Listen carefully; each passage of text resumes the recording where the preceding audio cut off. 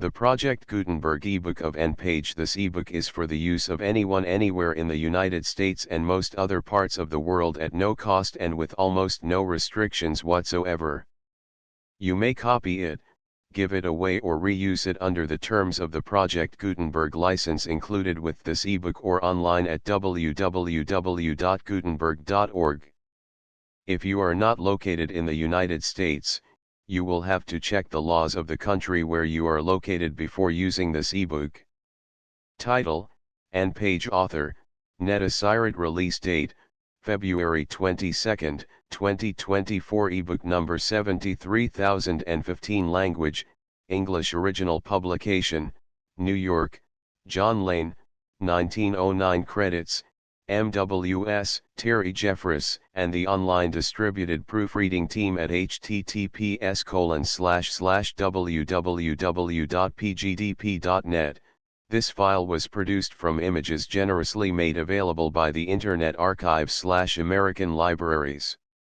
Start of the Project Gutenberg ebook. N-Page. N-Page by Netta Syrett. Author of The Child of Promise, etc. New York, John Lane Company. McMix. Printed by William Clowes and Sons, Limited, London, and Beacles. All rights reserved. N-Page. At the hour between sunset and twilight, Miss Page was generally to be found in her garden. The long irregular front of Fairholme Court faced the west, and before it, through the interminable evenings of summer, was spread the pageant of the sunset, the quiet glory of the afterglow, and finally the transition, mysterious, indefinably subtle, from the light of day, to the vaporous purple of night. It was at this quiet end of evening that the garden, always beautiful, took on an added grace, the dreamlike delicate charm which belongs to the enchanted places of the earth, places such as Corot knew, and with a magic equal to their own, has transferred upon canvases which hold forever the glamour of the dawn or the mystic spell of twilight. The house, built originally in the last years of Elizabeth, and enlarged in succeeding reigns, was a medley of incongruous architecture, resulting in a style delightful and fantastic enough for a dwelling in a fairy tale. The latest wing, added in Georgian days, its red brick toned now to a restful mellow color, imparted an air of formal stateliness to the irregular but charming structure. Roses wreathed the latticed window panes of the older part of the house, clematis rioted over part of the roof and climbed the chimney stacks. On the sunny walls of the later wing a vine had been trained. The door of the paneled hall in the middle of the house opened upon a square of flagstones, and level with these, a lawn, its smoothness unspoiled by flower beds, stretched to a sunk fence from which meadowland, whose broad expanse was broken here and there by groups of elms, extended far as the eye could see till its verge touched the sunset sky. On the lawn to the right of the house, one magnificent beech tree swept the ground with its lower branches, and then soared majestically towards the sky. On the left there was a group of chestnuts.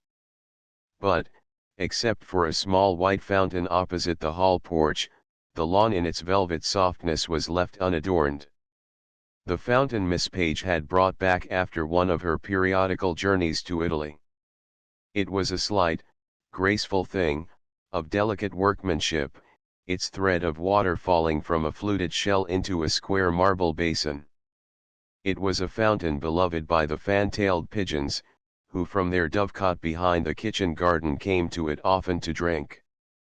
When they perched on the edge of the shell, or walked near it on the grass, their snowy tails outspread, a hint of Italian courtyards, a sort of fragrance of Italy, was wafted into the English garden. All the flowers grew in secluded sheltered spots, protected by high walls or hedges of yew. Away from the lawn, behind the beech tree, a moss-grown wall into which a little gate was set, gave promise of scent and color within of a garden enclosed. This particular enclosure, one of many, was known as the Lavender Garden. It was arranged in the formal Dutch fashion, divided into square beds filled with pink monthly roses, each bed surrounded by a thick border of lavender. A sundial stood in the midst, and against the sundial, her elbows resting upon its lichen-stained plate, leaned and Page, her face turned towards the lingering sunset. She was expecting friends to dinner, but unable to resist the temptation of the garden, she had wandered from the drawing room into the sweet evening air. She wore a dress the color of which, in its shades of grey-green and purple, might have been suggested by the lavender in the borders. It was a graceful flowing dress, beautiful naturally, inevitably. And Page possessed the gift of surrounding herself with everything that was exquisite, as simply as a flower surrounds itself with leaves and dainty buds. She was not a young woman. She had indeed travelled quite far on the road that leads from youth to death. It was even on record that a girl staying at the vicarage had alluded to her as an old lady. Everyone had started with shocked surprise. None of Anne Page's friends were accustomed to consider her age. To them, she was just beautiful Miss Page. In the same way, one never thought of analyzing her appearance, nor of criticizing her features. It would have seemed an impertinence. One felt vaguely that she would have been quite as lovely without any, for her beauty was like a rare effect of light that has no connection with the object it transfigures. Certainly her face had the delicacy of a white rose.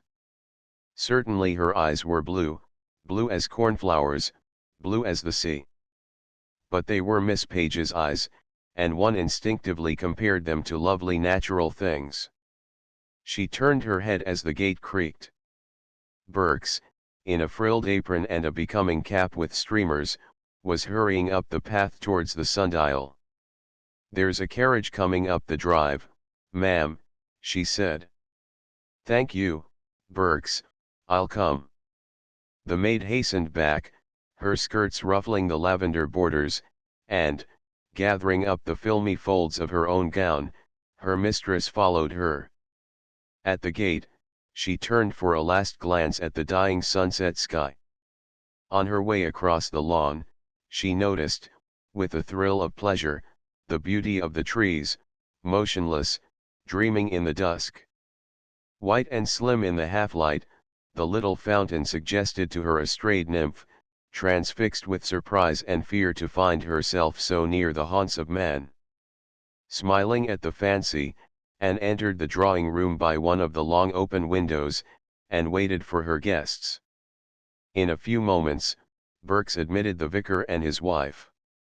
The Reverend George Carfax was of the type already somewhat vieux jeu, of the muscular school of Christianity. Good-looking, clean-shaven, bullet-headed, his appearance was rather that of a country squire than of a vicar of Christ. An excellent cricketer, hearty in manner, sound in health, he was nevertheless the ideal pastor for the rising generation of youths and maidens, whose muscles were possibly better worth developing than their souls. His wife was the dowdy little woman, who inevitably by a process of natural selection becomes the mate of the muscular Christian. In her first youth she had possessed the undistinguished prettiness common to thousands of English girls whose character, composed of negative qualities, renders them peculiarly acceptable to the average self-assertive man.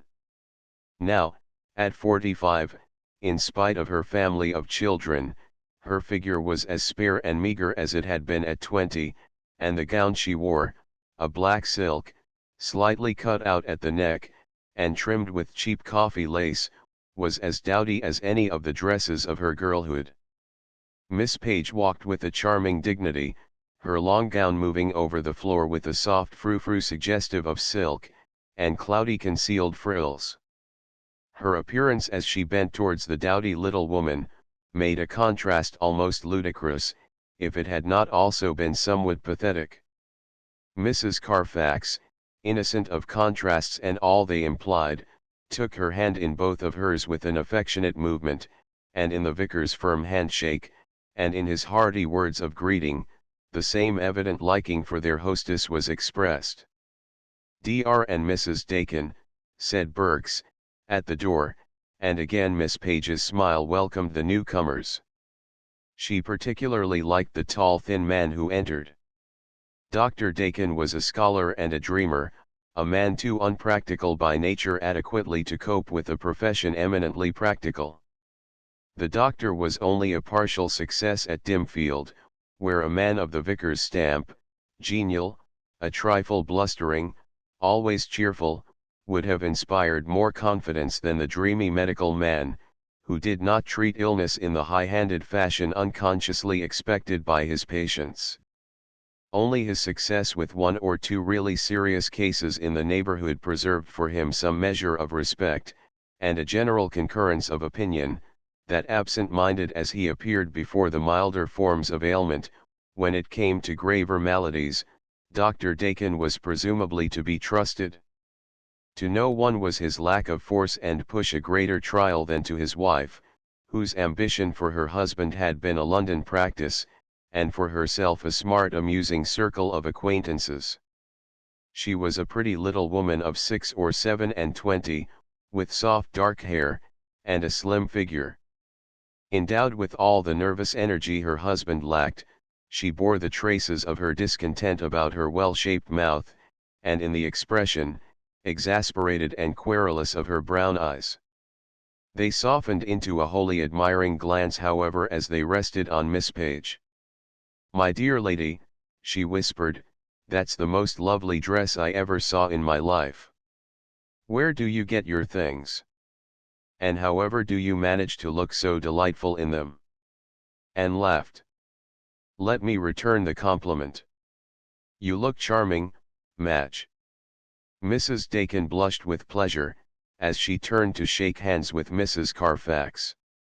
"We are waiting for another guest," said Miss Page, sitting down in one of the big, chintz-covered chairs. "Monsieur Fontenelle, who, as I dare say you know, has just been made president of the International Art Congress." Dr. Dakin looked up quickly from the examination of an 18th-century fan, which he recognized as a new treasure in a cabinet filled with ivories, enamel snuff-boxes, old lace, old treasures of all kinds. "Really," he exclaimed. "That's most interesting. The Monsieur Fontenelle, in fact." "He's a very old friend of mine," said Anne.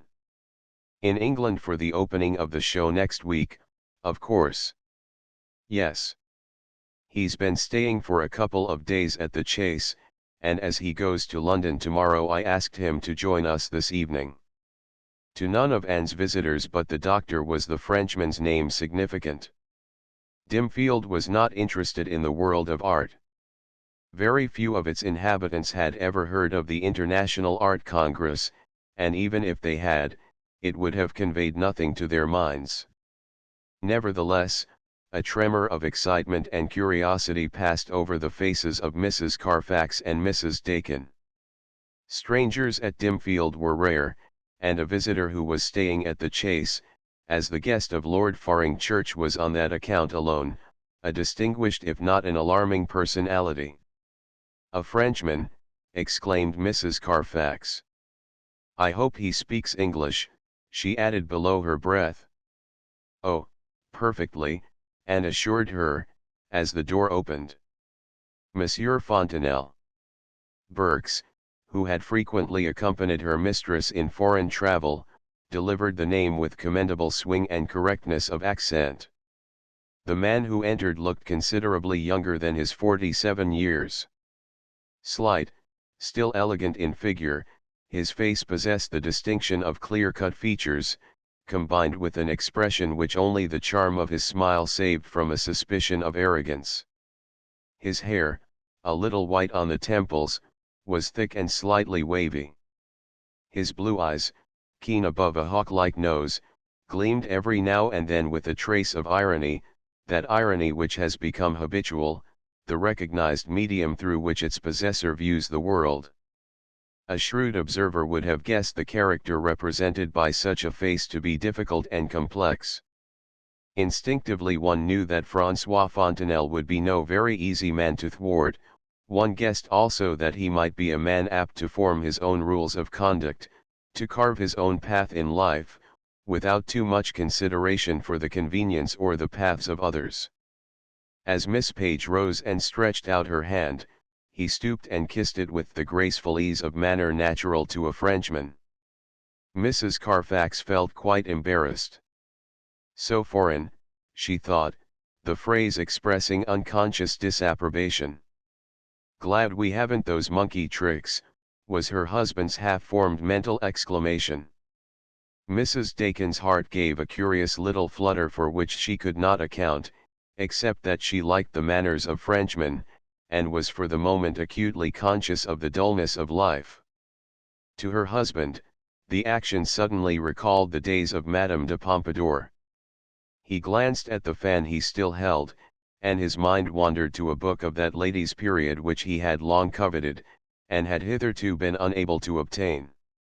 Absorbed in reverie, he missed Miss Page's formal introduction, and was only recalled to the present day by the general movement following the announcement that dinner was served.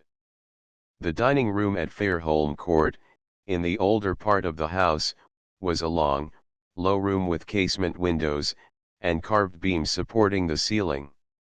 In its midst the table sparkled with glass and silver, arranged with studied care between the shaded candles in sconces of Sheffield plate, and the crystal bowls of roses.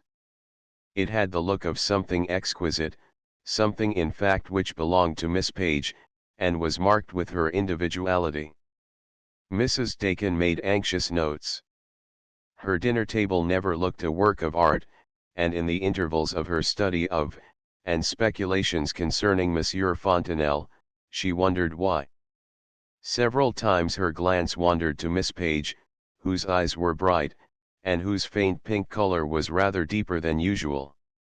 Did the Frenchman, she wondered, represent Miss Page's romance? It was strange how little one knew about Miss Page. Nothing, in fact. Mrs. Dakin realized the fact for the first time with a little shock of surprise. But then one never expected Miss Page to talk about her own affairs.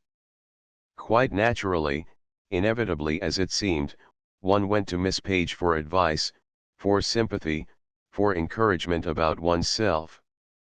But this man must belong to the past life of her hostess, whatever it had been, something charming, something gentle, since Miss Page had lived it. Of course she had been loved. She was too pretty not to have been loved. Had this man loved her perhaps? If so, why had they not married? Mrs. Dakin roused herself, and began to pay attention to the conversation to which, so far, she had only contributed mechanical, unheeding remarks. Indefinitely she felt that it was on a higher level than usual, the sort of conversation to which Dimfield was unaccustomed. The Frenchman talked with the vivacity, the wealth of phrase and imagery common to his race, and Miss Page talked too, eagerly, fluently, leaning a little forward, as though enjoying a much-loved, rarely indulged delight. Dr. Dakin, roused at last from his dreaming, also sat upright, glancing from one to the other, throwing in now and again a question or a comment which was often seized upon appreciatively to form fresh material for conversation. Mrs. Dakin sat and wondered, mystified, scarcely comprehending. The topics over which the talk ranged, abstract subjects for the most part, illustrated by frequent references to books, novels, French novels mostly, of which she sometimes just knew the titles, philosophy of which she had never heard belonged to a class of ideas which as yet had never appeared upon her mental horizon. She was interested, as well as overwhelmed, by a new view of her hostess. Miss Page, this brilliant conversationalist, this subtle reasoner, to whose words the Frenchman, himself so fluent, such an acute critic and thinker, accorded a deference so obviously spontaneous and sincere. Miss Page, who would spend hours in discussing the organization of a mother's meeting, of a local flower show, of a church bazaar. Miss Page, to whom one applied for recipes for potpourri, for dainty invalid dishes, for remedies against chills. Miss Page, who suggested the fashion for one's new summer muslin, and cut out nightshirts for the children in the cottage hospital. "How we must bore her," was Mrs. Dakin's involuntary mental exclamation. "And how well, how delightfully she disguises it," was her next reflection. She remembered other dinners at Fairholme Court, dinners at which the guests had discussed the new curate, the latest book of Miss Marie Corelli, the village cricket match, the fund for the new organ. She remembered Miss Page's gracious charm of manner on these occasions, her apparent interest in each of these trivial topics. Even now, surprised, uncomprehending as she was with regard to most of the conversation, she did not fail to remark the tact which with a word, with a question easy to answer, she kept three of her guests, at least, ostensibly within the pale of the conversation. "It's quite fair. We are evenly matched, tonight. Our stupidity has always outweighed her intelligence before, so she never had a chance," thought Mrs. Dakin. The bitterness of the reflection was caused by the conviction that it was ignorance, not lack of ability, which kept her, at least, out of discussions which interested her. Mrs. Dakin was one of those women whom mental laziness, not lack of brain quality, goes far to ruin. Her mind, naturally active and restless, was unemployed. She had never trained herself to think. Tonight, with sudden self-recognition, she regretted both circumstances. Harry, she noticed it with a curious sensation, half jealousy, half pride, was not out of the talk. He was no conversationalist, but he understood, he appreciated, he contributed. That his point of view was valuable, she knew by the brightening of Miss Page's eyes when he spoke, by an occasional vivacious affirmative nod from Monsieur Fontenelle. An idea, odd, staggering in its novelty, occurred to her. Perhaps I bore Harry. Never before had this aspect of affairs presented itself to her consciousness, and the notion passed like a flash. The conviction that the exhausting mental ailment of boredom belonged by right to her alone, was too firmly established to be upset by a fugitive ridiculous fancy. Again she listened. The Frenchman's eloquence and vivacity amused and excited her. He spoke rapidly, and though the words were English, pronounced with only the slightest foreign accent, their use, their handling was French. Never before, for instance, had she heard any one utter at length a panegyric such as that to which she was now listening. It was evoked by the name of an author of whom she had never heard, and it was the sort of thing which in a book she was accustomed to skip. Spoken with the ease and certainty which indicated a natural habit of fluent speech, it amazed and impressed her. Never before had she guessed that Miss Page was witty. Wit at Dimfield was not understood, it was ignored, passed over in silence, disapproving because uncomprehended. Quicker than her neighbors, Mrs. Dakin realized that in an argument on a play of Bernard Shaw's which Monsieur Fontenelle had recently seen in America, Miss Page was saying good things. In opposing his view, her raillery, delicate and ingenious, brought a frequent smile to his lips, and more than once an appreciative burst of laughter. Mr. Carfax, who had never heard of Bernard Shaw, asked for the story of the play. His hostess told it in a few words. That they were in every respect well chosen, Mrs. Dakin, who had also never read the works of the latter-day apostle, guessed from a faint smile of admiration, which at various points in the narrative lighted the Frenchman's face. Mr. Carfax nodded his head approvingly when she ceased. Very good, I should say. Full of common sense and right views. We want someone to elevate the stage, and I'm glad this man, what's his name? Ah, Shaw is a Britisher. I believe in homegrown literature, something that expresses the character of the English people. A fine, sturdy character, the best in the world. Miss Page rose without looking at Monsieur Fontenelle, whose smile, for greater safety, had taken refuge in his eyes. Mrs. Dakin and Mrs. Carfax followed her into the drawing room, and as though stricken with fear lest the dinner table topics had resulted in dissatisfaction for her guests, she moved close to Mrs. Carfax.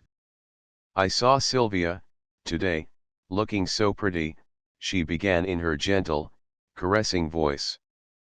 Mrs. Carfax bridled, half pleased, half unwilling to accept a compliment on behalf of a daughter who was unsatisfactory. "Looks don't matter so much as right behavior," she returned. "She displeases her father very much with what he calls her advanced ideas. I don't know what they are, I'm sure, except wanting to get away from a good home. I wish you would speak to her, Miss Page. She thinks so much of you.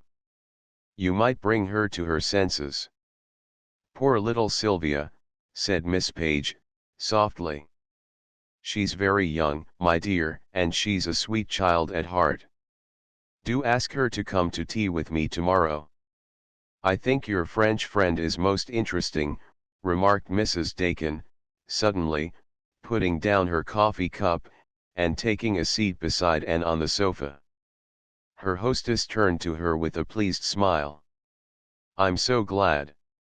You are always appreciative, Madge. I never heard anyone talk like you two," continued Mrs. Dakin, slowly. "I'm afraid we talk too much." The quick color sprang to her cheeks. "I hope you weren't bored." She included the two women in a swift, apologetic glance. "Talking too much is an old habit of mine, a habit of long ago, which revives when I see François." She paused suddenly. "I was never so interested in my life," said Mrs. Dakin, with such obvious sincerity that Anne's face cleared. "Very clever, I'm sure." "Very clever," murmured Mrs. Carfax. "Tell me, my dear, what shall I do about Emma? The girl gets worse and worse. She's no good at all as a parlor maid.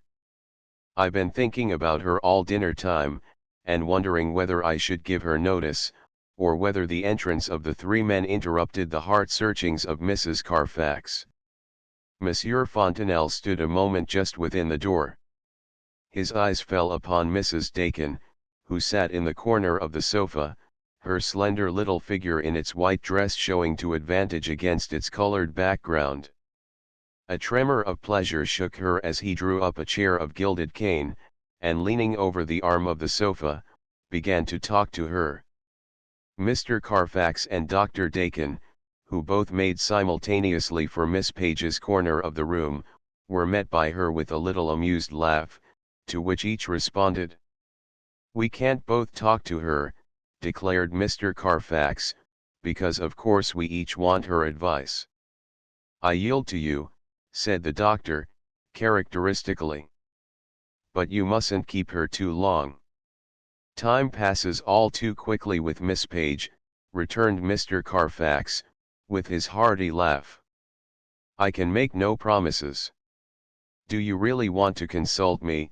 asked his hostess, turning to him with her flattering air of undivided, interested attention. "About many things. There's that case of Mrs. O'Malley's. It's really very difficult. Now, what would you advise?"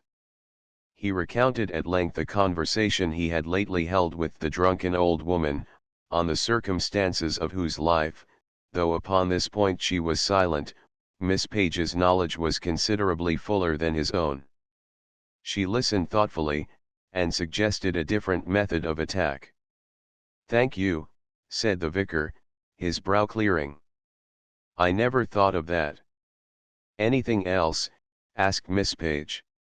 "Oh well, yes, but I haven't time for that now. I must come some other day. I want to have a long talk with you about Sylvia. I can't make the girl out." He frowned. "She's so restless and discontented. I can't imagine why she doesn't settle down and be of some little assistance to her mother. The girl annoys me. I have no patience with the modern shirking of home duties. Dear little Sylvia, repeated Miss Page. She's coming to tea with me tomorrow. I always like talking to Sylvia. She's so pretty and charming. Mr. Carfax looked a little mollified. There's Dakin thinking I've overstepped my time limit, he declared. Come along, Dakin, your innings now. The doctor approached Miss Page's chair, a smile on his long thin face. I only want you to show me your latest toys, he said, glancing at the cabinet. I see you have one or two new things there. She rose with alacrity, and in a few moments they were bending over and discussing a piece of Battersea enamel. Dr. Dakin, also an enthusiastic collector, was especially interested in the dainty trifles of the 18th century, which N2 loved. It was a period which specially appealed to him, and the conversation passing from the frail things they handled, fans painted on chicken skin, ivories, patch boxes, soon extended to books, many of which he found and possessed. Their conversation became engrossing, and Mrs. Dakin turned to her companion with a laugh. My husband is very happy, she remarked. No wonder, he returned. Everyone is happy with Miss Page. And she's so pretty, isn't she? The most beautiful woman of my acquaintance, he replied gravely. Because she has acquired her beauty, secreted it, in the same marvelous way that from hidden cells a rose draws its color and its sweetness. Mrs. Dakin glanced at him curiously. It takes a Frenchman to say that. But it describes Miss Page, she added. She hesitated a moment, curiosity very strong within her. You have known her a long time? Many years, she asked. I first met Sweet and Page 20 years ago, in this very house.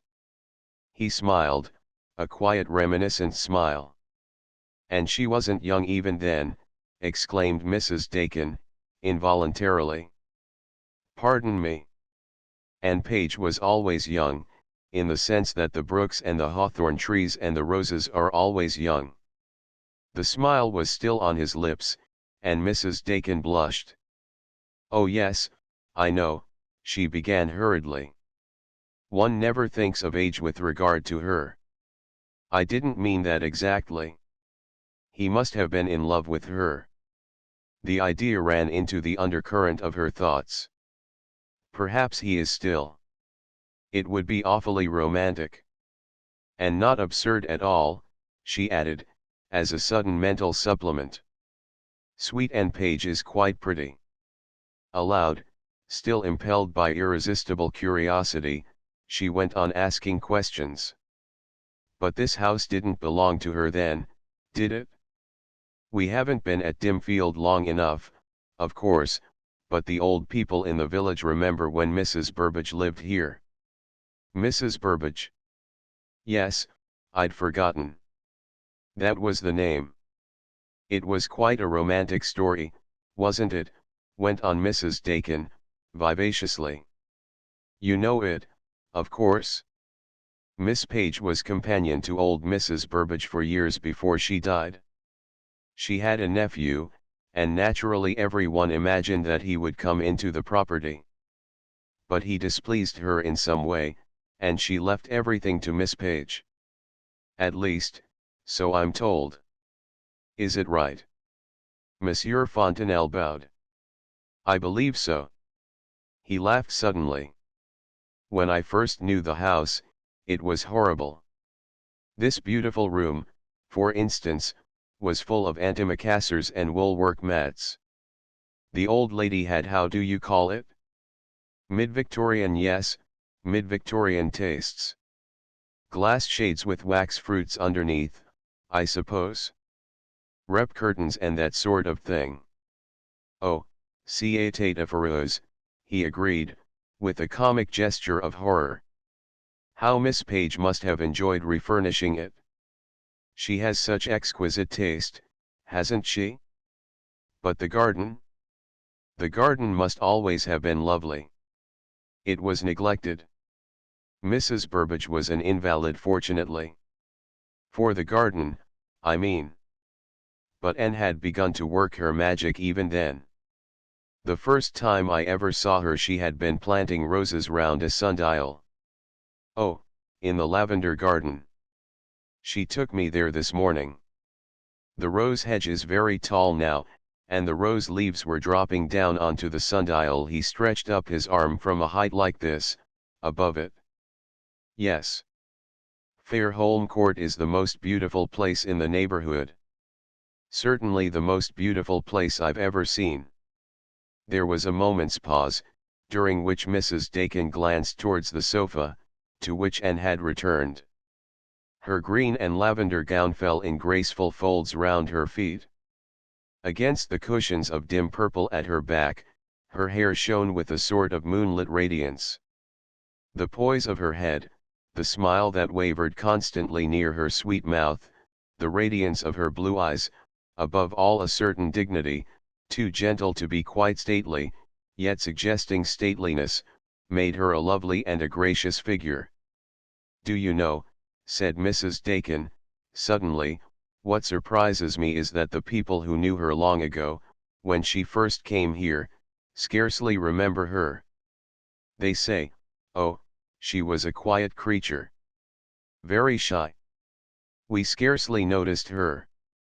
She was just Mrs. Burbage's companion. Things like that, you know. It has often disappointed me. I should have thought she must have been so beautiful as a younger woman." "She was always beautiful," said her companion, quietly, to those who had eyes to see. "But she has learned to use her beauty. She had first to learn that she possessed it. That took her a long time." Again he smiled his odd little smile of reminiscence. "They are quite right when they say that she was shy.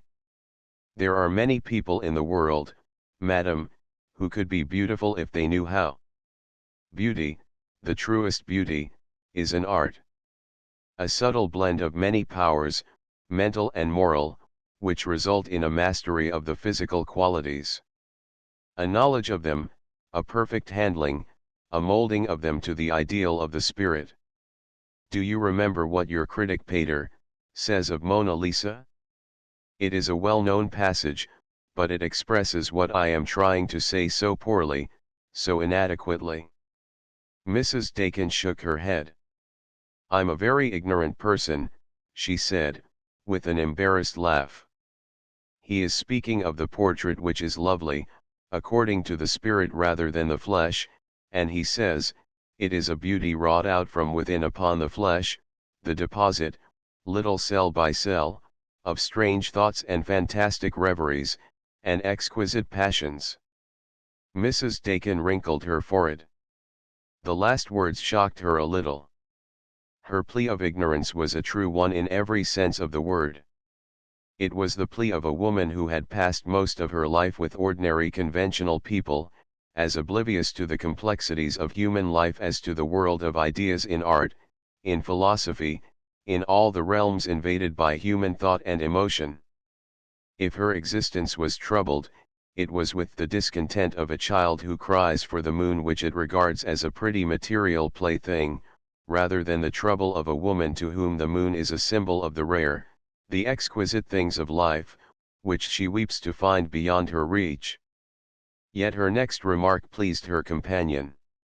"I think what you said about the rose describes her much better," she ventured, rather timidly. He smiled. "You're quite right. I see you understand our sweet Anne Page.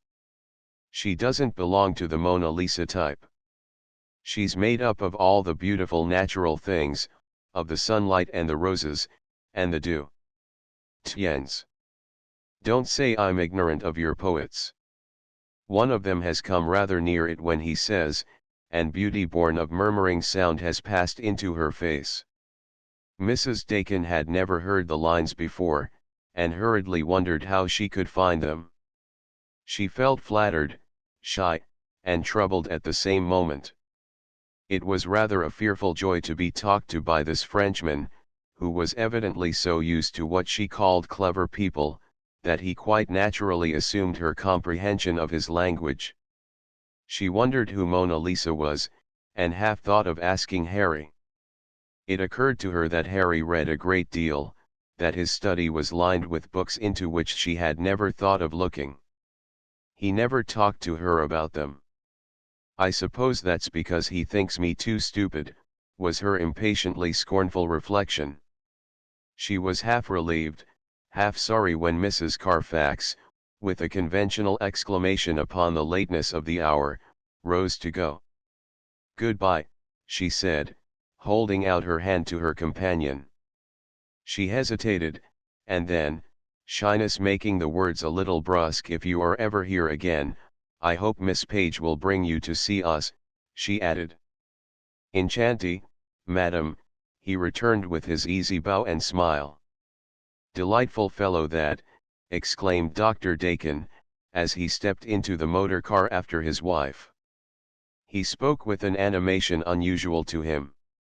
"It's been a nice evening, hasn't it, Madge?"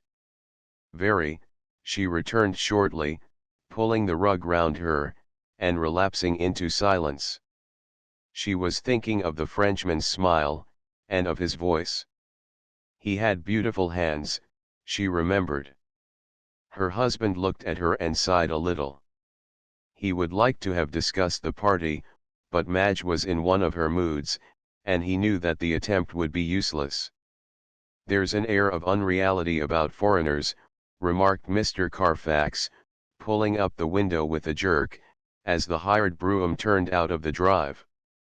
"Theatrical, rather, the way that fellow talked, wasn't it?" "Quite absurd," agreed his wife. "I didn't listen. Miss Page is generally more interesting than she was tonight." "Yes.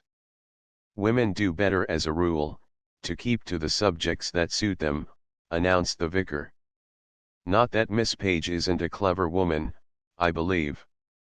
At least, Dakin says so, and he ought to know. I suppose this Monsieur What's-his-name was one of the friends she made when she was traveling." "I suppose so. She was away long enough to make shoals of them."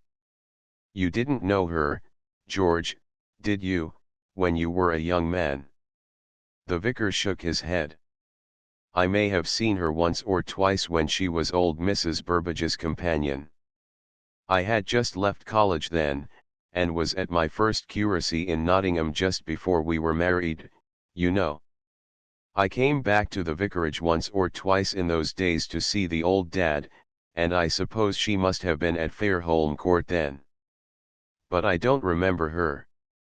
She was nurse and general factotum to the old lady. Mrs. Burbage was an eccentric woman, you know, rather dotty towards the end, I believe. I can imagine that poor Miss Page hadn't much of a life with her. And then directly she had the place left to her, she shut it up and went away." "Yes. That must be nearly 20 years ago. How time flies. I remember we came to the vicarage just after she had gone, when Sylvia was a baby, the year after your father died. It was a 9 days' wonder then. And I remember the people at the Chase saying what a piece of luck it was for such a dowdy quiet woman to come into a fortune." "They can't say that now," observed the vicar. "No, I never was so surprised in my life as the first time I saw her." "That must be 10 years ago now, George." "Yes. She was away 10 years, and she's been back at the court nearly the same time. That makes it about 20 years, as I thought. Dear me, it seems impossible. She doesn't alter at all, does she? Her hair may have got a little whiter since I first saw her, but I believe she's prettier even. Well, foreign travel must be wonderful if it can change a plain, dowdy creature into a woman like Miss Page." "Money," exclaimed the vicar, sententiously. "Money. It may be the root of all evil, but it's a great power, Mary. Mrs. Dakin's always very much overdressed, isn't she?" remarked his wife, as they approached the vicarage porch. "Yes. Foolish little woman, that foolish little woman. Take care how you get out, Mary, the step is awkward. The sound of a high sweet voice floated out upon the darkness, and Mrs. Carfax looked up sharply at a lighted window on the first floor. "There's Sylvia singing," she exclaimed in an exasperated tone. "She'll wake all the children. Run up and tell her to stop at once, George. Really, she is the most annoying girl I ever met." Two left alone for a few moments while his hostess was making her farewells in the hall, Monsieur Fontenelle sat still admiring the beautiful room, quiet now, its long windows open to the night and to the sound of the whispering trees. Lighted by pink-shaded candles, its white-paneled walls, its rose-patterned chintz curtains and chair covers gave it an air of exquisite freshness and purity. Everywhere there were flowers. Roses glowed between the candles on the mantelpiece. China bowls filled with sweet peas, with pink mallows, with snapdragon, stood on tables, or on the top of Sheraton bureaus. Even the deep fireplace was filled with flowering plants. Appreciatively, Monsieur Fontenelle glanced at the delicate workmanship of a Chippendale chair, noticed the graceful shape of a writing table, and the beauty of an inlaid bookcase with a lattice work of wood over its diamond panes. There were only one or two pictures on the walls, whose creamy surface made a restful background to the color in the room. Monsieur Fontenelle examined them. His quick eye detected a Corot, a tiny sketch of Whistler's, and then on the wall opposite to him, a landscape at the sight of which a peculiar brightness sprang to his eyes. He crossed the room and stood looking at it. He was still looking at it when the rustle of a gown made him aware that Miss Page had come back. Then he turned. She was standing just within the door, watching him, and in her eyes also there was the same curious brightness. He looked at her a moment whimsically, without moving. "You are a wonderful woman," he exclaimed at last, speaking in French. "Why?" she returned in the same language. He shrugged his shoulders. "I leave that to the bon Dieu who made you. He's responsible, I suppose, for women of your type." She smiled without replying. "You tell me you're happy?" he asked. "Quite happy, François." Again he shrugged his shoulders. "Come, let us talk," he said, taking her by both hands and leading her to the sofa. "I only saw you for 10 minutes this morning." "Let us talk," she replied. And in French, "Si me faire du bien." Instead of speaking at first, he looked at her. "Anne," he exclaimed after a moment, "you are amazing. How do you manage it? You look younger than the day I first saw you." "But I was old then," she returned, shaking her head. "Very old. A woman who had done with life." He answered her seriousness with a slow smile. "Life had not done with you, had it?" She did not reply, and with a change of voice, he said, "So these are your neighbors?" "Some of them. They are dear people. I can't tell you half their kindness to me. It's not difficult to be kind to Sweet and Page." She gave him a quick glance. "It's nice to hear the old name again. No name ever suited a woman better. So you can live with the inhabitants of Dimfield without boring yourself to extinction?" "But of course you can. I never saw you bored." "Boredom is a modern disease, isn't it? And you know I am not a modern woman." "Thank God," he exclaimed with fervor. "The little woman whose pretty head I've been puzzling all the evening, suffers from it terribly, though." "Boredom? You're very quick, François. You always were. Poor little thing," she added with a sigh. "Why? Doesn't her husband amuse her?" She shook her head. "No. It's one of those unnecessary tragedies of life. They don't try to understand one another. The material for happiness is all there, and they miss it? He's a dear fellow. Kind, and good, and a scholar too, as of course you discovered. Yes. You have one person at least with whom you need not talk in words of one syllable. Words of one syllable are often the sweetest. He laughed. You remind me of the lady from whose lips whenever she opened them, a flower fell. Your floors ought to be strewn with roses and violets by this time. But come. I don't want to discuss your neighbors. I want to talk about you. Do you know that in 10 years I have only seen you 3 times? And you must have been through Paris very often. What have you to say for yourself? Twice when I went to your studio you were away. The last time, the concierge told me you were with a lady. Well. Well, I didn't come up, of course. He laughed. Anne. You are the same Anne. So demure, so discreet. I thought you would have married by this time, François, she said after a moment. He shook his head. No, dear Anne, you didn't. You know I am not the man to marry. She returned his glance. You are right, she answered quietly. You have become such a celebrity, François, that I ought to be afraid of you, she added. His face changed. I have become a popular painter, you mean? You are not satisfied? She put the question softly. He shrugged his shoulders. One becomes what one is fit to become. I'm a lazy devil, Anne. It wasn't in me to bear the heat and burden of the day without my hire. I have learned to give the public what it wants, and to laugh in my sleeve at its stupid shouting. The result is that in every paper the world is assured that I have achieved an international reputation. And next week I shall stand at the head of a staircase, solemnly shaking by the hand, innumerable stupid people who know nothing, and care less about art, but have come because it is one of the functions of the season, to stare at the president of the International Art Congress. Quelle farce! He laughed a little. It seems far enough away from that summer 20 years ago, when we all sat in that garden, he nodded towards the open window, and talked of our dreams and our ambitions. Ah! We were going to revolutionize art, weren't we? We were going to bring the world to our feet like the young painters in L'Oeuvre, do you remember?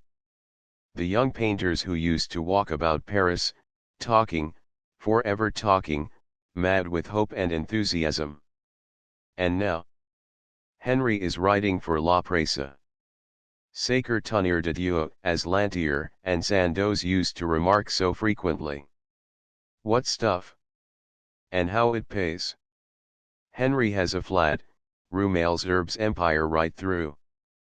Paul has abandoned music, and is making vast sums on the bourse, and I am president of the International Art Congress.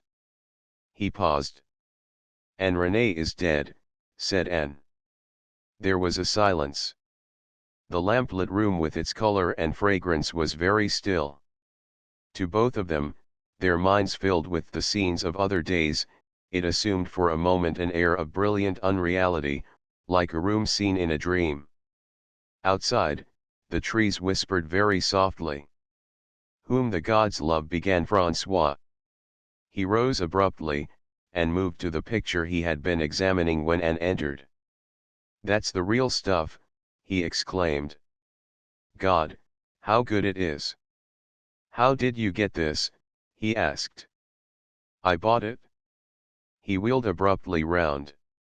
Have you much of his work? I bought all I could get. The bathers and the forest are in my room upstairs. Then France is the poorer by 3 masterpieces. France will get them back at my death. You have arranged that? She nodded. They belong to his country, of course. He came and sat beside her again. I told you that the Luxembourg had bought my portrait of you. Yes. Dear Francois, the news gave me more pleasure than anything I have heard about you for a long time. It was to be my masterpiece, if you remember. They're quite right. I've never done anything to touch it since. It belongs to my youth. He saw that she was pale, and that her eyes looked sad. I've distressed you. I'm a brute, he declared impulsively. And we're not all Hommes-rates, thank heaven. Some of the men of the old Rue de Fleuris days are not to be despised. Thouret, Bussières, Giroux, murmured N. Yes, they have big names now. But after all, N, it's you who have made an art of life. You're the only real success. You and René, who was wise enough to die, he added. Talk to me about Paris, Anne urged. What is your new studio like? Very gorgeous, I suppose. It's the studio of a popular portrait painter. Now you know all about it? And the Duclos? And Georges Pasteurs? He began to talk gaily, while she questioned him, and they both laughed at reminiscences. There was no end to her eager inquiries. How you remember the people, exclaimed Francois, presently. How can I forget, she asked. It was late when he rose to go. Tomorrow, early I start for London, to prepare for the fuss of next week. I'm glad you won't be there, Anne. His whimsical mocking smile met her as she raised her eyes. I should prefer you not to see your old friend playing the solemn fool. He shrugged his shoulders. Well, one can't have everything, and I have 5,000 a year. It's enough to make one comfortable. But not happy, she said gently. That, till 40, depends on one's temperament. Afterwards on one's dinner. I'm very happy tonight. Your cook was chosen with your usual discretion. She laughed. You will be coming through Paris this winter. Not to stay. Paris hurts me a little, old woman as I am. On my way back, in the spring perhaps. He kissed her hand. Most certainly in the spring. It's au revoir. 3 hours after her friend had gone, Miss Page sat by the open window in her bedroom. The room was full of moonlight, for she had put out the candles and drawn back the curtains. Somewhere in the garden, or near it, a nightingale was singing. Deep shadows lay across the lawn, and all the trees were dreaming. Far out, the meadows covered with a light mist, were like a mystic silver-flooded sea. For a long time Anne did not move. Her long talk had revived memories. They crowded so swiftly to her mind that she grew bewildered, and as though impelled by a sudden impulse to seek relief, she rose and crossed the room to a tall bureau opposite the window. Its interior revealed a number of pigeonholes, and tiny cupboards with brass knobs. Pressing a spring under one of these, a deep drawer sprang open. She felt in its recesses for a moment, and presently drew out a book bound in a linen cover. Then lighting a candle and placing it on the table near the window, she resumed her seat. In the quiet air the candle flame burnt clear and steady, and opening the book, Anne began to read a journal begun in her childhood. The volume was an ordinary thick exercise book such as schoolgirls use, and on the first page, in a large childish hand, was written Anne Page, Tufton Street, Dalston, London, 18. This is my birthday, it began. I am 12 today, and I have made up my mind to keep a diary like Charlotte and Emily and Anne Bronte. At least I think they didn't exactly keep a diary. They wrote down what they were all doing at a certain time, and then 4 years afterwards, they opened their papers and compared notes. I think that was a good plan. But I shall write in my book once a year, on my birthday. So few things happen to me that I dare say that will be quite enough. As I have never written a journal before, I will say all I can remember about myself before this birthday. Perhaps if I don't, I shall have forgotten it by the time I'm old. I live at Dalston, and father is one of the curates at St. Jude's. Mother died when I was 2 years old, so I don't remember her. She left me her watch and chain and 2 bracelets. I have one brother Hugh, but last year he ran away from home, and went to sea. He ran away because he wasn't happy. Father was very strict with him. It is a good thing to be a boy, and be able to run away. I can't, because girls can't be sailors, and there's nowhere to run to. I miss Hugh dreadfully. He was 14, and he was very nice to me. I still cry about him sometimes at night. But it's no good. Our house is very ugly. It's in a street. It has a little back garden, but nothing will grow there because it's full of cats. I have a governess. Her name is Miss Atkins.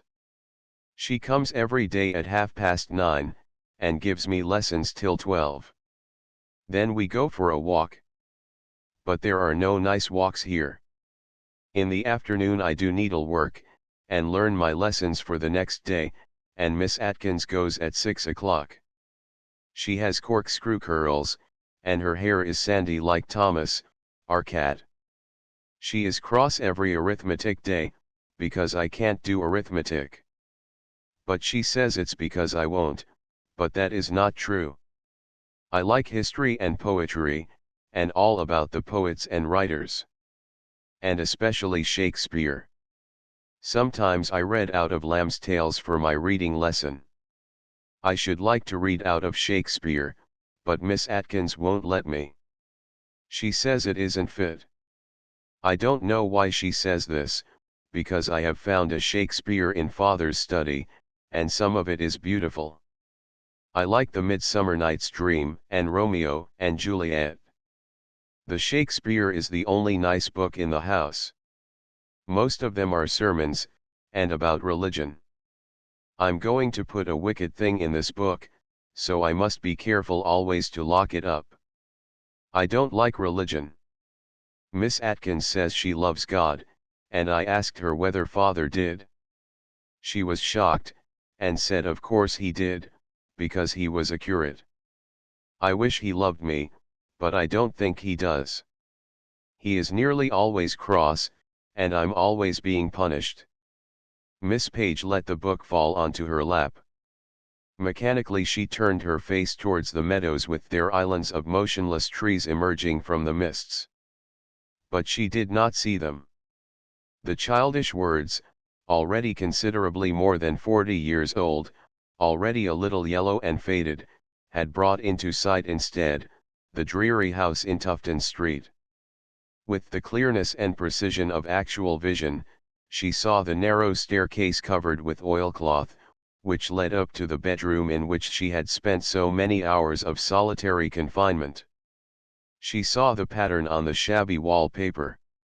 She saw her little iron bedstead, covered with a counterpane of thick white material, with a raised pattern upon its surface, the curtains of dingy drab rep on either side of a red blind, the outlook across a leaden street, swept by wind and rain.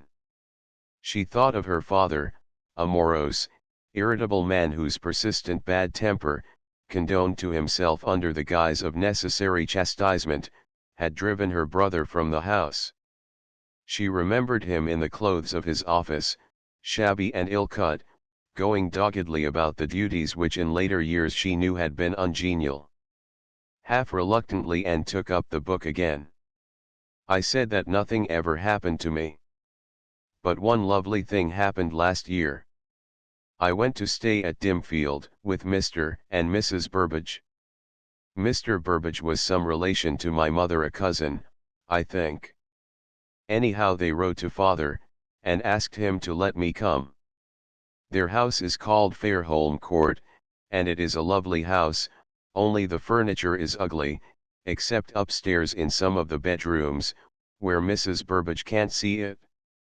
Mrs. Burbage is very funny. She was kind to me, and I liked her rather, but not nearly so much as Mr. Burbage. I liked him better than anyone I ever saw, though he doesn't talk much, but reads all day long. Perhaps that's what makes his eyes look so tired and sad. He has a lovely study full of books, and he let me read anything I liked. It was there that I read about Charlotte and Emily and Anne Bronte. They are very interesting, but I wish Emily had been called Anne, like me, instead of the youngest one. I like Emily best. And I read Hans Andersen too, and when I came away Mr. Burbage gave it to me. It is the loveliest book in the world. My favorite story is The Little Sea Maid.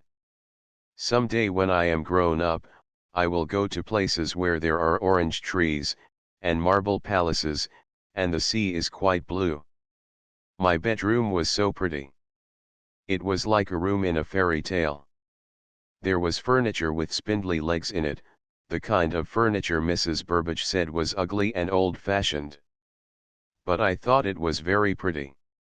There were white curtains to the bed, and the wallpaper had pink rosebuds on it, and the window was like a little door with lots of tiny panes, and it pushed outwards.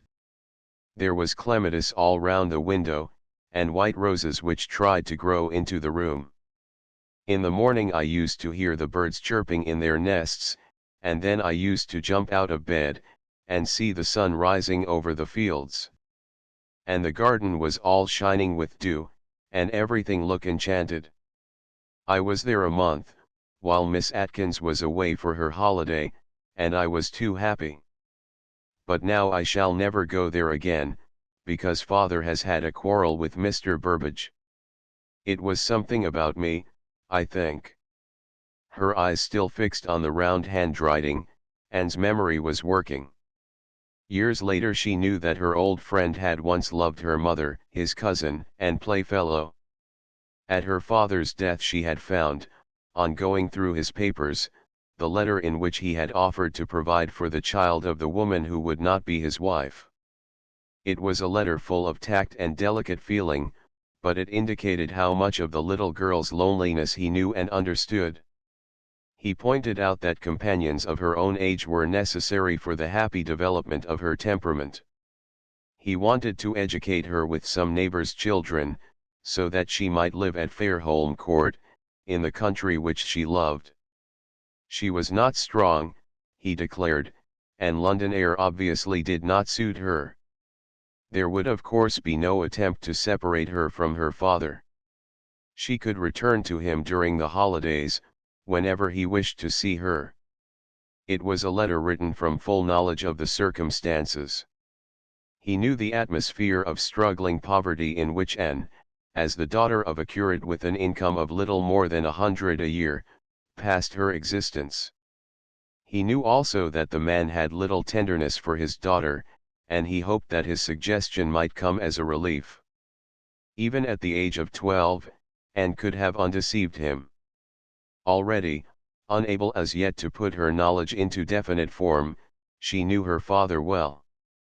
Gloomy and morose, a man of narrow intelligence and invincible obstinacy, he resented any overtures which to his mind savored of patronage. In later years Anne knew the bitterness of his life. The son of a rich stockbroker, he had just finished his course at Cambridge when the financial ruin, which killed his father, struck the death blow to his own ambitions also. He had been reading for the church, with dreams, easy as it then seemed to be realized, of a splendid living, and a possible bishopric. The girl to whom he was engaged, the daughter of an impoverished Irish landlord, was penniless. She refused to give him up, and he married her, after taking orders, and entering the church as a miserably paid curate. Together they settled in the dingy little house near the church of St. Jude, at Dalston, to prove that love in poverty was a different matter from the same emotion experienced in affluence. Henry Page was not strong enough to bear misfortune well.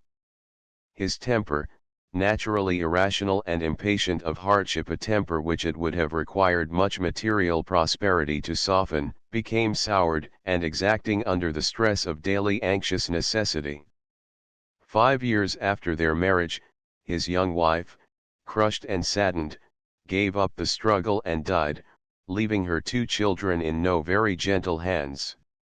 The boy, determined to call his life his own, had cut the knot of ungenial family existence by flight, and was left. Miss Page turned over the leaves of the exercise book slowly. On the whole, the child she remembered had kept her resolution fairly well. Today is my birthday. I am 13. I am 15. I am 17. The words marking another year met her eyes constantly as she fluttered the pages. Several times there was a mention of Hugh. She had heard from him. He was getting on. He hoped someday to be captain of a trading vessel. He had sent her some funny writing paper from Japan. Another time it was a pressed flower, or some curious seeds from the South Sea Islands. Once this was recorded after her 17th birthday. He had come home for a week. He is 19, and so brown and handsome and strong, was the remark in the journal. He did not get on well with father. He told him that I ought to go away, that I had no friends, and that my life was very dull. Father was terribly angry. Now Hugh has gone, and I'm wretched. The house is so quiet. I can hear the clock in the hall ticking even when I'm upstairs in my bedroom. It is raining, and the sky is like lead. And still turn the leaves. There were big gaps in the journal, but if they had been filled, the word across the page would have been the classic nothing of the diary of Louis XVI. In thought and went back over the long, dreary years, the incredibly empty years of a woman whom lack of means as well as lack of opportunity cuts off from the world. A woman, moreover, whose youth was spent under conditions less elastic, less favorable to development than those of modern days. The cold bare nave of St. Jude's rose vividly in her mind. She saw the pews full of women in frosy faded bonnets, the bonnets of Dalston. She saw the parish room lighted by unshaded gas burners, in which, shy as she was, she had held classes for work girls. Again she watched them bending over their desks, giggling and nudging one another when she entered the room. She remembered the look of the street when, after the appointed hour for her class, she emerged from the stuffy room into the night air. There was a butcher's shop opposite, with a row of flaring lights, and the butcher in a greasy apron used to stand upon the pavement shouting his wares to the hurrying passers-by. Then there was the return to the dingy house. A hurried lighting of the gas in the entrance passage, the glare of which revealed the oilcloth on the floor, growing more worn and shabby every year. How well Anne remembered what was left of the pattern of that oilcloth. A descent into the kitchen followed, where she prepared the supper, and directed the clumsy movements of Harriet, the little maid of all work. Supper then with her father, who sometimes scarcely raised his head from his plate, and seldom spoke a word. Anne remembered one or two of the curates who had tried to make friends with her. One of them, who sometimes insisted upon walking back with her from her evening class, had hovered upon the verge of a mild flirtation. But to Anne, desperately shy and unused to the society of her fellow creatures, his words were meaningless and embarrassing. Moreover, her father was unpopular. Frequently embroiled with his colleagues, none of them sought his society, and none ventured to a house to which they were never invited. In retrospect, she scarcely needed aid from the journal, and saw the years pass in grey procession. There was no note of revolt in the record of her girlhood's days, and the reading was the sadder for its absence. No revolt, no bitterness. Only a sad acquiescence with fate, a gradual numbing of sensation, a sort of mental and moral apathy, grey, leaden, hopeless. She paused at the words which followed the announcement of her 27th birthday. Last week father was taken suddenly very ill. The doctor is afraid it is paralysis. For 3 years there was no further word in the book, but Anne knew those 3 years by heart.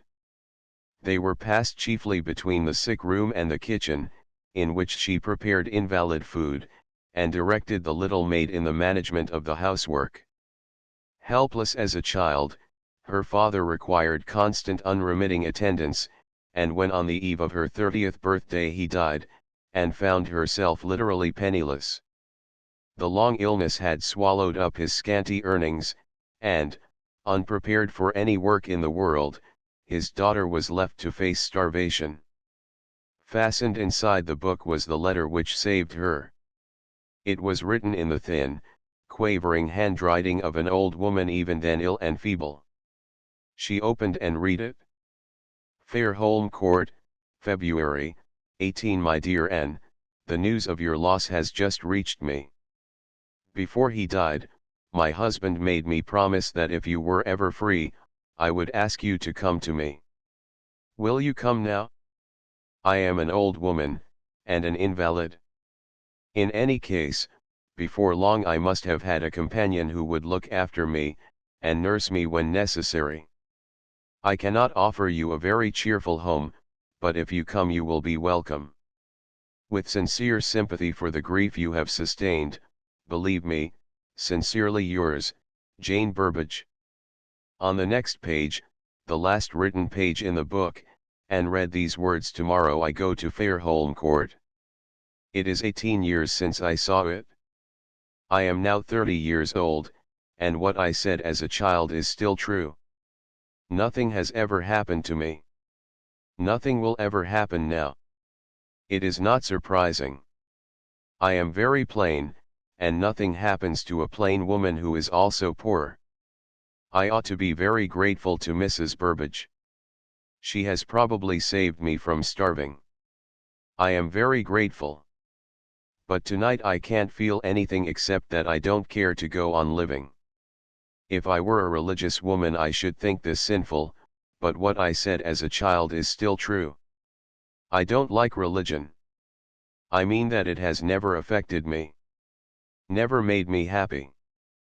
Perhaps I have never yet found the religion to suit me. I don't know. Tomorrow I begin a new life, but it will be again a life of nursing. I try to be grateful for a home. I try to feel cheerful. But all feeling seems to have gone. I remember my thoughts as a child. I was often very eager then, and hopeful. I was often sure in my heart that something delightful would happen to me. But now nothing seems worthwhile, and I am only very tired. Perhaps when I feel better I shall be glad that Fairholme Court is beautiful and in the country. Tonight even that doesn't matter. Hugh wrote to me after father's death. He has saved a little money, and with another man, a friend, he is going to start a sheep farm in New Zealand. He is engaged to be married to a girl he met on one of his voyages. She has since returned to England, and they will have to wait till he has made a home for her before they can marry. But he seems full of hope, and is very happy. I am chiefly thankful for Mrs. Burbage's invitation, because now I need not be a burden to him. As it is, he has sent me money which he can ill afford, though without it I could not have existed during the past few months. He wanted my photograph, and, to please him, I had it taken. The other copies will be wasted. There's no one else in the world who wants my picture. All my things are packed. This is the end of my life here. I wish it were the end altogether. A photograph, one of the wasted copies, was placed between the leaves, at the last written page. Anne took it up, and examined it by the light of the expiring candle. She saw a sad quiet face, with thick hair parted smoothly on either side of the forehead. It was a face which looked older than the one now bent over it. A disfiguring gown, fastened with a little tucker at the neck, concealed the long line of the throat. Except for the indication of a clear-cut chin, and a mouth sweet, despite its sadness, there was no beauty, not even a suggestion of grace or charm in the picture. Anne replaced the photograph, and slowly shut the book. There was a look of terror on her face. She had called up a ghost, the ghost of her past self. Like a woman whose one idea is flight, she half rose, and for a moment glanced with frightened eyes about the room. Dawn was breaking.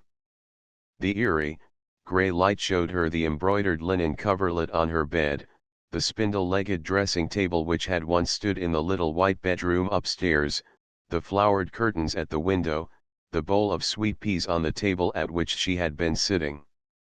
She drew a deep breath, and moved close to the window. The air thrilled with the voices of the birds. The trees were still motionless, as though waiting for the sun, and gray with dew, the meadows stretched away towards the dim horizon. In the rose garden on the right, beneath the sheltering wall, the sundial glimmered white as pearl in the dawn light. The candle flared up, and went out with a flicker. Anne turned, and groping her way in the half-light, replaced the book in the drawer, and touched the spring which closed it. At 4 o'clock, Sylvia Carfax swung the gate of the vicarage garden behind her, and stepped into the dusty road. It was nearly a mile to Fairholme Court, and the sun blazed in a sky of cloudless blue, and beat upon her shoulders protected only by a blouse of thin muslin. Sylvia was just 20, tall, slim, and, as Miss Page suggested, very pretty. In her own mind Anne often wondered when she looked at the girl's rich black hair, which made such a striking contrast to eyes blue as the sky, that from the shelter of the vicarage and all it represented such a southern, opulent type of beauty should have emerged. To reach her destination Sylvia had to walk through the village, past the blacksmith's, and past the baker's shop, with its quaint carving over the entrance porch. Dimfield was an ideally beautiful village, to which even the doctor's motor car scarcely brought more than a hint of the rush and hurry and ugliness of much of modern life. In the gardens of the thatched cottages, summer flowers made a blaze of color. Roses and honeysuckle clambered over porch and roof. The church, resting peacefully in the green sea of the churchyard, was like some great rock, stained with lichen, crumbling with age, beautiful in its decay. Near it, under the shade of mighty elms, was a row of almshouses, fine specimens of black and white work, and at the end of the rambling street stood the old well, with its canopy of wrought iron, and its ancient moss-grown steps. As she passed through the village in which from babyhood she had lived, Sylvia recognized its beauty and its peace. It seemed a place where it was always afternoon, and for that reason, to the girl who yearned for the morning, herself in the glad confident morning of life, it was intolerable. She gave herself an impatient little shake, and hurried on. Now, across the green, the beeches of Fairholme Court were in sight. In summer they almost completely screened the house, and made deep shadows in the drive. Thankfully Sylvia plunged into the shade and quickened her steps. The hall door was wide open, revealing the coolness of the white-paneled hall, and as she entered, the air was sweet with the scent of flowers. She stopped a moment to bend over a great bowl of sweet peas. Everything is peaceful here too, she thought. But it's interesting as well. I wonder why. The appearance of Berks, immaculate as usual in snowy cap and apron, interrupted her vague musing. Mistress is upstairs in her sitting room. I'll tell her you're here, miss. Thank you, Berks, she expects me. I'll go up. The maid disappeared, and Sylvia ran up the shallow stairs to the first floor, and knocked at a door on the right. Ah, my dear child. Anne half rose from a couch which was placed close to the window. The matting blinds outside were half drawn to keep out the glare of the sun, and the room was filled with a light soft and green, as though it had filtered through a canopy of leaves. Beneath the blinds one caught a glimpse of one of the rose gardens. Protected by a yew hedge, roses of all colors lifted their sweet, hot faces to the sun. A grass path running down the middle of the garden ended at a white seat, in a bower of white blossom. Sylvia drew a deep breath. "I believe all the delicious scents in the world are here," she exclaimed. "That's why I like this room in the afternoon," said Anne. "The sun draws all the sweetness out of the roses, and sends it up here. Take off your hat, my child. You've had a tiring walk, I'm afraid."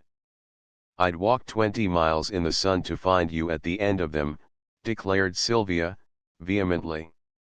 Anne laughed, as she got up and rang the bell for tea. Her white wrapper of cambric and lace trailed after her as she moved. Sylvia touched it with reverent fingers. "You look so sweet in these things," she said. "I ought to have changed my gown properly to receive you. But I was reading, and too lazy to move." Sylvia picked up the book which lay on the sofa. "French, I see by the yellow cover." She began to turn over the leaves, and suddenly laughed. "How like you to have a rose leaf for a bookmarker. I should put in a hairpin, or something equally ugly.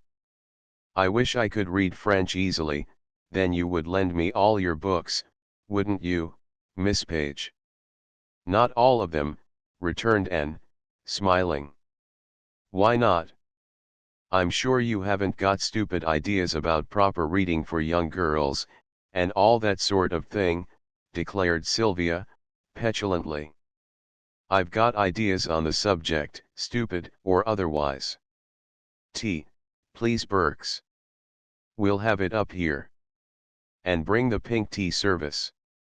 It goes so nicely with this room," she explained to Sylvia in parenthesis. "Do tell me why you wouldn't lend me all your novels," the girl persisted. "Because certain books, my dear, are of no use to us till life makes them intelligible. And life can only be learned by living it." "I wish I'd lived it then," protested Sylvia. "Oh Sylvia, there's time enough." "Don't wish that," returned Miss Page, quickly. She bent forward and took the girl's hand. "Don't wish your youth away. It goes so fast in any case. And it should be the most beautiful part of one's life." "Should be," replied Sylvia, passionately.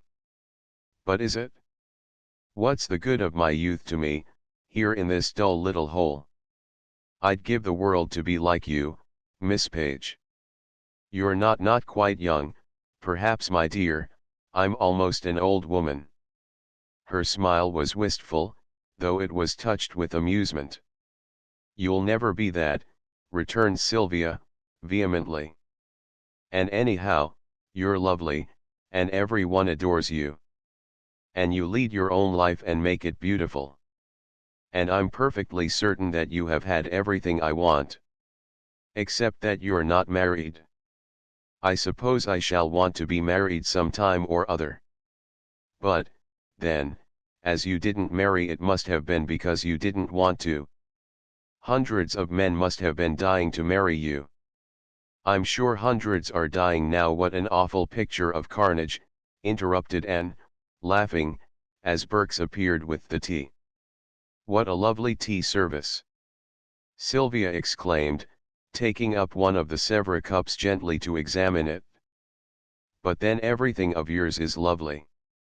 This room is as perfect as the drawing room, and I think I like it almost better. I love the white matting on the floor, and these green and white chair covers and curtains. And I love a room lined with books. What a lot." She began to walk round examining them.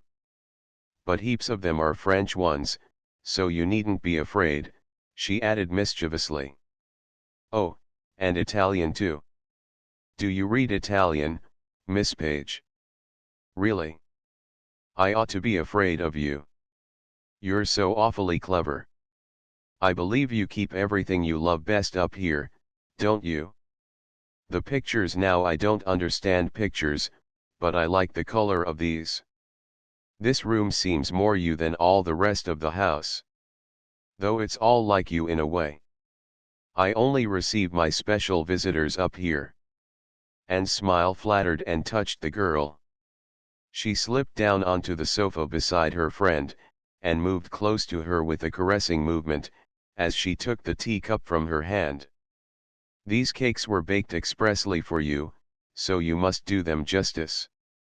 Really, Cook makes them very prettily, doesn't she? They're rather like the cakes in Goblin Market. Do you remember how the sisters kneaded cakes of whitest wheat, cakes for dainty mouths to eat? She passed them to Sylvia in their silver basket, over the rim of which fell a d'oily of fine lace and linen. Sylvia shook her head. I don't know anything, she exclaimed. I shall never know anything if I stay here. Oh, Miss Page, do help me to get away. You can do anything with father. Please persuade him that I ought to go. You know how it is at home. I'm not really wanted. We're quite comfortably off, and there are enough servants to do the work without making work for me, to try to keep me quiet when I'm aching to go and make my own life. She pushed her cup away from her with an impatient movement. And waited a moment. It's still the music, I suppose. Yes. I have got a voice. I know I could do something with it. And you see they don't understand. Mother says I can take lessons from Miss Rowe at Dorminster. Miss Rowe. She laughed derisively. And father says if I sing well enough to please them at home, and to lead in the choir, what more do I want? They expect me to trot round with mother on her district calls, when I'm really only in the way. Mother likes doing it. She wouldn't give up her work to me even if I wished it. And I'm supposed to do needlework for the children, when poor Mrs. Jones down the village would be glad of it, and ought to have it. And they think I'm awful and ungrateful not to be quite happy with tennis parties and flower shows for my amusement. Oh, Miss Page, don't you think to be a daughter at home, with no money, at the mercy of your parents, unable to get away, is just like being a slave? She poured out the words passionately. Her hands were shaking, her eyes full of tears. Anne looked at her, and a wave of comprehension and pity passed over her heart. The girl's incoherent words were echoes, they touched painful memories of years for her, long past. She recognized the despairing cry of youth, articulate in these modern times, no longer stifled as in the days of her own girlhood. Youth, fettered, struggling with passionate clamor to be free. She recognized the revolt of a temperament unsuited to its environment, bound by a tyranny no less stifling because it was unconscious and even loving. She rose, and began to walk about the room, conscious of the modern spirit, accepting it as inevitable, and in spite of all the misery it involved, right in its essence, a necessary step towards the just claim for individual liberty. Sylvia watched her hungrily, like a prisoner who has staked his existence on the goodwill and clemency of a ruler. I will do what I can, Sylvia, she said at last. I will speak to your father. I think you ought to go. The girl's face grew radiant. Oh, you're an angel, she cried. What should I do without you? Speak to him soon, Miss Page, she implored. I can't bear it any longer. I really can't. I get on so badly with father now, and with mother too. I can't help it. I know I've got an awful temper, but they irritate me so, and Anne sat down beside her on the sofa. I will speak to your father, she repeated. But, my dear, I know it's a hard, perhaps almost an impossible thing to ask you, but try to see your parents' point of view as well as your own. They have one, you know, she added, smiling. one that belongs to their age and the traditions of their education. To them, though you don't believe it, their standpoint is as important as yours to you. But you think mine is right? Demanded Sylvia, breathlessly. Miss Page laughed. For you, yes. But I'm sorry for your people. I believe you're sorry for everyone, said Sylvia, after a pause. There's a tendency to get sorrier for most people as one gets older, I admit.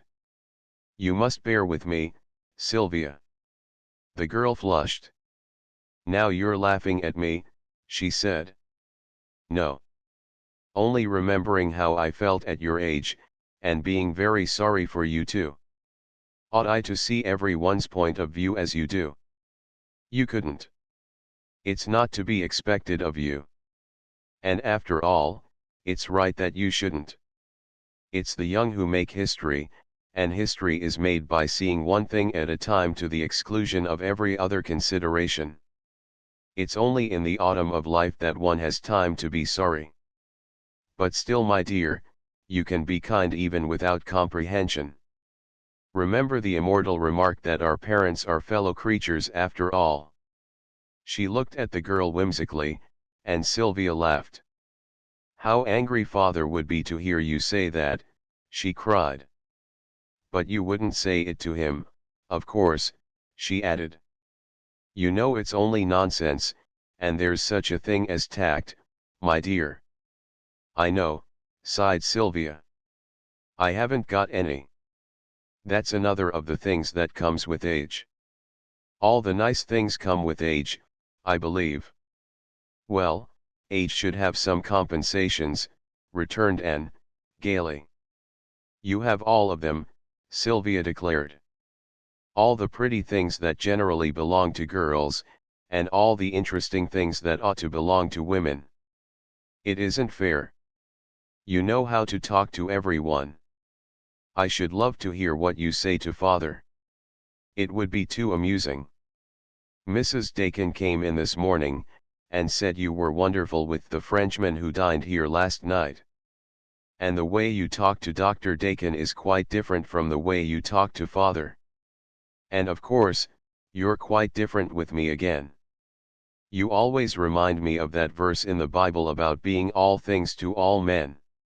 You're really a terrible young woman, was Miss Page's reply. Go and sing me something. It's the only way to stop you from proving me a monster of duplicity. No, no, urged Sylvia, eagerly. You only speak to people as they can understand. But the wonderful thing is, that you know by instinct exactly what they will understand, and exactly how to say it. Go and sing, repeated Anne. Sylvia went laughing to the piano. I feel awfully happy. I must think of something that suits. She considered a moment, and then broke into a gay little love song, with a charming refrain. Anne listened, and as she listened, her determination grew. Sylvia was right. She must go. Her voice was worth cultivating, even at the price of parental displeasure. Thank you, dear, she said as the clear, ringing notes ceased. I feel as though a nightingale with brains had been kind enough to fly into my room. What else would you like? Sylvia turned her head as she sat at the piano, playing rippling notes with her left hand. The cloud had left her face, and her parted red lips were very sweet. Anne hesitated a moment. You read music easily, don't you? I wonder whether you could sing me a little French song. She got up, and opening a cupboard in the wall, began to turn over some papers. Here it is, she said at last. Sylvia left her place, and knelt beside her friend's chair, taking the music from her hand. There were some words upon the cover, but they were in French, and in a difficult handwriting. Anne opened the page rather quickly. You see, it's quite short and quite simple, she observed. Let me read the words first, and you must correct my pronunciation. She began to say the lines a little falteringly, but her quick ear soon found their lilt, and she read them well. How pretty! They're quite easy words. I can understand them, she said, going to the piano again. Who wrote them? Anne did not answer, and Sylvia, engrossed in trying the accompaniment, forgot her question. I see how it goes, she exclaimed, playing the first bars. Involuntarily, as she began the first bar, Miss Page put out a quick hand as though to stop her, but the girl sang on unconsciously, and the hand dropped at her side.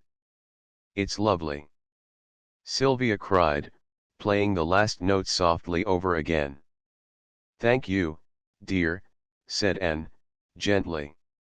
She had crossed the room, and was trying on her garden hat. With one hand she gathered up the folds of her long gown. The sun is off the roses now, and I'm going to give you some to take home to your mother. Come out and help me pick them. Dr. Dakin's house stood in the village street. It was a plain Georgian dwelling of a type common to every English country town, a type which admirably combines comfort with a certain homely dignity. It was covered with ivy, carefully trimmed where the rows of square-paned windows broke the front, and its long, narrow door was surmounted by the conventional classic design of skulls and garlands. As Miss Page crossed the road towards the post office one morning late in September, Mrs. Dakin tapped at the window of the breakfast room, and then ran to the door. And smiled as she crossed the threshold. Why, Madge, what is it? You look radiant, my dear. I am. I mean I feel radiant. Come in. Do come in. I want to tell you. Her voice shook with suppressed excitement, as Anne followed her across the stone-flagged hall to a room on the right. I'm going to Paris for a long visit, she exclaimed, drawing up a chair for her friend close to the window. What do you think of that? I didn't know you had friends in Paris. Oh yes. Didn't I ever tell you about Helen Didier? She was one of my schoolfellows at the convent near Tours, where I went for a year. She married a Frenchman. And she lives in Paris. Yes. I haven't seen her for ages, scarcely once since we both married. But I took it into my head to write to her a week or two ago, and just fancy. You'll be awfully interested. She knows Monsieur Fontenelle quite well. Her husband is a friend of his. Anne looked up rather quickly. Really? Yes. Isn't it strange? I happened to mention him when I wrote to her, and she knew all about him. She would, naturally, as he's such a great man, but it's awfully exciting that he should be a friend, isn't it? What does Harry say? Asked Anne. Oh, he doesn't mind. He says it will do me good to have a change. He will miss you horribly, my dear. She shrugged her shoulders. He's so busy, you know. And when he's at home, he's always buried in his books. Besides, he knows I must have a change. My nerves get worse and worse, and I'm always having neuralgia. I sleep badly, too. You mustn't look so brilliant, then, returned Anne, laughing. You'll be considered a fraud. It's nothing but joy, Madge declared. You know I've never been to Paris. And just think of getting out of this hole for 2 or 3 months, perhaps. I could scream with excitement at the bare idea. When do you go? Next month. I shall be awfully interested to meet Monsieur Fontenelle again, she added. He's so clever, isn't he? I'm rather afraid of him. I envy you for getting on with him so well. Anne smiled. Why has he never been to see you before? He's not often in England now, though he travels a great deal, and is very cosmopolitan. How on earth has he learned to speak English so perfectly? He has English relations. Lady Faring Church is one of them. And as a young man he studied over here with a friend. But in any case he's a wonderful linguist naturally. What interesting people you must have met, exclaimed Madge, looking rather curiously at her visitor. I suppose you met him during all those years you were traveling? I often wonder how you stand this miserable little dead and alive place. You must have had such an exciting life. Anne did not reply for a moment. My dear, she said at last quietly, when you come to my age, your garden, your books, and your friends make a very pleasant haven before you set sail. And your memories, I suppose. Madge glanced again swiftly at her friend. And your memories, yes, Anne repeated. I shall have none, declared Madge, restlessly. None that count. Miss Page was silent. Oh. I know you think me an ungrateful wretch, she broke out, leaning back in her chair and tapping her foot impatiently. Harry's very good and all that. But I'm so bored. I'm bored from morning till night. When I get up every morning I think here's another dull day, what on earth shall I do with it? And sometimes it doesn't seem worthwhile to get up and go on. Anne watched her as she stared moodily into the narrow trim garden, discontent and listlessness plainly expressed by her eyes and drooping mouth. She was a woman loved faithfully and with infinite tenderness. If she had allowed them expression, Anne's reflection would have been translated by a smile and a sigh, both of them utterly unintelligible to the little woman at her side. Both of them were therefore repressed. Well, she said aloud. I hope you'll have a very gay time. I'm very glad for you, my dear. Go and be happy. Where does your friend live? Over by the Parc Monceau, wherever that is. Do tell me what it's like, she begged, all animation again. And stayed a few minutes longer, talking about Paris, and then rose to go. Mrs. Dakin kissed her affectionately. I wish you were going with me. I shall miss you horribly, she declared. She followed Anne to the door, and stood a moment, waving and smiling as her friend crossed the street. All the bored discontent had vanished from her face, and her husband, who at the moment drove up in his car, thought she had never looked prettier. The reflection was accompanied by a curious dull pain at his heart, a pain to which he was well accustomed. I'll drive you home, he called to Miss Page, stopping his car at the opposite pavement. So Madge is going to Paris, she said, as they swept off. Yes. I hope it will do her good, he returned shortly. She complains of neuralgia. Perhaps a change will set that right. I hear the little Carfax girl is going to London to study this autumn, he added after a moment. She's off her head with delight about it. That's your doing, of course. Well, I suggested it to her father, and admitted. He laughed. We all know your suggestions. When a witch suggests, mere man is instantly hypnotized. Poor old Carfax can do nothing now, but put his hand in his pocket and produce the necessary fees. Anne smiled. Come in and look at my hollyhocks, she said, as they turned into the drive. They're really worth seeing. The doctor followed her through the house and across the lawn into one of the walled gardens. How gorgeous, he exclaimed, as she opened the gate. The enclosure was a blaze of color. Wine red, white faintly flushed with pink, yellow soft as a sunset sky, the flowers stood close together in stately rows. Behind them, on either side of the dividing grass path, masses of phlox, white and rose and crimson, continued the wave of color till it was arrested by the enclosing walls. Look at the butterflies, said the doctor, instinctively lowering his voice as though he feared to disturb them. They hovered in numbers above the silken cups of the hollyhocks. On the sulfur-colored petals of one of them, a purple emperor, motionless, extended his splendid wings. Here and there, dazzling in fairy armor of peacock blue and sheen of silver, darted a dragonfly. "The color of the thing is intoxicating," murmured Dr. Dakin. "It reminded me this morning of an elaborately arranged sensation scheme, planned by that madman in Auribours. Only of course, he would have despised such a homely natural flower as the hollyhock." The doctor smiled. "What a curious anomaly you are here, my dear lady," he declared suddenly. "And yet that's not true either, because you also suit the place to perfection.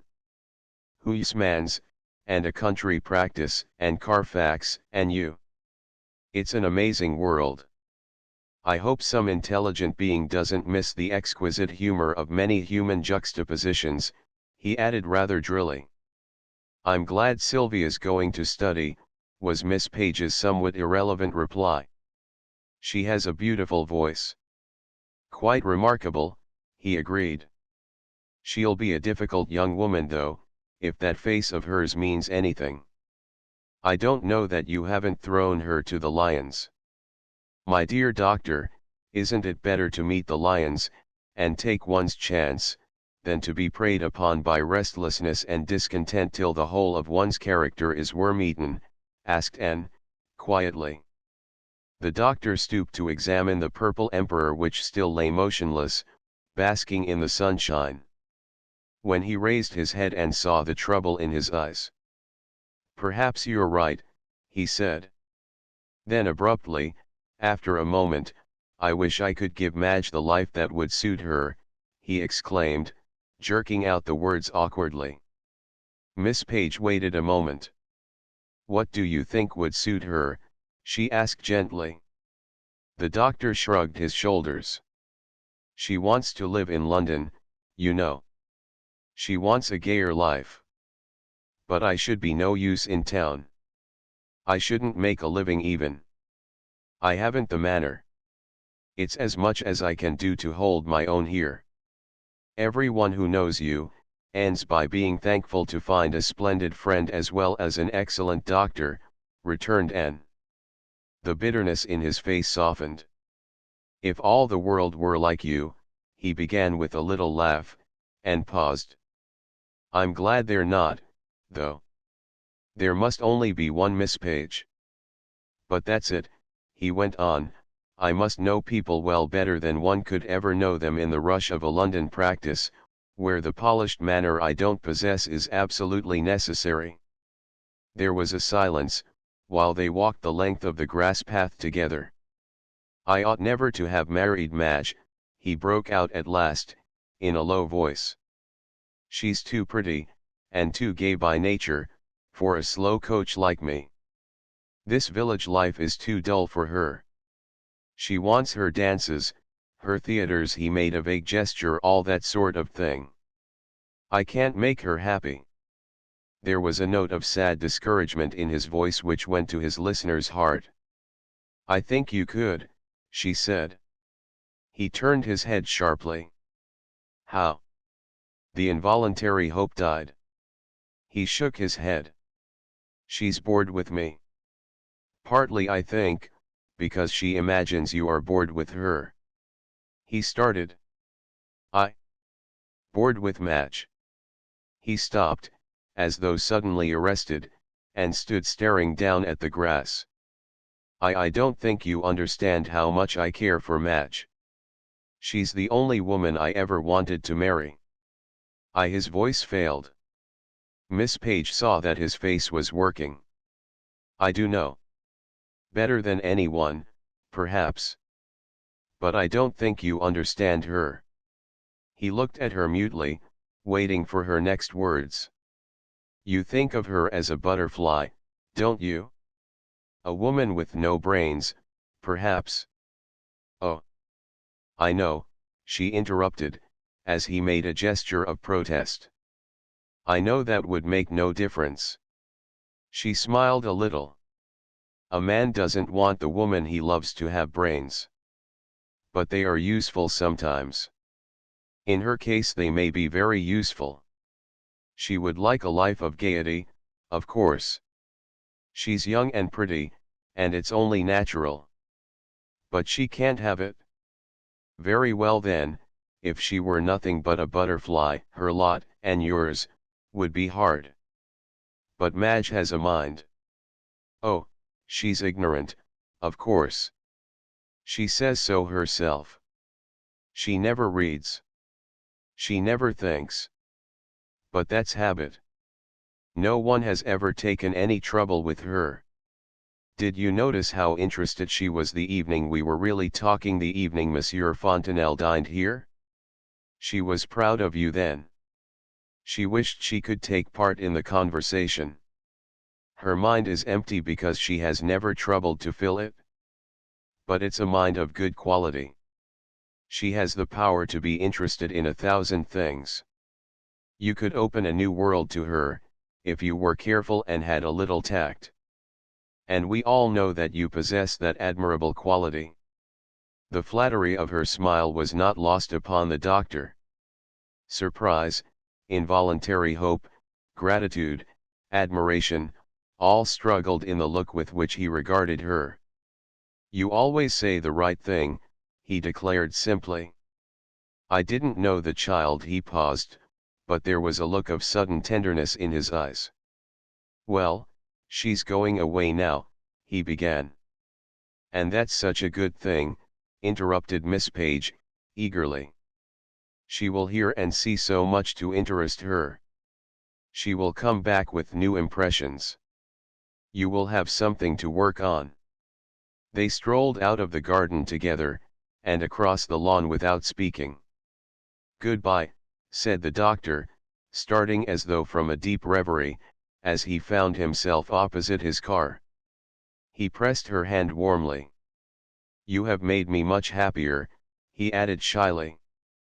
But don't forget to tell her very often that you love her, and that she's the prettiest thing in the world. Miss Page admonished him, with a laugh. There are remarks which never bore a woman, however many times they are repeated. Those are two of them. 6. The midday post had come while Miss Page and the doctor talked in the garden. As she passed through the hall after the motor car had disappeared, and found her letters lying upon the table, she turned them over, and lighted with satisfaction upon one with a foreign postmark. Her correspondence with François Fontenelle, a correspondence of 15 years' duration, had never ceased to be a pleasure to her. She picked up his letter, and went through the inner hall into the garden, to the seat under the beech tree. Several things on the first page made her laugh. François was evidently in a gay mood when he wrote. He had more work with portraits than he could get through.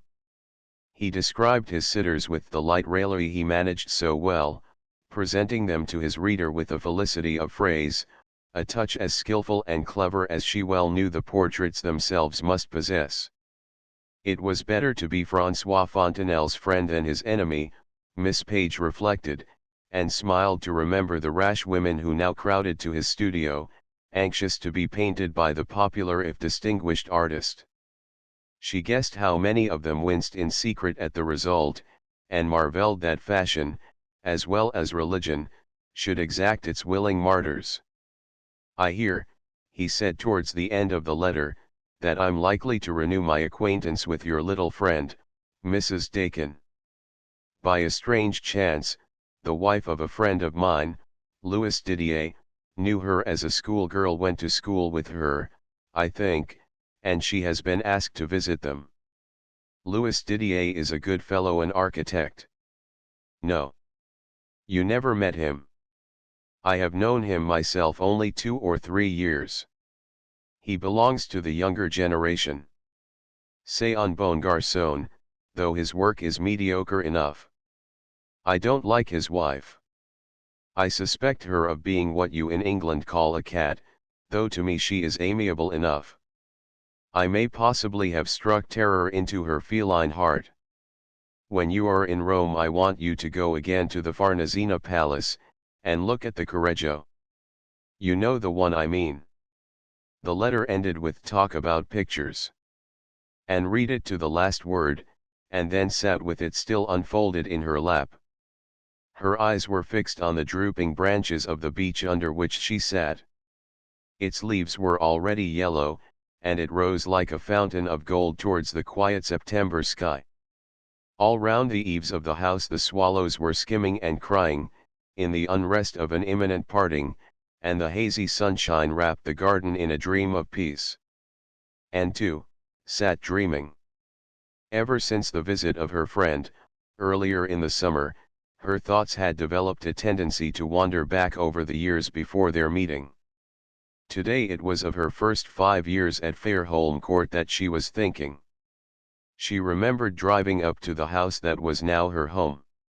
She remembered walking through the hall into the drawing room, distressfully conscious, even through her shyness, of the desecrated stateliness of a dwelling meant for beauty. True, she would not in those days have known with what to replace the gaudy Axminster carpet in the hall, nor the arsenic green curtains at the drawing-room windows. But little as she had seen, little as she then knew of material loveliness, the right instinct she possessed for form and color was outraged at every turn by the indications at once trivial and ponderous of mid-Victorian taste. As she entered the drawing-room, Mrs. Burbage rose from the sofa on which she had been lying, a woolen rug of rainbow hues thrown across her feet. She was a little old woman with grey, corkscrew curls hanging in bunches over her ears, keen eyes, and a mouth which combined shrewdness and suspicion. She looked Anne up and down with a penetrating glance. "I didn't think you would have grown so tall," she remarked. "You were a little creature when I last saw you. Ring for tea, my dear, and then I dare say you would like to go to your room. Parker will show you. Make yourself at home, and amuse yourself in your own way, if you can find anything to do in this dull place. I don't want you to think you need trouble about running after me, unless I ask for you. I hate fuss. There will be time enough for that when I get worse." The words struck the keynote of the future relationship between the two women. Even at that time Anne's benefactress was a semi-invalid who did not rise till noon, and usually spent the rest of the day on the sofa, knitting interminably. Her illness, not at first severe, made any but the slightest attention unnecessary. She was a woman a little eccentric, often difficult in temper, but never exacting in trifles. Her great abhorrence was what she called fuss of any sort, and as she frequently preferred to be alone, she left Anne for the most part free. Her duties gradually became those of general supervision of the household, which, composed as it was of elderly well-trained servants, proved no arduous task. Few callers came to the house. There was never anything in the nature of entertainment at Fairholme Court. The days went on. Monotonously, peacefully, spring glided into summer, summer to autumn, the winters came and went. A good understanding, a quiet comradeship was gradually established between the old woman and her companion, who moved so gently, whose voice was so soothing, who was always at hand when she happened to be wanted, never in the way when her presence was not required. And practically led her own isolated life. Too shy to make any advances, the people of her own grade in the village, from the outset, ignored the companion of a woman who had never been popular. She was just a quiet, harmless creature, ladylike certainly, but very dull, whom they occasionally pitied for being shut up with that disagreeable Mrs. Burbage. Anne found the bedroom she had loved as a child, now her own, almost unchanged. The rosebuds on the wall were faded certainly, but the dimity valance at the window, the white curtains to the bed were fresh and spotless, and the spindly furniture remained.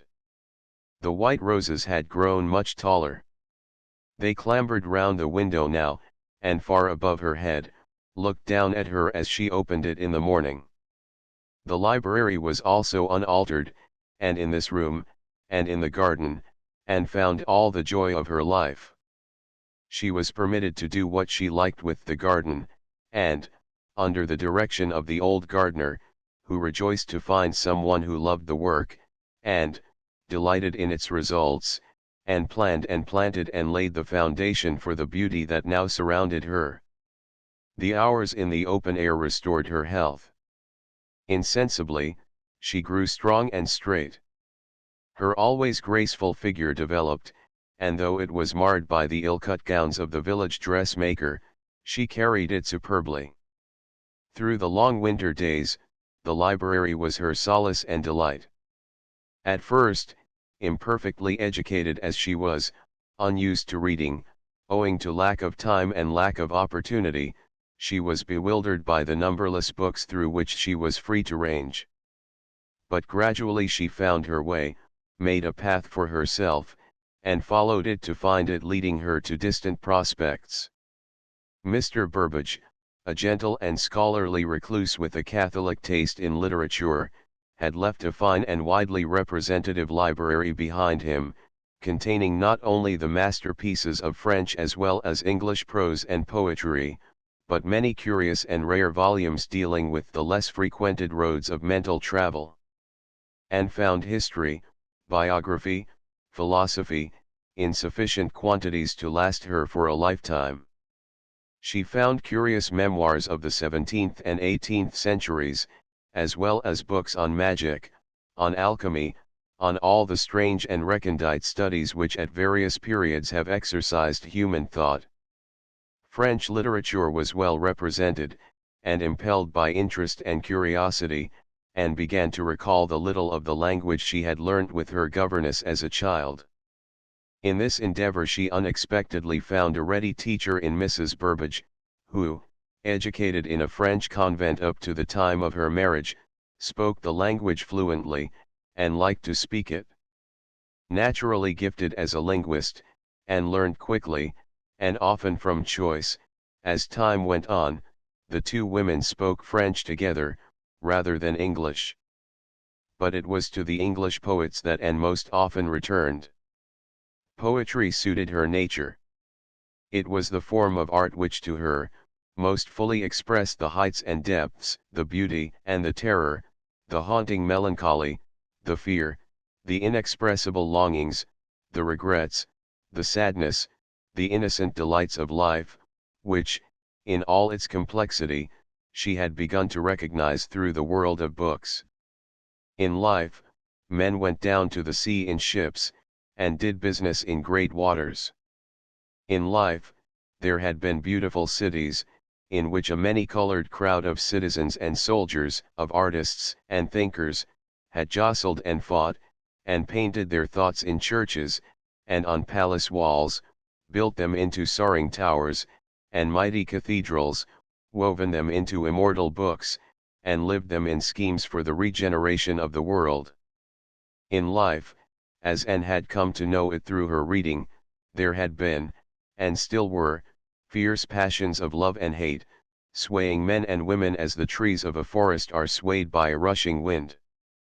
Passions which had given birth to the great stories of the world, the stories of Helen of Troy, of Abelard and Heloise, of Lancelot and Guinevere, of Romeo and Juliet.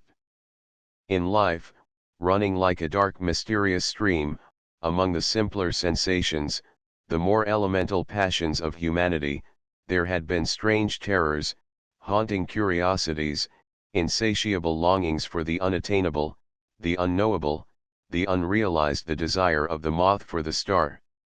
In life too, there had always existed the fresh unspoiled delight in nature's loveliness, in the charming natural embroidery of earth's garment. Delight in the simple things out of which, as her favorite Herrick told her, he rejoiced to make his songs. I sing of books, of blossoms, birds, and bowers, of April, May, of June, and July flowers in poetry, as in a mirror, and found the result of all her reading reflected and transfigured. It summed up for her all that she had learned from other books, of love, and life, and hope of immortality. She began with Chaucer, and found him sweet and fresh and hardy as the hawthorn blossom with which he powders his English meadows. She found in him all the simple and tender emotions which have existed in the heart of man since he became human. The love of Custance for her child delighted her. Peace little son, I will do thee no harm, with that higher coverchief of higher head she braid, and over his little lion she it laid. O little child, alas! What is thy guilt that never wroughtest sin as yet part? The gentle, natural words, written 500 years ago, went to her heart. She loved the gaiety, the bustle, the gossip, the sense of color and vitality in that long procession which wound from the Tabard Inn, along the white roads full of sunshine, which led to Canterbury. She read the ballads which like vivid lightning flashes illumine the darkness of the Middle Ages, and show the mainsprings of human action to be ever the old mainsprings of love and hate. She came to the Elizabethan poets to the period when England had become a nest of singing birds. She found Spenser's glorious love song, and the wonderful cry in which Marlowe's Faust links one great love story to another. Was this the face that launched 1,000 ships and burnt the topless towers of Ilium? Sweet Helen, make me immortal with a kiss she learned to know so well that they haunted her thoughts like music, the sonnets of Shakespeare, and the lyrics of all the singing birds, Lodge and Peel and Nash, Ben Jonson and Campion, who, a musician in every sense of the word, framed his airs for one voice with the lute or viol, so as to couple words and notes lovingly together. She came to Milton, and the lighter poets of the Restoration, of whom her love was given chiefly to Herrick. The poets of comparatively modern times followed, and led her in due time to Keats and Shelley, who revealed to her the modern note of unrest, and the troubling effect on the human spirit, of beauty, whether revealed as to Keats in the material world, or as to Shelley in the intangible world of ideas. With these two poets, the library, formed in her old friend's youth, paused abruptly in its representations of English poetry, and found no volume of Browning, nor of Tennyson, on the shelves. In her friend's day they were young, untried men, as in a still greater degree were Swinburne, Morris, and Meredith. But without them, Anne, like Keats, had travelled in the realms of gold, and the new planet that swam into her ken was the very world in which for 30 years she had lived blind and a prisoner, ignorant of its beauty, deaf to its calling voices. It was of her 5 years of solitary reading that Anne was thinking as she sat in the September sunshine with François' letter open on her lap. She had read, she had thought. Imaginatively, she had entered into the life of the great world outside her country home. But of actual individual experience of one personal heartbeat, known to thousands of men and women past and present, she was as ignorant at 35 as she had been all through her quiet existence. Like the Lady of Shalott, she sat weaving her tapestry of dreams before a magic mirror in which the pageant of the world was nothing but a reflection, a shadow dance of figures, loving, hating, struggling, pursuing brave adventures, triumphing or defeated, hopeful or despairing. Miss Page folded her letter, and replaced it slowly in its envelope.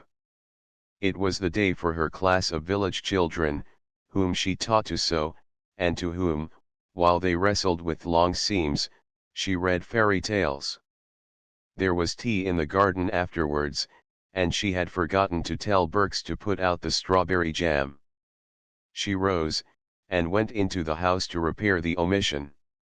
7 We shall have a very dull winter, complained Mrs. Carfax, with so many of you away.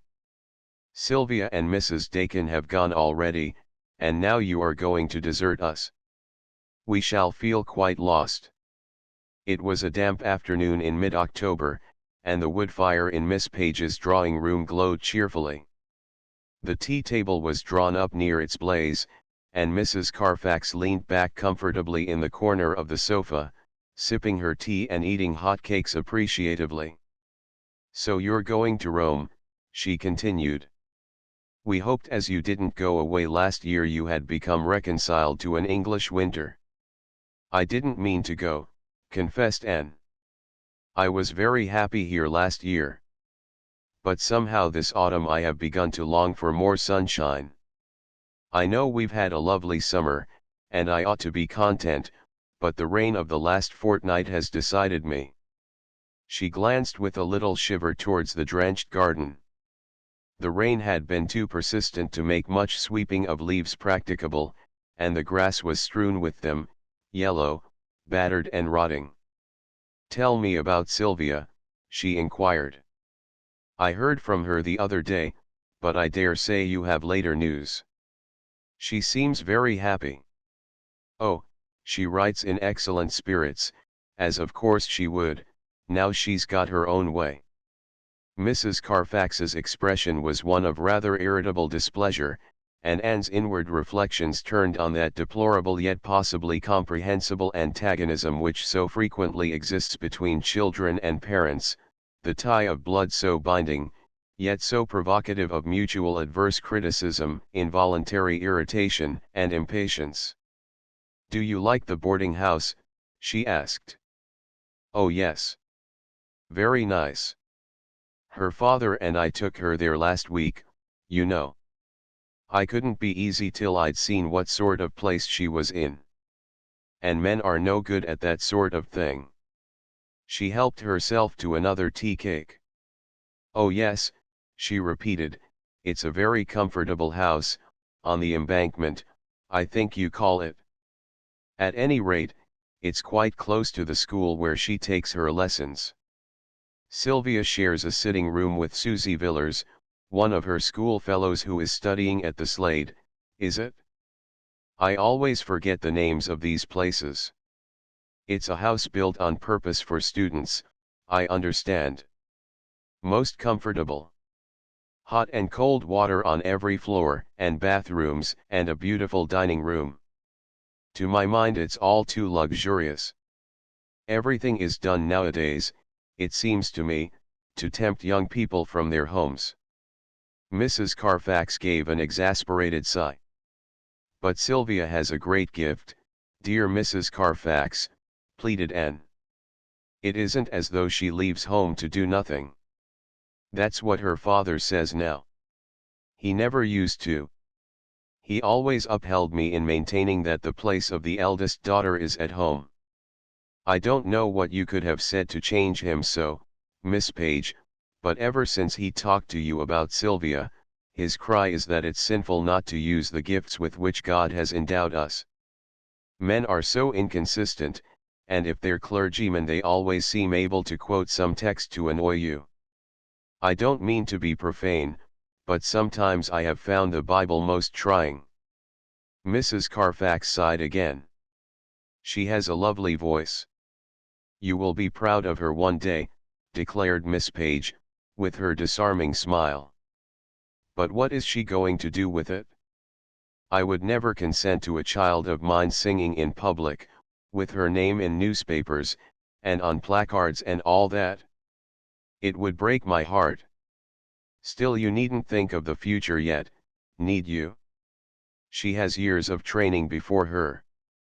But if she's not going to do anything with it, what a waste of money," exclaimed Mrs. Carfax, tragically.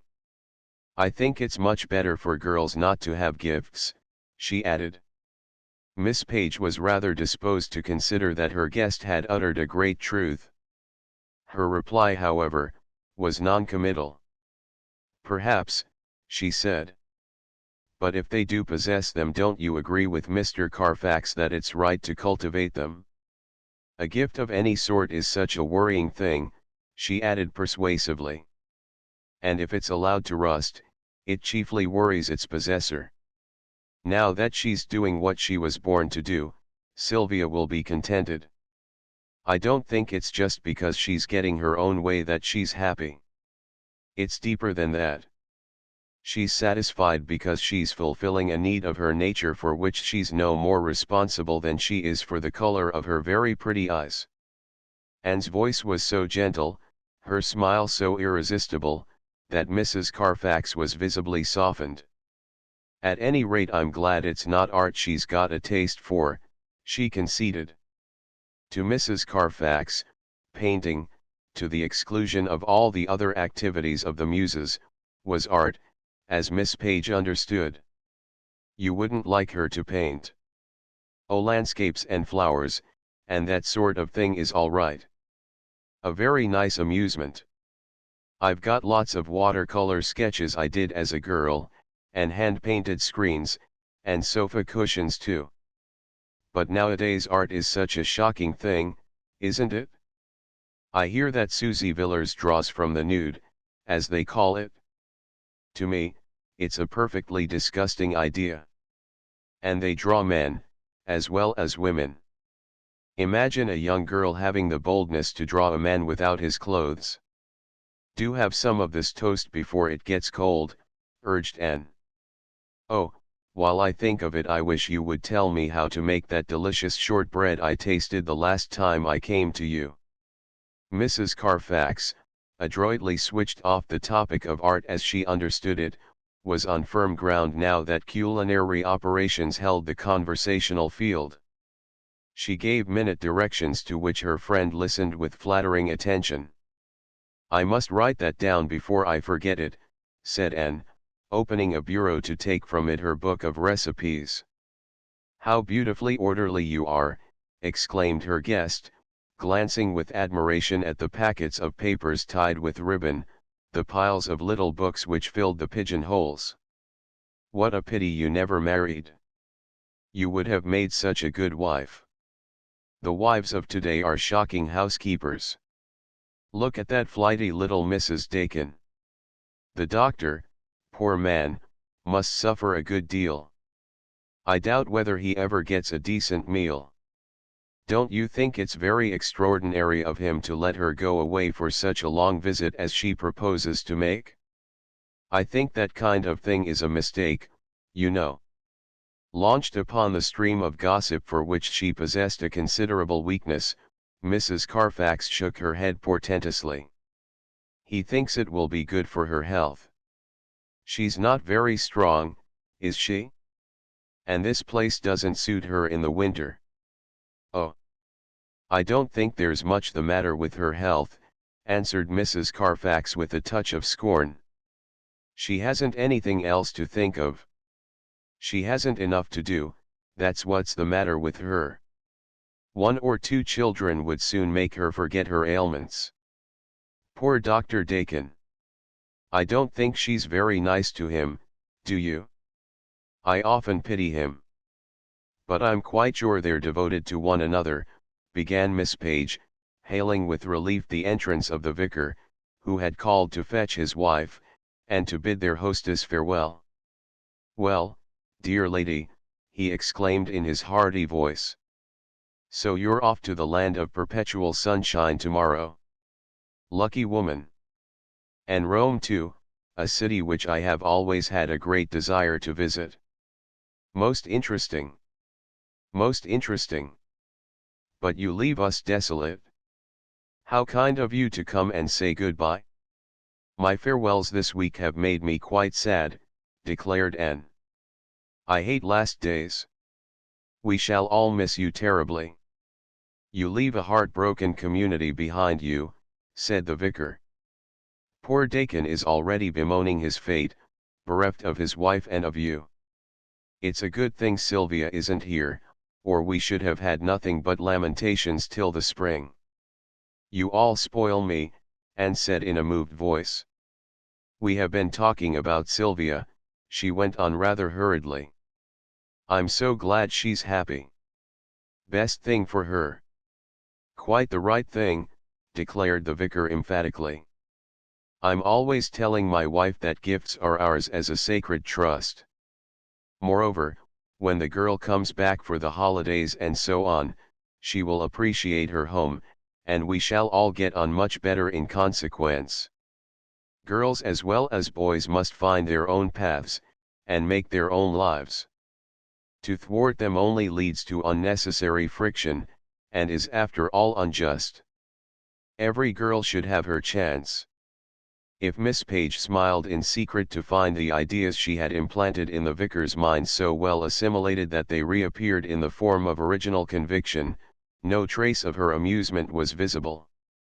"I'm sure Mrs. Carfax will find that you're right," was her remark, as she smiled at the lady in question. Mrs. Carfax kissed her affectionately. "Goodbye. I'm sure we're preventing you from looking after your packing," she said. "Goodbye," echoed her husband, enclosing Anne's frail hand in his vigorous clasp. "Don't let Sylvia bother you with too many letters. I am convinced that I've done the right thing by the child in sticking to my own ideas." He smiled the manly smile of self-confidence and wisdom denied to women, and Miss Page, following her visitors to the hall door, waved to them as they went down the drive together. The amusement that she need no longer repress, was in her eyes, as she went upstairs to her room, the gentle tolerant amusement of a woman old enough to look at life with kindly sympathy for its absurdities, and that charity without which the spectacle has a tendency to move to a mirth as bitter and more cruel than anger. She found Berks on her knees before a trunk, still engaged in packing. "That will do, Berks. I'll finish it myself," she said. "You go down and get your tea." After the maid had left, Anne opened the door which led from her bedroom into her sitting room, and examined the shelves with the idea of choosing one or two favorite books to take with her on her journey. The books in this room were chiefly modern, supplementing the library downstairs. She chose one or two French novels, and a little volume of Herrick, which had found its way to the shelves mostly devoted to French literature. Then she returned to the bedroom, which was already bright with lamp and firelight. She hesitated a moment, then went to the bureau, from which several months before she had taken her old journal. This time she sought for, and found another book. After adjusting the spring, and locking the writing part of the piece of furniture, she thrust this volume, without looking at it, deep into her nearly filled trunk. Anne always returned with pleasure to Rome, a city which she knew well, and to which she was bound by many memories. She settled down happily with her maid in the little hotel in the heart of the city, at which she frequently stayed. It had been chosen chiefly on account of the garden which her rooms overlooked, one of those charming Roman gardens, full of orange trees in tubs, of oleanders and of clambering vines. A fountain splashed in the midst, and the sound of its falling water was music in her ears. The deep blue sky, the dazzling sunshine never ceased to fill her with a sense of buoyancy and youth, and all her wanderings to distant churches, to ruined temples, amongst pictures, and statues, were a delight. One morning, when she had tired herself by a long ramble through the halls and corridors of the Vatican, she returned with the determination to do nothing for the rest of the day, but read and be lazy. She went to her room after lunch, her mind filled with the beauty of the Borgia rooms in which she had just lingered. The ribbed ceilings, rich with the gorgeous color of the emblems and coats of arms of the princely house, the marble pavements, the lofty windows, formed the empty frame into which her fancy painted pictures of the scenes those rooms had beheld.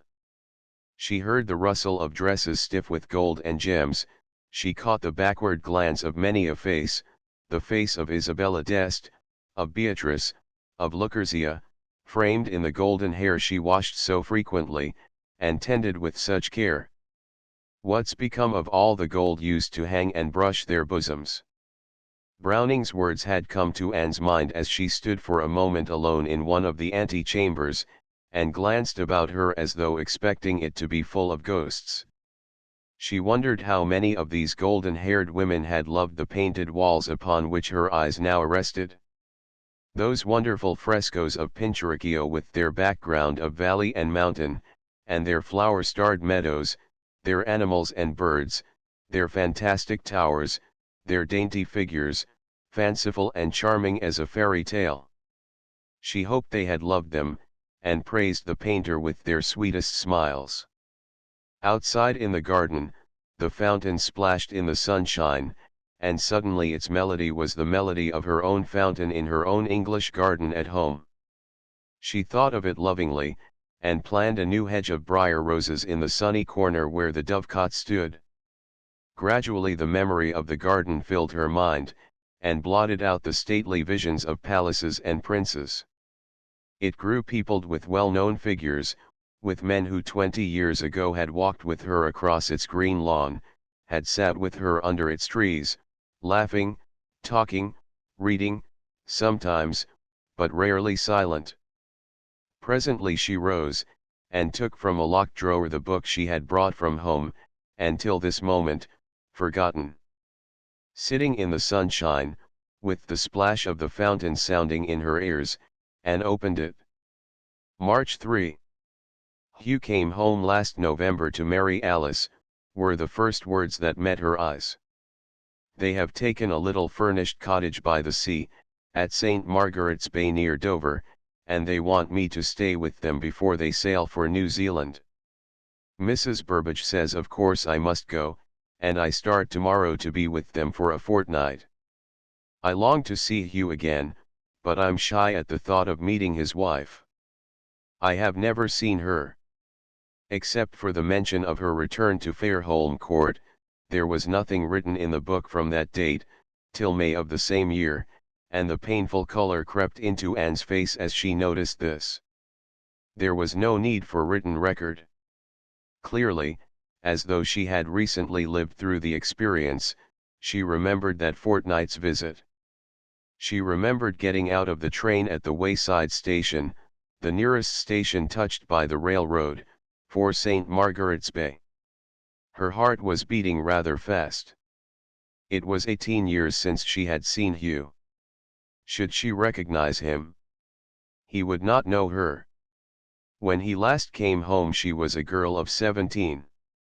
The thought of her present age struck her with a shock of dismay. There were only two people on the platform. A big burly man, tall and bearded, and beside him a girl in a white serge dress. Hugh and his wife? I am Anne, she stammered, going up to them. Hugh put his arms round her with his old impulsive roughness, and then held her away from him. Why, you've grown, Anne, he cried gaily. You were such a little thing. So slight, I mean. Darling, this is Anne. Isn't she a damned fine woman? His old laugh rang out boyishly, as Anne turned shyly to his wife. She was very small, very daintily made, very prettily dressed. Her face, despite her 25 years, was still babyish with its large blue eyes and rings of soft hair round a childish forehead. She took her sister-in-law's hand and smiled, but even then, Anne did not miss the quick glance that scrutinized her quizzically from head to foot. From that moment, she knew that for Alice she was merely a dowdily dressed woman, an old maid, someone to be treated with patronizing kindliness. They drove from the station to the cottage, which was almost upon the seashore. Hugh loves the sea. He can't be happy away from it, can you, darling? Alice asked, slipping her hand into his, as they entered the little parlor where tea was spread. Now Anne, tell us all about it, exclaimed Hugh as they sat down. Bless my soul, it's 17 or 18 years since I saw you. What have you been doing all this time? A sudden paralyzing blankness fell upon Anne's mind. What had she been doing? For 13 years after her brother's last departure, she had lived in the little house in Tufton Street, managing the housework, anxiously counting her weekly allowance for fear that with all her pains, both ends could not be made to meet. She had nursed a hopeless invalid, and tried to bear his exacting temper with patience. For the last 5 of the 18 years she had read books, and worked in the garden. There was nothing to tell them. Instinctively she felt that to these people who belonged to practical life, who lived and loved, who were in the mainstream of human activity, her world of books meant nothing. The color rushed to her cheeks, and left them white. I have done nothing at all, she stammered. You know I have been living with Mrs. Burbage for 5 years. She's very kind. But she's almost an invalid, so we're very quiet. Tell me about yourself, Hugh. Things are always happening to you. Well, this has happened to me, he returned with a laugh, slipping his arm round his wife's shoulder. The best thing that ever happened in my life. Alice drew close to him with a little nestling movement, and Anne suddenly felt a sickening pain at her heart. Don't be so silly, Hugh. Anyone would think we were lovers, she declared, turning to her sister-in-law. And we've been married ages. Nearly 4 months. Well, aren't we lovers? Demanded Hugh, shaking her. Answer me at once. Aren't we? She got up laughing, and kissed the top of his head. Of course we are. But don't be silly, she commanded. She blushed, but her eyes were bright with happiness. Oh, never mind, Anne, said Hugh. She's one of the family. She doesn't count. The light, kindly meant words caused Anne another strange pang. She didn't count. Of course she didn't count. Why should she? How lovely the sea is, she exclaimed hastily. I can't look at it enough. You know I've only seen it once before. Nonsense. How's that? Asked Hugh, with the easy forgetfulness of a man who does not realize the straitened life in which he never had a part. I never went away, said Anne, simply. There was no money. Once when I was a child, Miss Atkins took me for a day to Broadstairs. You remember Miss Atkins? Old Thomas? She was Anne's governess, and exactly like a tortoise-shell cat, he explained, turning to his wife. Yes, what's become of her? Dead, said Anne. She died 10 years ago. Poor old thing, returned Hugh perfunctorily. Darling, won't you show Anne her room, and then we can go for a walk before supper? Isn't it warm here? He exclaimed, leaning from the open window. It's so sheltered, you see, with the cliffs at the back. Make haste, Anne. We'll take you onto the downs, and show you the sea to your heart's content. At supper the talk was all about Hugh. His past adventures, his future prospects. He had worked hard, and was now partner of the promising sheep farm in New Zealand, to which next month he proposed to return with his wife. I tell Alice it won't be a very gay existence for her. She doesn't look much like a farmer's wife, does she? He threw her an admiring glance. But she declares she won't mind. You'll be there, was Alice's only comment. Oh yes. And there are neighbors too. Very jolly people. And Bob Holmes, that's my partner, you know, Anne, is an awfully decent fellow. You'll like his wife, Alice. She's such a cheery little woman. Oh. It's not so bad. And the climate's splendid. Lord. How one misses the sun in this damp, misty old country. It will be lovely. I'm longing to go, Alice exclaimed. You see, she's only got an uncle and aunt to leave, explained Hugh, turning to his sister. She's a very lonely little person. Not now, said Alice, her voice full of content. Before she had been with them 2 days, Anne had found herself filled with a passionate longing to return to her quiet home. To get back to the shelter in which she was not reminded 20 times an hour that she didn't count. She was amazed at the violence of her own emotions. Every glance exchanged by the married lovers, every word of love, every caress, stabbed her afresh. She had never before known what it was to feel acutely, and the suffering bewildered her. She was afraid of it. She wanted desperately to escape from herself, this new self which seemed all torn and bleeding. There was a hunted look in her eyes like that of a starving and desperate animal. She shuddered at them sometimes when they met her suddenly in the glass. One evening, unable to bear the sight of their endearments, she had gone early to her room, pleading a headache. She groped her way to the window, in the dark, and kneeling down beside it, looked out upon the sea. Every few minutes, a flash from the lighthouse on the cliffs momentarily illumined the still water. Far out, lights moved on the prow of passing ships. She could hear the wash and murmur of the waves, as they broke lazily on the pebbly shore. For a long time she knelt there immovable, the sound of the sea lulling her into a sort of painless trance, till the hum of voices below gradually filtered to her senses. The evening was so warm that Hugh and his wife were sitting in the garden. At first, numbed and half-conscious in mind, she scarcely heeded the murmur of talk, but finally a sentence in a man's voice reached her consciousness. "Nonsense, darling. She's not at all bad looking. Well dressed, she'd be a fine figure of a woman. Why is she so dowdy then? She lives in the country, you see. I suppose there's no one to dress for. And after all, what does it matter?" There was a little laugh. "No. She's too old now. She'll never marry." Again there was an incoherent murmur. "Yes, I know, darling, it's boring for you. But she's had a dreary life, poor girl.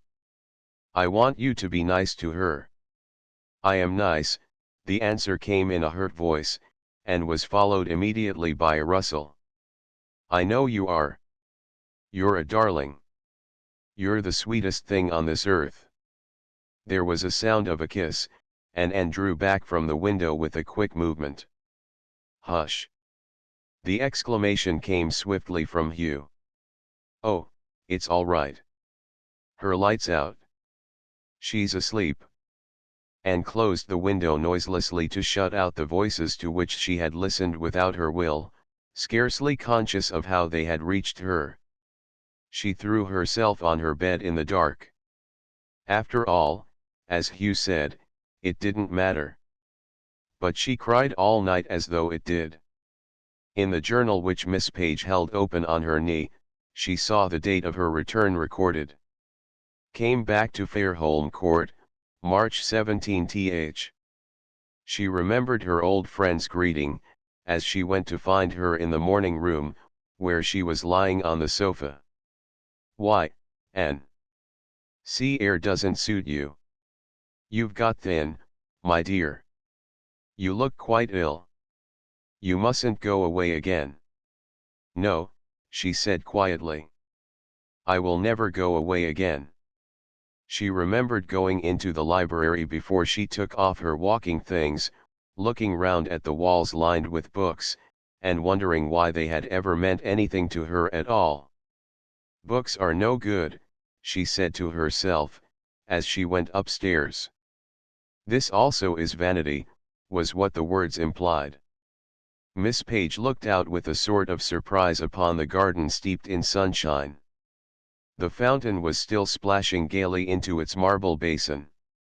In the blue overhead, 2 pigeons flashed and wheeled. She had been living over again the life of many years ago, with such intensity of vision and of feeling, that her present surroundings had the unreality of a dream. After a few moments, she turned the next page, knowing well what she should find, yet curious to see the words in her own handwriting of 20 years ago. "May 15th. We have had visitors today for the first time almost, since I have lived here. They were all men, too, and Frenchmen. The parents of one of them, Monsieur René Dampierre, knew Mrs. Burbage long ago, and he called and brought 3 friends with him." As Anne slowly turned the pages, isolated paragraphs met her eye. "I felt horribly shy at first, but only for a little while. They were all so nice. I suppose Frenchmen have easier manners than Englishmen, though I have had no experience of either. Monsieur Fontenelle is very amusing and clever. I like his face, though he looks sarcastic, and I'm sure he can say bitter things. But he never says them to me. Mrs. Burbage wanted me to describe Monsieur Dampierre, in whom she is chiefly interested, because she knew him when he was a child. I found it very difficult. When I had said that he was tall and broad-shouldered and very fair and handsome, it seemed as though I had said nothing. It's his smile and his changing face which make up his personality a very charming one. All through that summer there were short entries concerning the little colony of Frenchmen that had settled in the village. Anne glanced at them with a smile. It was a very sweet smile, scarcely sad, scarcely regretful. It was the smile of content with which a woman bends over a bowl of dried rose leaves, and feels again the warmth of the sun, and sees the glitter and the blueness of the day when the leaves were red. 9. It was grey and cheerless in Paris, while Anne sat in the sunshine of Rome. Winter had set in early, and in François' studio the stove piled with fuel was almost insufficient to warm the great room. It was as he had suggested, the typical luxurious studio of a rich man. A broad divan under the window, was piled with cushions, and supported by them in an attitude suggestive of extreme comfort, François sat and smoked while he talked to an old friend. The Vicomte de Montmedy, rich now, through his marriage with an American heiress, was a lover of the arts, a connoisseur and a buyer of pictures. Fontenelle had known him in the days when he was only a struggling and unsuccessful painter.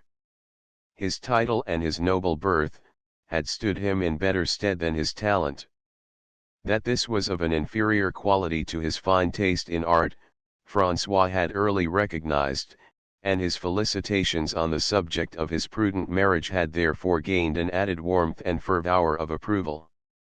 The two men had been talking while the daylight waned, and when François, finding his matchbox empty, rose to refill it from a jar on a side table, he paused to glance with a shiver upon the prospect outside the window. The studio looked upon the Luxembourg Gardens. The trees were bare now, and their branches showed black and stiff against a wintry sky. The paths underneath them, in summer gay as the flower beds, with children and their nurses, were now lightly powdered with the first fall of snow.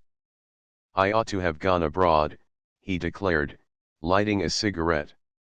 If it were not for these confounded commissions, I should be in Rome at this moment. There's no light here. It's abominable. Why Rome? Asked the Vicomte lazily. I love Rome. And then sweet Anne Page is there, and she's always an attraction. The other man looked up quickly. By the way, it's her portrait the Luxembourg has bought, isn't it? Yes. He made a quick movement. Good heavens, man, it's here, and I've never shown it to you. I forgot you hadn't seen it. It goes next week. I kept it to do a little work on the background first. Quick. Show me before the light goes, urged his friend. I was always curious about it. François crossed the studio rapidly, and returned with a large canvas. The best thing I ever did in my life, he said deliberately, as he placed it on an easel in the middle of the room. The Vicomte had risen, and in a silence that lasted for some time the men stood before the picture. Charming, he murmured at last. Adorable. They picked out the right thing, mon ami, Hein. The smile. How well one remembers it. So sweet, and so shy. And that flowered gown. Admirable. It suggests one of the Botticelli Madonnas. It might be a robe all sewn with stars. And the hair, that delicious soft hair that was no particular couleur de meal, perhaps. Mistress Anne Page? She has brown hair, and speaks small, like a woman, quoted François softly. What's that? It's Shakespeare. And it's Anne Page, he answered smiling. And the flowers. The great sheaf of flowers she's carrying. They're English, and sweet and too. Fontenelle looked amused. You always pronounced it like that as one word, he said. I used to think it was one word. Just a Christian name, a lovely name. He joined in his friend's laugh. When did you do this? He asked after a moment. Just before she went. Was I away then? You were just married. You had gone to America with your wife. Yes. I stayed a year. But when I came back, why didn't you show it to me? I put it away. She wouldn't accept it, and I didn't want to see it, after she had gone. I never looked at it again till last spring. Paul. Do you know that picture's been painted 18 years, and I've never done anything to touch it since? Encouraging, isn't it? Something to congratulate oneself upon. The last words were accompanied by a bitter laugh. His friend was silent. Here comes tea, said Francois, with an abrupt change of voice. His femme de ménage entered with a tray which she placed on one of the tables. She went out, and re-entered with the spirit lamp and kettle. Voila, monsieur. Francois began to put the tea into the teapot. Antoinette brews it abominably, I always make it myself, he remarked. This tea habit dates from Sweet Anne's time, doesn't it? Asked the Vicomte. I believe it does. Do you remember the flat in the Rue Vaugirard? And pouring out tea on winter afternoons. Before the other man could answer, he turned to the picture again. I painted that as a sort of memory of the first day I saw her, in an old English garden. Did I ever tell you how we the old you know, first met and Page? You only knew her here in Paris, when she had learned to dress, when she had learned to talk, when she had grown used to us and our ways. We saw her in her garden, when she knew no one, when from year's end to year's end she spoke to no one but the invalid old woman with whom she lived. What were you doing in her garden? Inquired the Vicomte, helping himself to sugar. Well, René was in England. He was often there, visiting his relations, his mother's people. You know he was educated in England? Went to school there, to Beaumont, and afterwards lived some time in London. René was an Englishman with at least half his nature. And he loved England because of his mother. Well, he wrote to me that year to Thouret, Dacier and me, to suggest that we should join him for the summer. He told us he'd found a gorgeous village, where we could all paint and write, and go on with our beastly art as much as we liked. We thought it wouldn't be bad, so we said all right, and packed up our traps and went. Have some more tea? Well, another cigarette? Dimfield is in Warwickshire, mon cher, he went on, striking a match, and Warwickshire is Shakespeare's county, and Page is one of Shakespeare's women. So it was all as right as it could be. We put up at the inn. The Falcon it was called. Such a jolly old place. 16th century. Yawning fireplaces, beams, oak staircases, walls a yard thick. You know the sort of thing. And the village. Thatched roofs all stained with moss. Oh, the color of those roofs. Cottage gardens full of hollyhocks and roses. Such a church. If you've ever seen a really beautiful English village, you'll know what I'm talking about. Dimfield is one of them. And how did you get to know Anne? Well, René's mother had been a friend of the rich woman of the place, an old lady who no more deserved to possess Fairholme Court than she deserved Anne as her companion. Cantankerous. I don't know anything about her moral qualities. Her taste was execrable. Anyhow, Rene made his mother responsible for taking us to see the place, a wonderful jumble of every style from the 15th century downward. But beautiful. Mon Dieu, beautiful as a dream. And fate was kind. The old lady was ill in bed, and sweet, and I told you she was her companion, didn't I? Was forced to do the honors. Francois got up, and began to pace up and down the floor as he talked.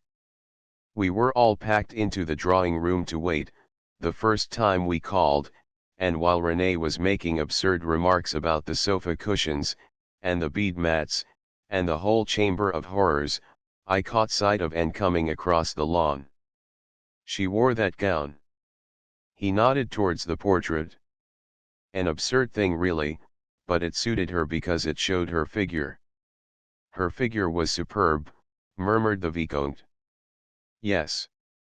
Fontenelle paused a moment. Even at the time, he said rather slowly, I wondered how she would strike Rene. Because she wasn't really beautiful, you know. Certainly not in those days. Only remarkable looking, curious, and very sweet. But he was struck too. I remember he looked up suddenly, and said, by Jove, who on earth is this? It's some garden goddess or other. Flora. Yes, that's it, Flora. Good Lord, let's run out and burn incense or something. She had a heap of flowers, branches of lilac and hawthorn and things, in one arm, supported against her hip, and with the other hand she held her dress away from her feet. She was moving quickly across the grass. You know how she walks? Then she came into the drawing room, and we saw her curious face. There it is, said the Vicomte, with his eyes on the portrait. You've got it exactly. Something between a Botticelli Madonna and a pagan goddess Flora is admirable. But it's the sort of face that it takes a painter to admire. She had been considered hideous all her life, of course. She thought herself desperately plain. Even when we burnt incense and Rene at once began to send it up in clouds, she thought we were laughing at her. Francois laughed gently himself. You remember Anne? You know how she would take praise. Adorably, like a little girl who is almost too shy to be pleased. It was absurd, of course. She was by no means young even then, remember. But somehow that only made it more piquant. Anne is one of the few women for whom age is an absurd convention. Quite meaningless, quite beside the point. The goddesses are immortal. But there was nothing of the goddess about her nature, objected his friend. Good heavens, no. Except physically. She's a mortal woman if ever there was one. She's just what she always was, sweet and page. Twilight was creeping into the studio. The polished floor with its costly rugs, the pictures on the walls, the outlines of cabinets and tables, all were growing dim and indistinct. The last light from the window above the men's heads fell across the face of the portrait on the easel. It looked down upon them gently with the wavering uncertain smile in the eyes, and on the lips, red and soft as the petals of a rose. Rene saw a great deal of her that summer, I suppose, asked the Vicomte, breaking a silence. We all did. The gods for their own inscrutable purposes had decided Anne's fate. The old lady got weaker and insisted upon having a hospital nurse. She was in her room all day in bed, and Anne was bidden to entertain us. When we were not in her garden, she was at the old barn which Rene and I had rigged up as a studio. She amazed us all. Do you know those tightly shut buds on a rose tree, that you think will never open? And then the sun shines, and gradually, very slowly, a little every day, they grow pinker and sweeter, till at last they are roses. I think the sun came out for Anne that year, for the first time in her life. We made her laugh. I don't believe she had ever laughed before. and we discovered that she had brains, and taste, and understanding, and instinct for everything that fired our young brains. Instinct is the word for N. It's a sixth sense with her. The only sense it's any good for a woman to possess. The very sense that nowadays, with their education and their emancipation, and their rights, women are doing their best to kill. And she'd read, mon cher. Good heavens, what she'd read. The modern English woman, with her smattering of Latin and Greek, is an ill-educated prig beside her. For 5 years she had been shut up in a library, and I believe she had read everything worth reading in her own literature, and much of ours too, for that matter. And I, who like Renée am partly English by education at least, know what that means. It's a magnificent literature for those who have ears to hear, and a heart to understand. He began to light one of the lamps, stooping over it as he talked. She used to read poetry to us sometimes. Syrett and Dacier knew very little English then, but they could understand the simple things when she read them. I can hear Syrett now, trying to say after her, I sing of time's trans-shifting, and I write how roses first came red, and lilies white. François laughed, as he mimicked the accent of his friend the novelist, who since the days of which he talked, had attained an almost European reputation. That's Herrick. You don't know him? Well, he's an English 17th century poet, and he wrote on purpose for a woman as simple and natural as Anne Page. She used to read him to us in an old walled garden, where in June that year, the lilies were coming white. And Dampierre? Asked the Vicomte. I didn't know Dampierre in those days, remember. Tell me something about him. He spoke as one speaks of a great man who is dead, whose lightest word is of importance to the admirers who survive him. Renée was 27 then, said François, slowly. He was a year younger than I. You know how he looked? He was like his mother. Quite magnificent. Oh, sometimes absurdly handsome, when the right mood affected his face. He used to dress like an Englishman in those days, in white flannels. When he and Anne walked together they were worth looking at, I can tell you. But she was, what was it? 7-10 years older. Yes. She remembered that, returned François. His companion glanced quickly in his direction. He had never heard the whole story, and his curiosity was roused, but something in his friend's voice assured him that it would not be gratified. He made a tentative effort, however, by a suggestion half seriously offered. Mon ami, you were in love with her yourself. François echoed his light laugh. No, he declared. No. My feeling for her now is what it has always been. I have paid her the compliment of thinking of her in a different way from every other woman I ever met. And I've never arrived at defining that way to myself. An English writer, I'm boring you to death with English writers today, comes nearest to it in his definition of religion. He says religion is morality touched by emotion. Well, I believe what I have always felt for Anne Page is affectionate morality. He laughed again. Strict morality, mind, touched with emotion. Have you seen her lately? I saw her last June, for the first time in 3 or 4 years. She's altered, of course. She has. She's more beautiful. She's really beautiful now, so that even the turnip-headed people she lives among see and acknowledge it. That's rather wonderful. You would think so, if you saw her with them. She's the village goddess and oracle. Giving to charities with both hands, petitioned for advice and counsel, loved by everyone, high and low. That's not surprising. Nor is it more surprising, I suppose, that she's happy. Her nature is essentially simple and maternal. She ought to have had children and children's children by now. He got up and switched on all the lights, revealing the spacious room, and the beautiful things it contained, revealing also once more the portrait on the easel. The Vicomte again examined it. "The Luxembourg has made a good choice," he repeated. "It's a beautiful thing, mon cher. Gracious, dignified, sweet but sad. In spite of the smile, because of it, I suppose, profoundly sad.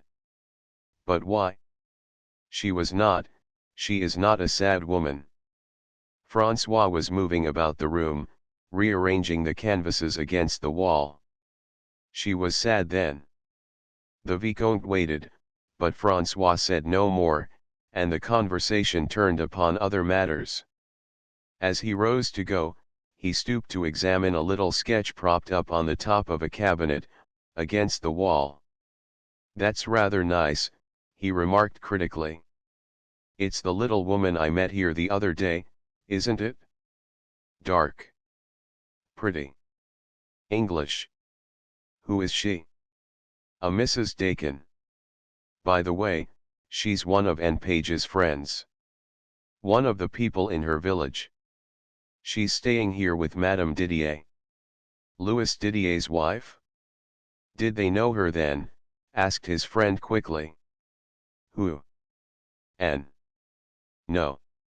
It was all ages before their time. Louis has only been in Paris 5 or 6 years. So much the better. That woman's a cat, mon cher.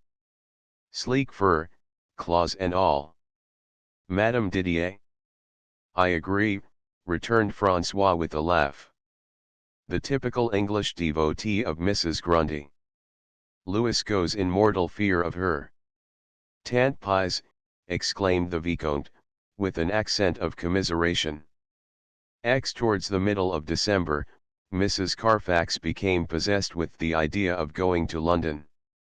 Various circumstances had combined to render her projected visit pleasurably fraught with interest.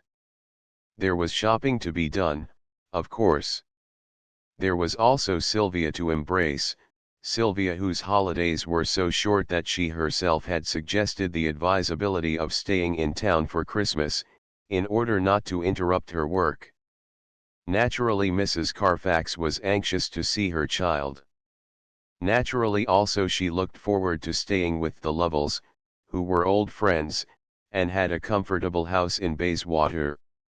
Then too, she had been deeply interested to hear that the niece who was visiting Mrs. Lovell, was none other than the Madame Didier who had invited Mrs. Dakin to Paris. Mrs. Dakin had not yet returned to Dimfield, and it was natural and neighbourly of Mrs. Carfax to feel as much interest in her protracted absence, as that which palpitated in every Dimfield breast.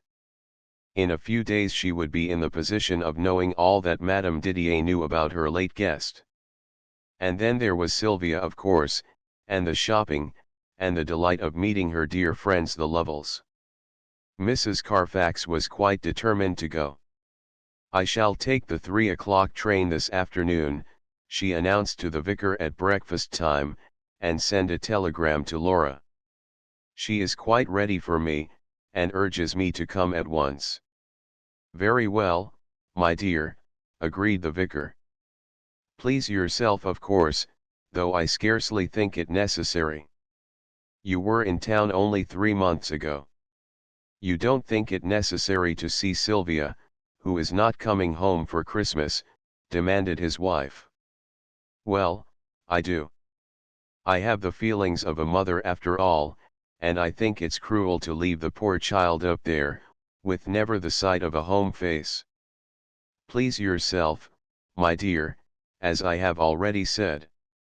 There seems to be a spirit of great unrest working amongst us," he went on, stirring his second cup of coffee irritably.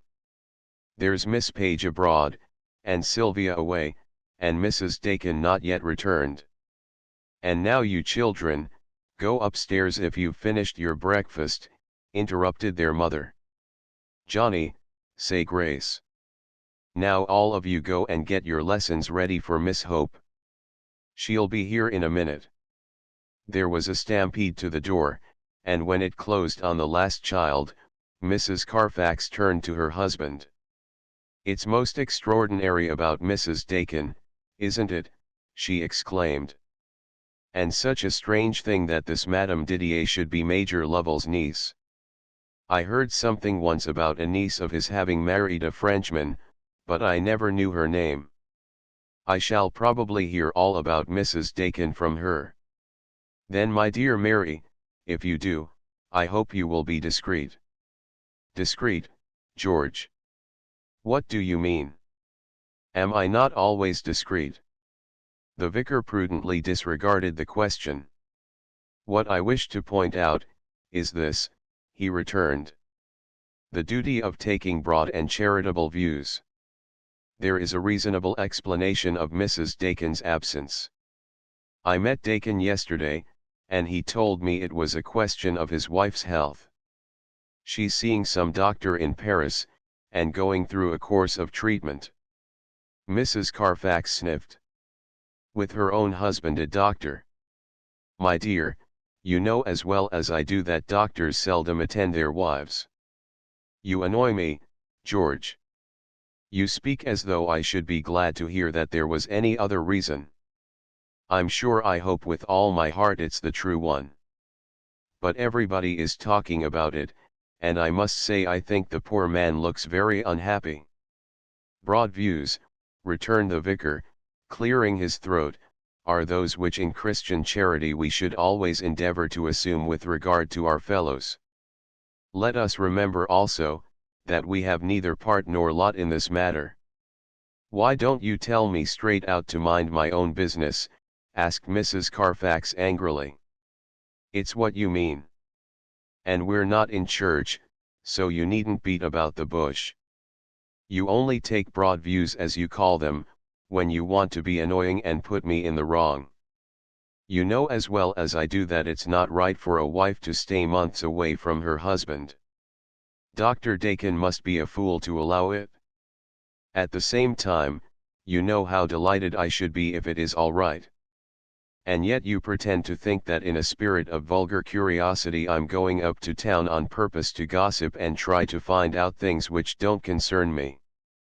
My object in going, as you know, is to see Sylvia and to do some shopping." "Yes, my dear. Yes. You've said so many times," interrupted her husband, rising. "You'd better tell Mark to bring the trap round at 2:30. The vicar closed the breakfast room door with a slightly firm touch. "Is Mamma going to London today?" shouted Johnny, who regardless of lesson books, was sliding down the banisters outside. "I believe so. I trust it may do her good," answered his father piously. "Go upstairs, at once, and get ready for Miss Hope." He entered his study, and with some disinclination, sat down to the sermon for which a more deferential hearing might possibly be anticipated than that accorded in the home circle. Mrs. Carfax arrived at Rushworth Terrace just in time to dress for dinner. Madame Didier, to whom she was presented in the drawing-room just before the gong sounded, was a tall young woman of 27 or 28, with a sharp face and a thin pointed nose. Her fair hair was arranged neatly over her forehead, and her dress, though fashionable, was undistinguished. "Helen doesn't look a bit French, does she?" asked her aunt. Mrs. Lovell was a fat comfortable woman with no figure, and less intelligence. "I'm glad she's kept so English. One would have thought that living in Paris so long would have made a French woman of her." "We should quarrel if it had," declared the Major in a loud voice. "I don't like foreigners. Can't stand 'em. Beg your pardon, my dear. I forgot your husband." He laughed heartily. "But you must excuse me. I've never seen him, and I dare say you've made an Englishman of him." "Hope so, I'm sure." "Oh, nothing would make an Englishman of Louis, I'm sorry to say," answered Madame Didier. "He can't bear England. We're always fighting about it. Well, come along. Dinner. Dinner. I'm famished, declared the Major. Come along, Mrs. Carfax. How's your husband? And the children? All well, eh? That's right. I'm so interested to hear that you know a neighbor of ours, began Mrs. Carfax during the first favorable opportunity at dinner time. Oh. Madge Dakin? Yes. Aunt Laura has been telling me that you are neighbors. She has been staying with us in Paris, as of course you know. Yes. I'm so sorry to hear she is ill. Mrs. Carfax helped herself to bread sauce, and waited in suspense. Madge is never quite so ill as she thinks she is, replied Madame Didier in her decisive voice. It's all a question of nerves with her.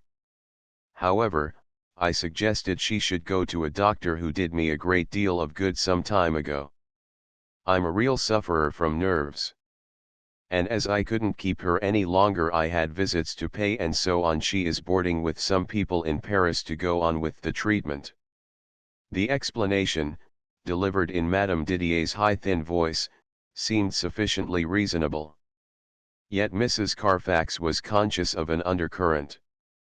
Her hostess was silent, but the Major, always garrulous, broke in with one of his pet grievances which lasted till the end of the meal, and ended by proving anew, through many ramifications, that the country was going to the dogs. In the drawing-room, when coffee was served after dinner, and her host had gone to the smoking-room, circumstances for Mrs. Carfax were more propitious. Madame Didier took out her embroidery, and Mrs. Lovell lay back in an easy chair, and warmed her feet at the fire. Helen has been telling me a good deal about this Mrs. Dakin, she began. Her tone suggested that further confidences might be expected from Mrs. Dakin's friend, and Mrs. Carfax sat upright in her chair, and leaned forward a little. Oh, but if Mrs. Carfax is a friend, objected Madame Didier. Well, dear, so are you, put in Mrs. Lovell, who, as Mrs. Carfax suddenly decided, was really quite stupid. Madame Didier's offended expression might portend anything, even silence. Innocent of psychology, Mrs. Carfax could not be expected to know that on this score, at least, she need have no apprehension.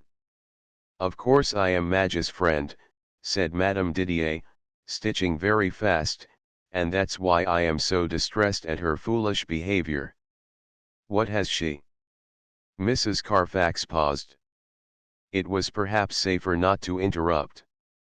Oh, only that she rather annoyed me by flirting outrageously with a man who sometimes comes to our house. A man I don't like. But he's a friend of Louis's, and so I have to put up with him. A Monsieur Fontenelle. Why, I met him last spring, at a dinner party, interrupted Mrs. Carfax in surprise. So I heard. The brief words were enigmatic in tone, and Mrs. Carfax gave an uncomprehending gasp. He's a celebrated man, as of course you know. He was made president of the International Art Congress this summer, here in London. And he's naturally a splendid painter. But he's not a nice man. Few Frenchmen are. Madame Didier shut her thin lips, and bent over her embroidery.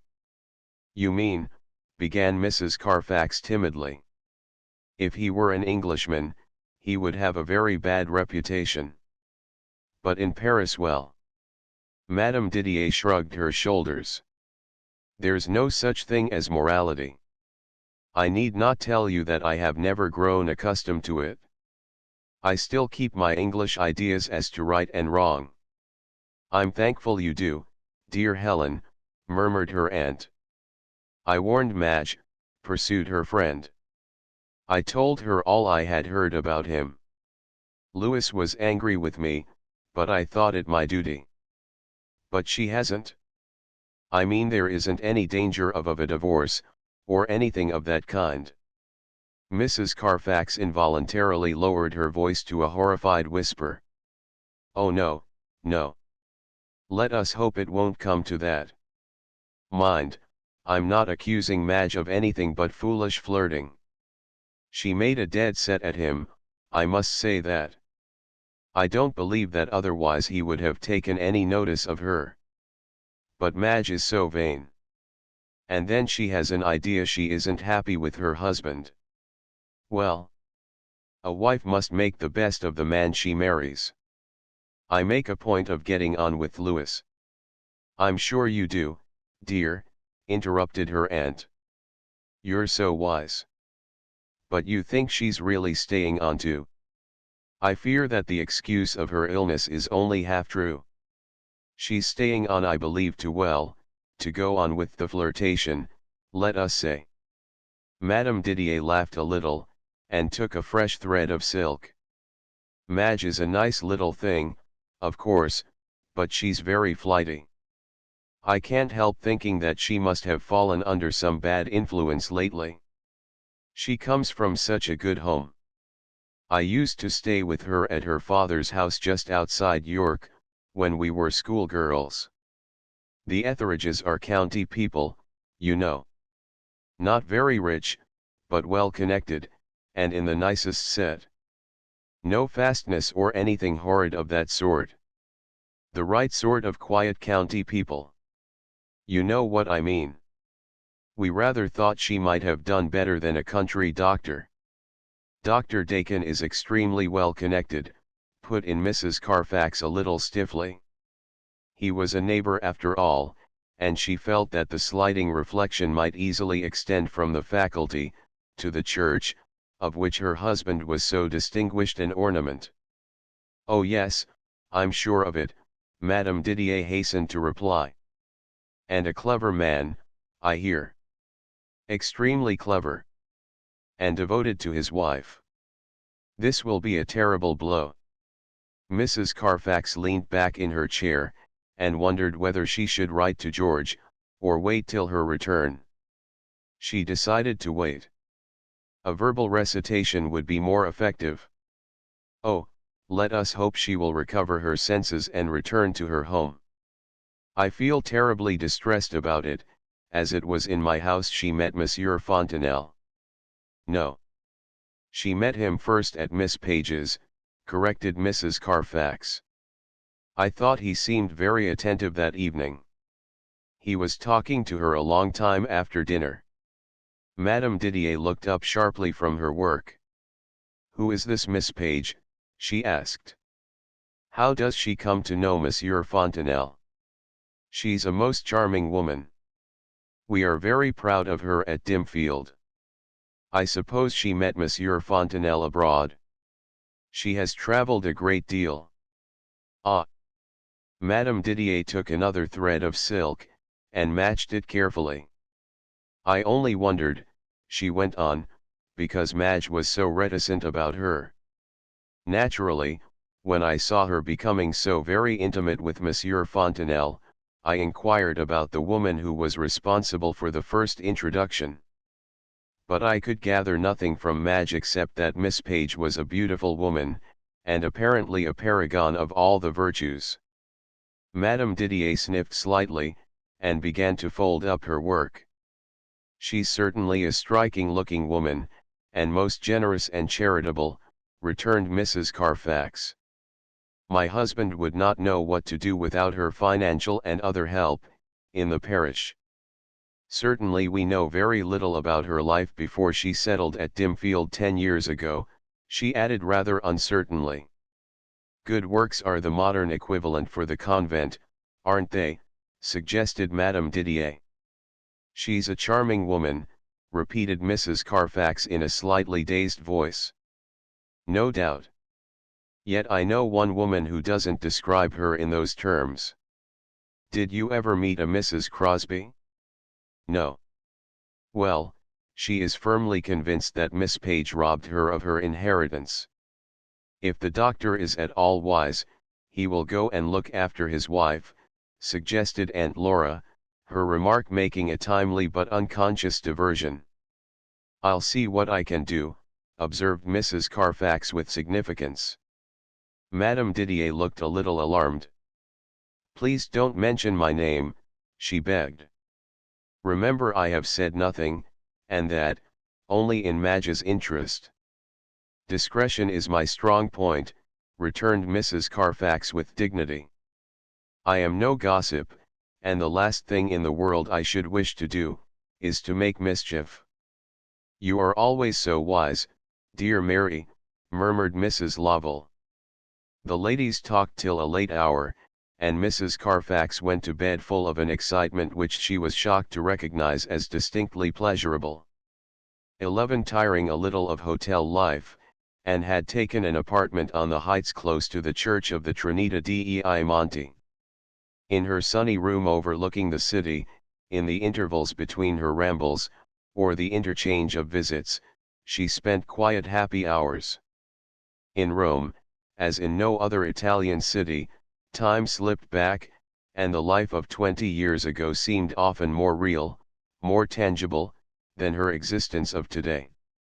Over and over again, in Rome, she was startled to find herself living not in the present, but in the memory of an unforgettable past.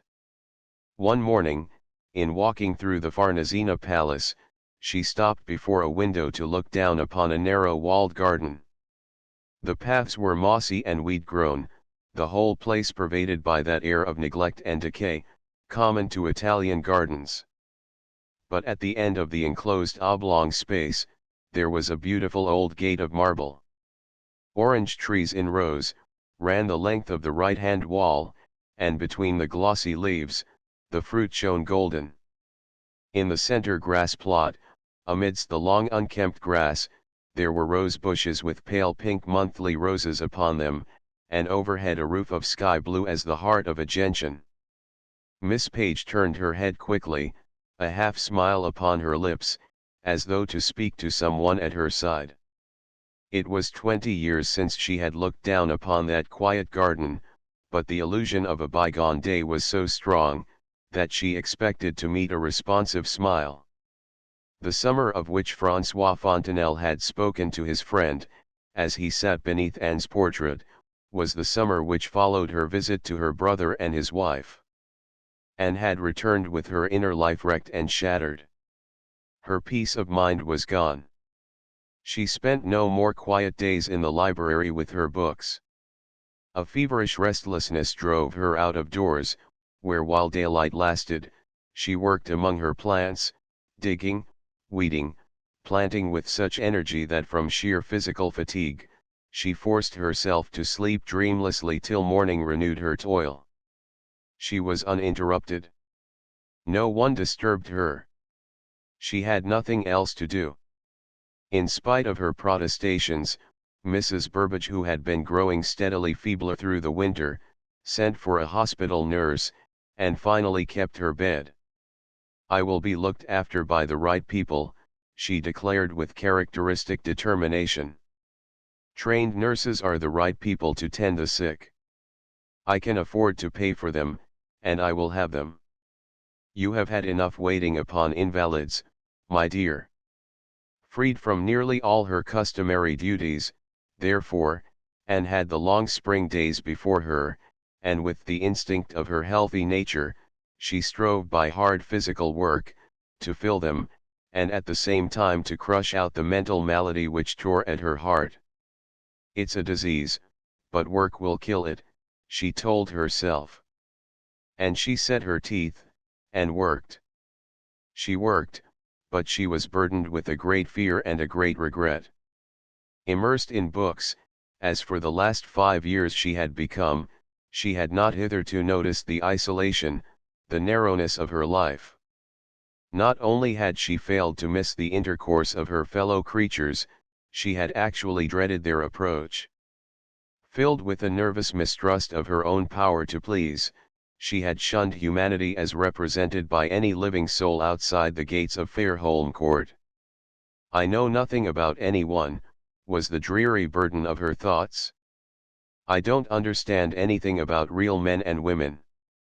My own life is empty, and so for me, the lives of others are empty too. I have nothing to say to them, no help to give them, I'm useless in a world of which I know nothing except at second hand. And as I grow older my heart will dry up and wither more and more, till I'm an old maid, the conventional old maid. She planted her sad thoughts with the beds of lilies, she dug them into the ground round the rose bushes, and serenely, mockingly, the garden flourished and broke gradually into a flood of bloom. It had never looked so beautiful as on the day when Mrs. Burbage's maid came to her while she was watering the new rose hedge round the sundial, to say that visitors had called, and her mistress wished Miss Page to receive them. The lilac bushes were cascades of amethyst bloom, the hawthorn trees were dazzling white, or rosy to their utmost branch, and had broken off great sprays of blossom which lay at the foot of the sundial, ready to be taken into the house. She picked them up, and full of consternation and trembling shyness, made her way across the lawn, and entered the drawing room by one of the long French windows. It seemed to her that the room was full of men, and she put out her hand blindly to the tallest of them, murmuring incoherent words. "I am René Dampierre," he said. "I'm so sorry Mrs. Burbage is ill. She knew my mother, and me too when I was a child. I should like to have seen her." The words, spoken with the faintest foreign accent, were quite fluent, and the voice was beautiful, the gentlest man's voice Anne had ever heard. She ventured to look at him, and involuntarily she smiled, her confidence restored. He was very tall, she noticed, and big, and bronzed to the roots of his thick straw-colored hair. His eyes were brown. Even at the moment, Anne was conscious of surprise. She had expected them to be blue. But they were eyes which drove away her shyness, and she was able to shake hands calmly with his friends as he introduced them. "This is François Fontenelle, a painter like myself. And this is Thouret, who writes very bad verse and worse novels, and this is Dacier, who does everything also very badly. All my friends. And you, mademoiselle?" "I am Anne Page," she said, and to her own amazement, she laughed. They all looked so friendly, and they were not at all alarming. "Anne Page.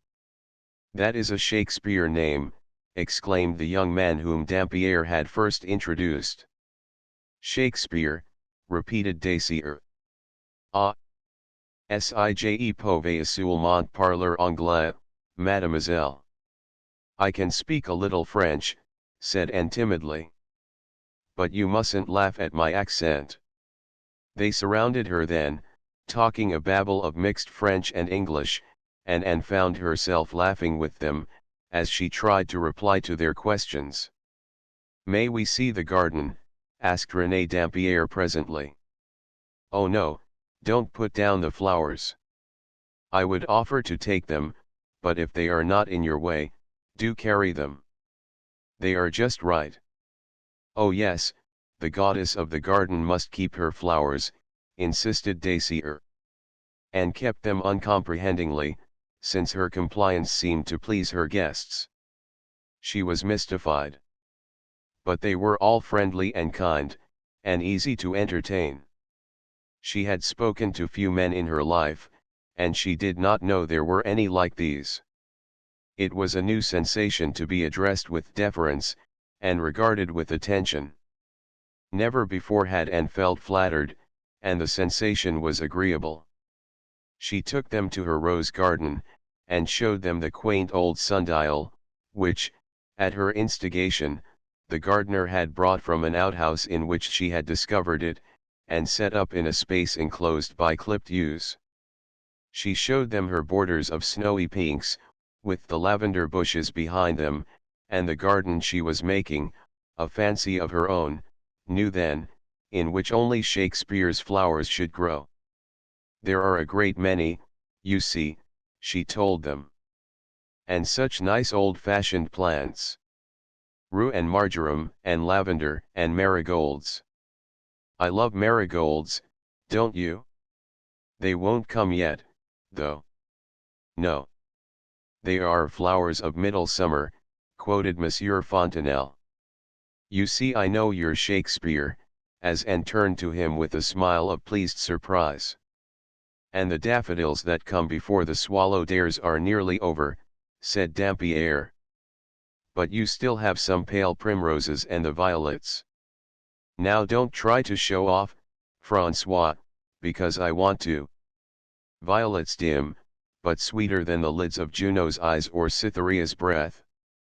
"You are wonderful," laughed Anne. "You are Frenchman, but you know the winter's tale." "I ought to. I have been brought up chiefly in England," returned Dampierre. "But Fontenelle is a disgusting genius. He knows the literature of all languages by instinct. He was born knowing them. In his nurse's arms he terrified his relations by babbling in English, Italian, Spanish, Hebrew and Arabic." And laughed again. "Then he would like to see the library," she said. "I will take you there presently. I'm glad you approve my Shakespeare garden," she added, with a touch of the shyness she had almost forgotten. "It's delicious," declared Renée. "That old wall as a background, and the mass of wallflowers, gillyflowers, Shakespeare calls them, doesn't he? And the beds of violets. The scent of it all. It smells of England. And I love England, because it's my mother's and Shakespeare's country. You have some of your own flowers growing here," he added, stooping towards a bed of double narcissus, and glancing up at Anne with a smile. "My own flowers," she repeated, puzzled. "Don't you know the country name for these?" He was still smiling. "Sweet Nancy's." "And in Shakespeare your name is Sweet and Page," added Fontenelle, "the prettiest English name in the world." A faint color came to Anne's face. She glanced from one to another with a look half shy, half pleased, half pitiful. It gave place to a little movement of dignity. "I'm glad you like my name," she said. In her voice there was a suggestion of fear. The fear that these strange yet pleasant young men were laughing at her. She took them across the sunny lawn, where the beech tree's silken leaves had still the freshness of spring. 1,000 birds were singing and calling. The scent of the lilac hung in the air, and the hawthorns were drenched in fragrant snow. Before the irregular charming front of the house, the men paused, and breaking into French, poured out ecstasies of praise. "Ravissant! Quelle belle ligne! Que c'est délicieux!" "This is the library," said Anne, as the men followed her through the open window into the dim beautiful room. It was the one room in the house unspoiled by modern furniture, left just as it had been in her old friend's day, with its high-backed chairs of gilded Spanish leather, its heavy rich curtains at the window, and the books reaching from floor to ceiling, their bindings of calf and leather forming the most harmonious of decorations. Simultaneously, the men uttered exclamations of delight. Fontenelle rushed to one of the shelves, and became absorbed in the titles of the books which he read aloud, calling to his companions now and again, when he had discovered a treasure. René Dampierre stood in the embrasure of one of the windows, with Anne. "Do you read these books?" he asked, smiling down at her. "Yes," said Anne, simply. "I read them for nearly 5 years. But I haven't read anything lately," she added, involuntarily. "No? Why not?" Again the color rushed to her cheeks, and her companion, suddenly curious, wondered what he could have said to destroy her composure. "I don't know," she answered hurriedly. "I have been so busy in the garden. Shall we have tea out of doors? It's quite warm enough." She left him to give the order, and when the library door closed, François abandoned the books, and crossed the room to him. "But she's charming," he exclaimed, speaking in English. "Isn't it an unusual type? That clear pale face and the soft hair, and the soft voice? I shall get her to sit for me. She's accustomed to be thought exceedingly plain, remarked Dampierre. Fontenelle made an impatient gesture. By the usual idiot perhaps. How do you know? By her manner. She hasn't any of the airs of a pretty woman. She thought we were laughing at her just now, in the garden. If we made her think herself pretty, mon cher, she'd surprise us all. There are 1,000 possibilities in that face. Allons. I for one am quite ready, laughed Dampierre. I believe you're right. She could be beautiful, though she's not young. What do you think? 32, 33, or more. Francois shrugged his shoulders. It doesn't matter. She's one of the women for whom age doesn't count except as an improvement. An unusual case. Of course. But she's unusual. I'm going to paint her. Tea's ready, said Anne, appearing again at the window. It was in the drawing room, so I just had it carried out. She was quite at her ease now, and tea was a delightful meal under the flickering shade of the beech tree. The men praised her French, inquired how she had learned it so well, laughed and chattered, and finally took their leave, with many invitations to Anne. She must come to their studio, which was really only a barn. She must come to tea at the Falcon Inn. It was quite worth seeing.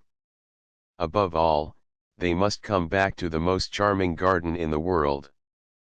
Pour revoir la déesse du jardin, added Thouret, lifting his hat with a flourish, as she stood in the porch, watching their departure. 12 So René Dampierre has grown into a handsome man, has he, said Mrs. Burbage, when Anne went to her room. She was sitting up in bed, with a shawl thrown round her shoulders. Her face was yellow and pinched, but the eyes that looked out from under the wasted forehead, were sharp and keen as ever. Well, so he ought. His mother was a beautiful creature, and his father was well enough, as men go. Jacques Dampierre was quite a celebrated man in Paris, 30 years ago, when I used to visit them. A writer, a novelist, I believe. I never read any of his books. In those days it wasn't considered the correct thing for young women to read French novels. And quite right too. They're all disgraceful. René's a painter, you say? Well, much good may it do him. He won't make money that way, though I suppose he must have come into a decent income through his father. He's an only son. His father is dead then? Anne asked. Yes, my dear, dead long ago. He died a year after his wife, and that's 14 years now. She was a Leslie, one of the old stock, and as I say, a lovely girl. Fair, is he? Like his mother then. Hers was the only real gold hair I ever saw. And she had brown eyes, like a deer, or a fawn, or some creature of that sort. And remembered the brown eyes that ought to have been blue. He had his mother's eyes as well as her hair then, evidently. Let me see, René must be 27 or 28 by this time, the old lady went on. I haven't seen him since he was a baby of 5 or so. He was a pretty boy, then. They sent him over here to be educated, at that Catholic place. Beaumont, isn't it? He ought to be quite an Englishman, and I hope he is. Well, he speaks English perfectly, with only the very slightest accent. But I don't think he's at all like an Englishman, said Anne. In manner, I mean, she added. Humph. More's the pity. I don't like foreigners. Anne was silent. She thought she did. He brought friends, you say? Well, tell them to come whenever they like, my dear. You're quite old enough to look after them. Catherine Leslie Dampier, I mean, was a good friend to me. I should like to show hospitality to her boy. She turned over on the pillow, her voice growing weak. That will do, Anne. Nurse will see to me. I can't talk 10 minutes now without this dreadful faintness. The nurse came up to the bed, and Anne stepped aside, pausing at the door, to throw a pitying glance at the sharp profile against the pillow.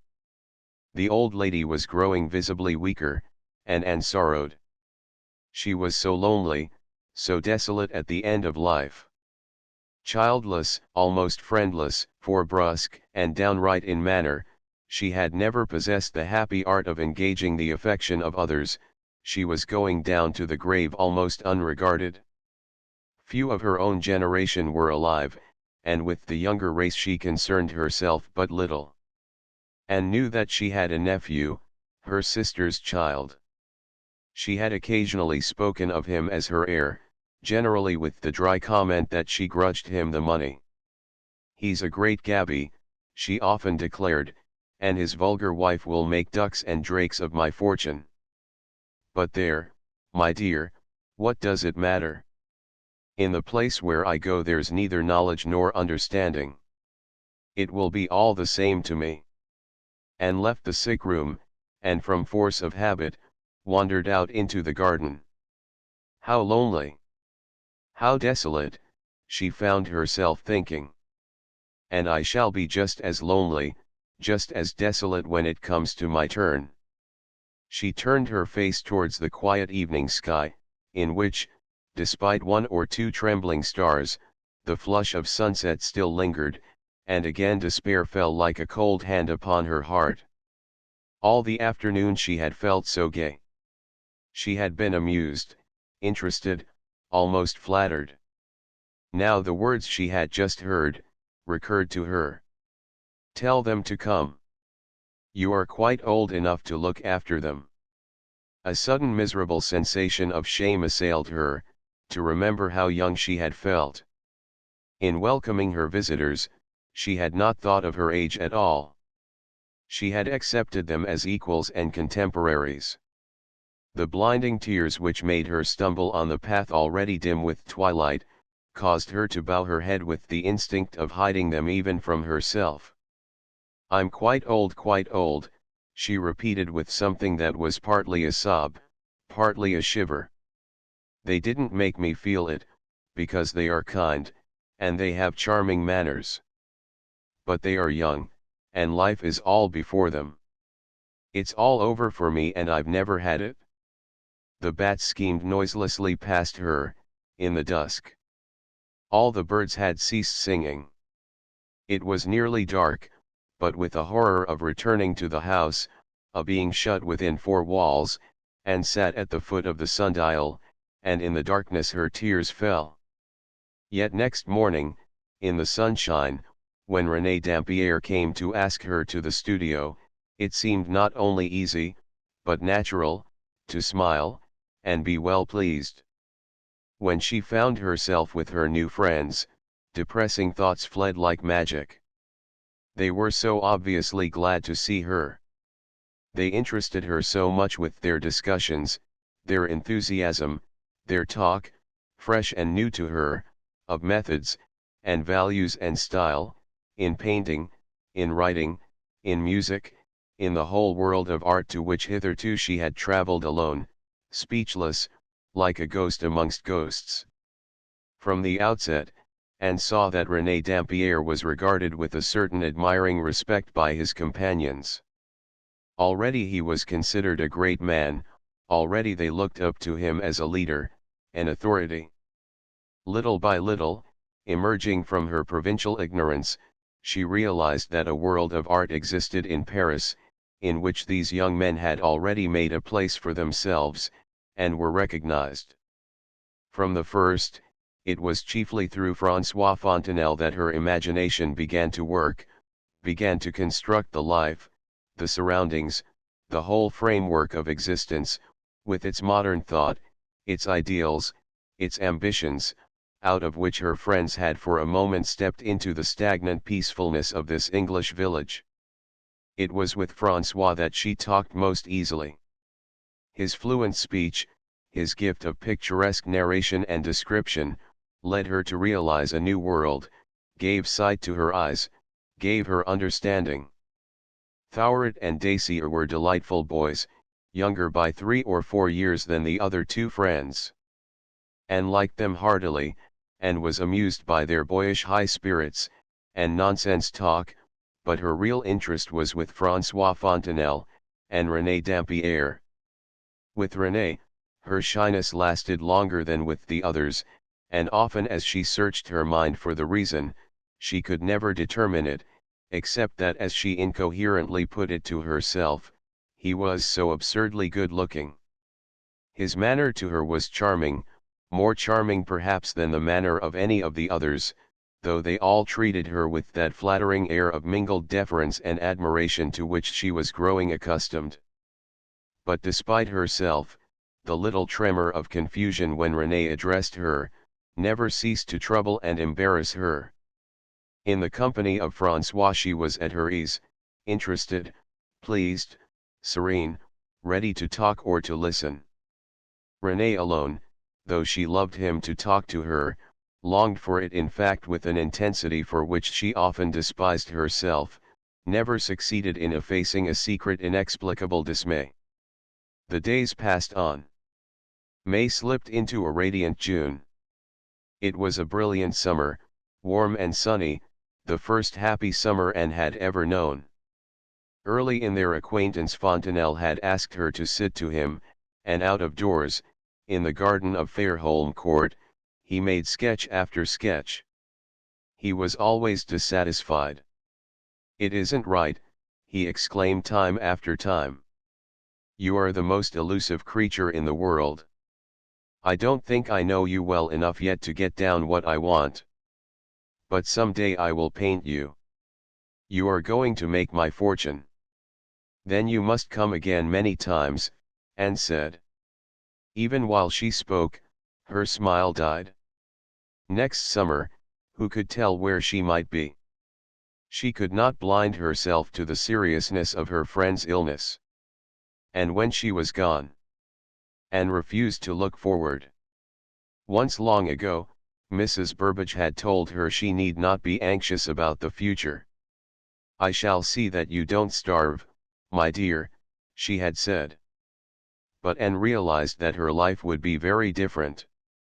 It would probably mean facing the world once more in some sort of struggle for existence, without the companionship, which, quiet unemotional as it was, meant all she had ever known of a friendly home, and human affection. Often as these reflections assailed her, she put them from her. This was her summer. She would not spoil it by thinking of cold rain and wintry days. It was while she was sitting to François that they talked most, and always sooner or later, the conversation centered upon René Dampierre. "He has genius," François assured her with the generous enthusiasm of an artist for work that is beyond his own powers. "We are all desperately excited about René's career. He will be great, as Corot, as Daubeny are great. He is the coming man. You will see.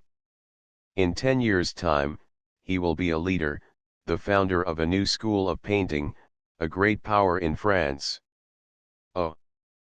We're going to be proud of René. Unless, of course," he added with a change of tone, "he plays the fool. There's always that to fear with him. He must let women alone. They're the very devil for smashing up a man's work, and that's René's weak side. He's a fool about women. Just the sort of sentimental fool who's capable of marrying one of them."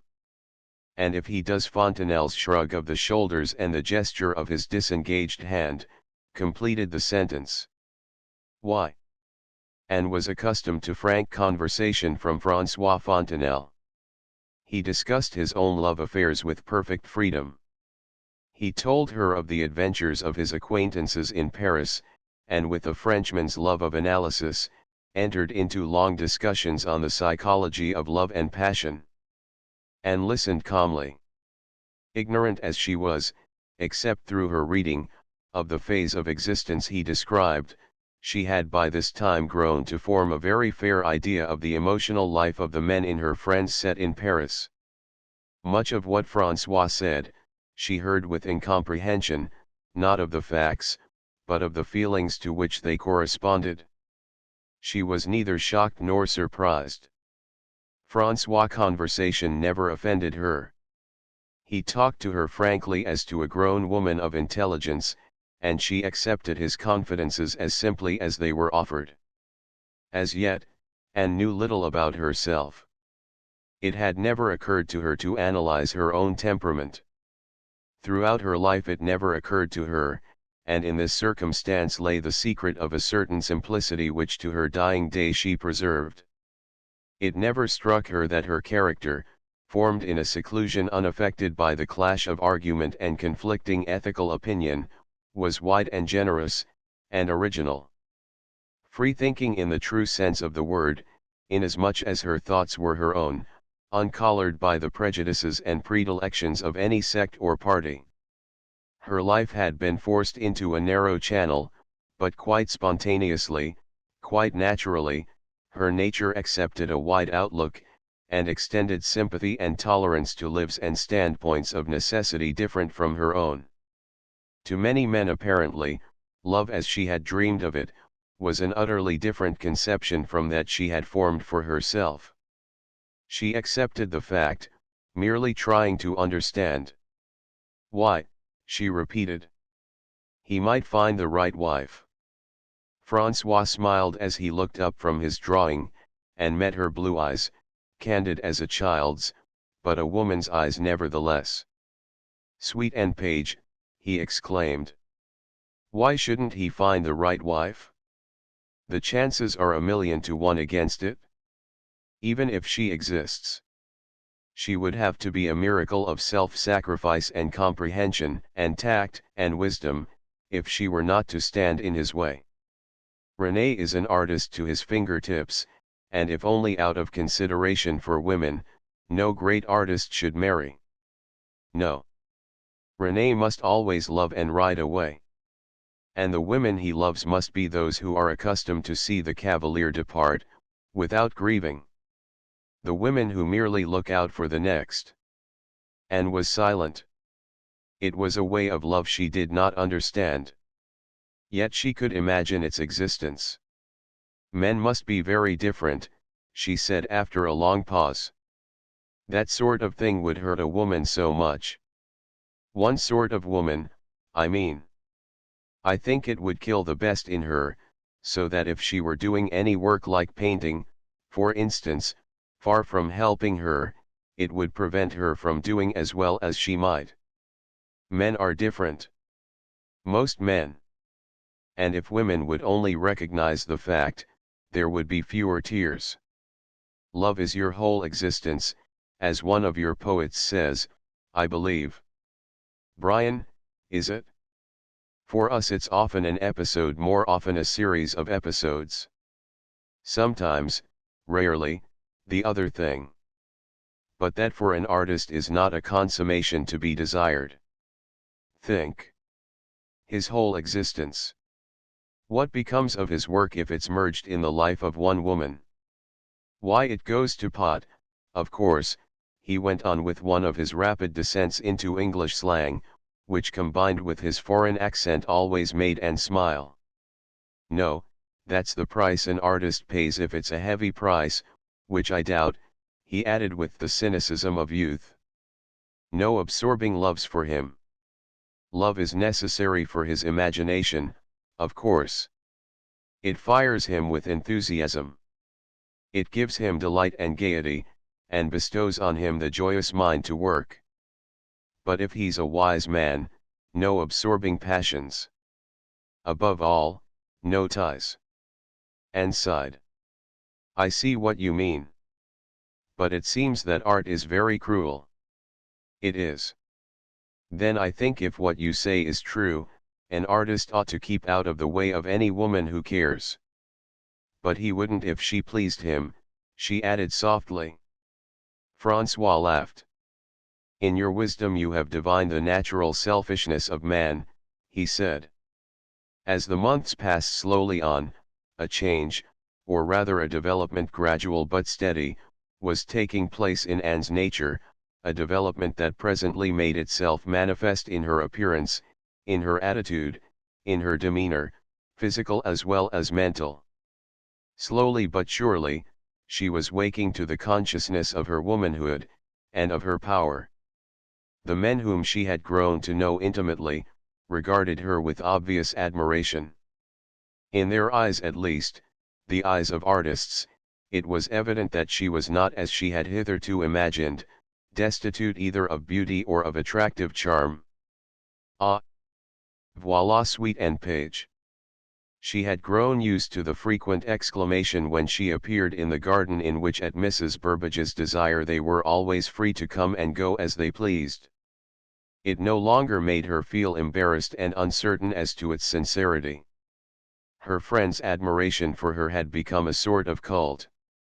She was a new type, a woman to be praised discreetly, with deference yet praised. They brought to her the incense of a sincere flattery, and to Anne, starved of affection, unconsciously waiting for love, it was very sweet. She accepted it humbly, gratefully, with a surprise as great as her pleasure. But it could not fail to produce results. She began to take pains with her dress, and her natural taste made it easy to adapt the simple gowns she possessed, into becoming garments. When Renée Dampierre exclaimed how well something suited her, she went to the glass and looked at herself with innocent gratification and astonishment to find that he was right. Her eyes grew softly bright. There was often a faint color in her cheeks. Even to the unobservant conventional bystander, that summer Anne was charming. If she scarcely recognized herself when she saw her reflection in the glass, the change in her mental personality still further surprised her.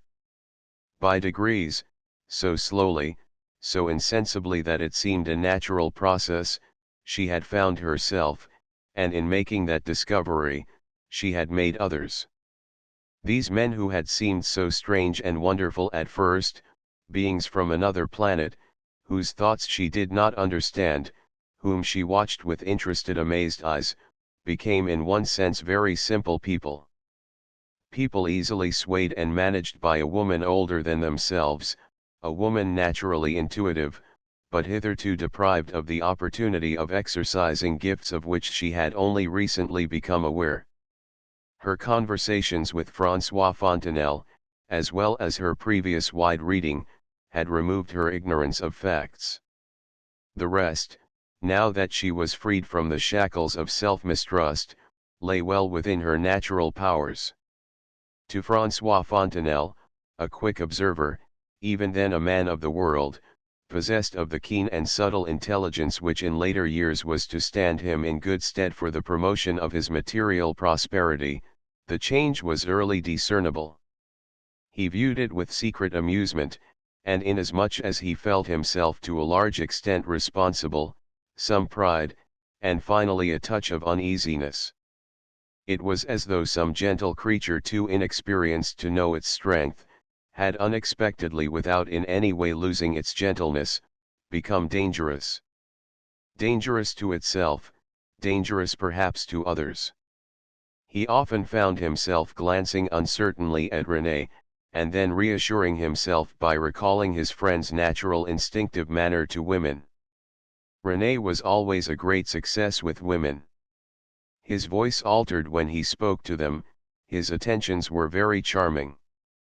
François had heard the voice, and witnessed the attentions many times before, and they had never meant anything more than the sort of thing which according to him, in the wisdom of his sapient youth, was all right. The love of a few weeks, at most, a few months. Nothing in short that from his point of view could affect the artist seriously, or jeopardize his position. Why then should he feel uneasy? Except of course, that this was a different matter.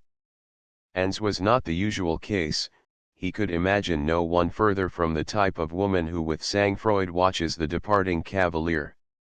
The idea was preposterous, ludicrous to entertain side by side with the idea of N. Page. If N fell in love, heavens! If N fell in love! His brain almost ceased working at the bare notion. Renee would be done for, he reflected incoherently. I know his idiocy where women are concerned. And if a woman like N. Page falls in love, there'll be the devil to pay. He'd have to marry her. A woman years older than himself. And then exact ions, tears, jealousy of him, of his work. Oh, awful. Horrible. His rage at the bare possibility of such an event extended at moments to Anne. I know these gentlewomen, he told himself vindictively. They're worse than any of them, when it comes to a love affair. Tenacious, determined, implacable, and then Anne would enter the drawing room to welcome him, or come across the grass. And with her sweet gay smile, and her gentle dignity, and his anger died. It was all right, of course. What a fool he had been. The idea had never occurred to either of them, and all he had to do was to keep his preposterous notions to himself. Moreover, September had arrived, and the time for the return of the whole party to Paris was approaching.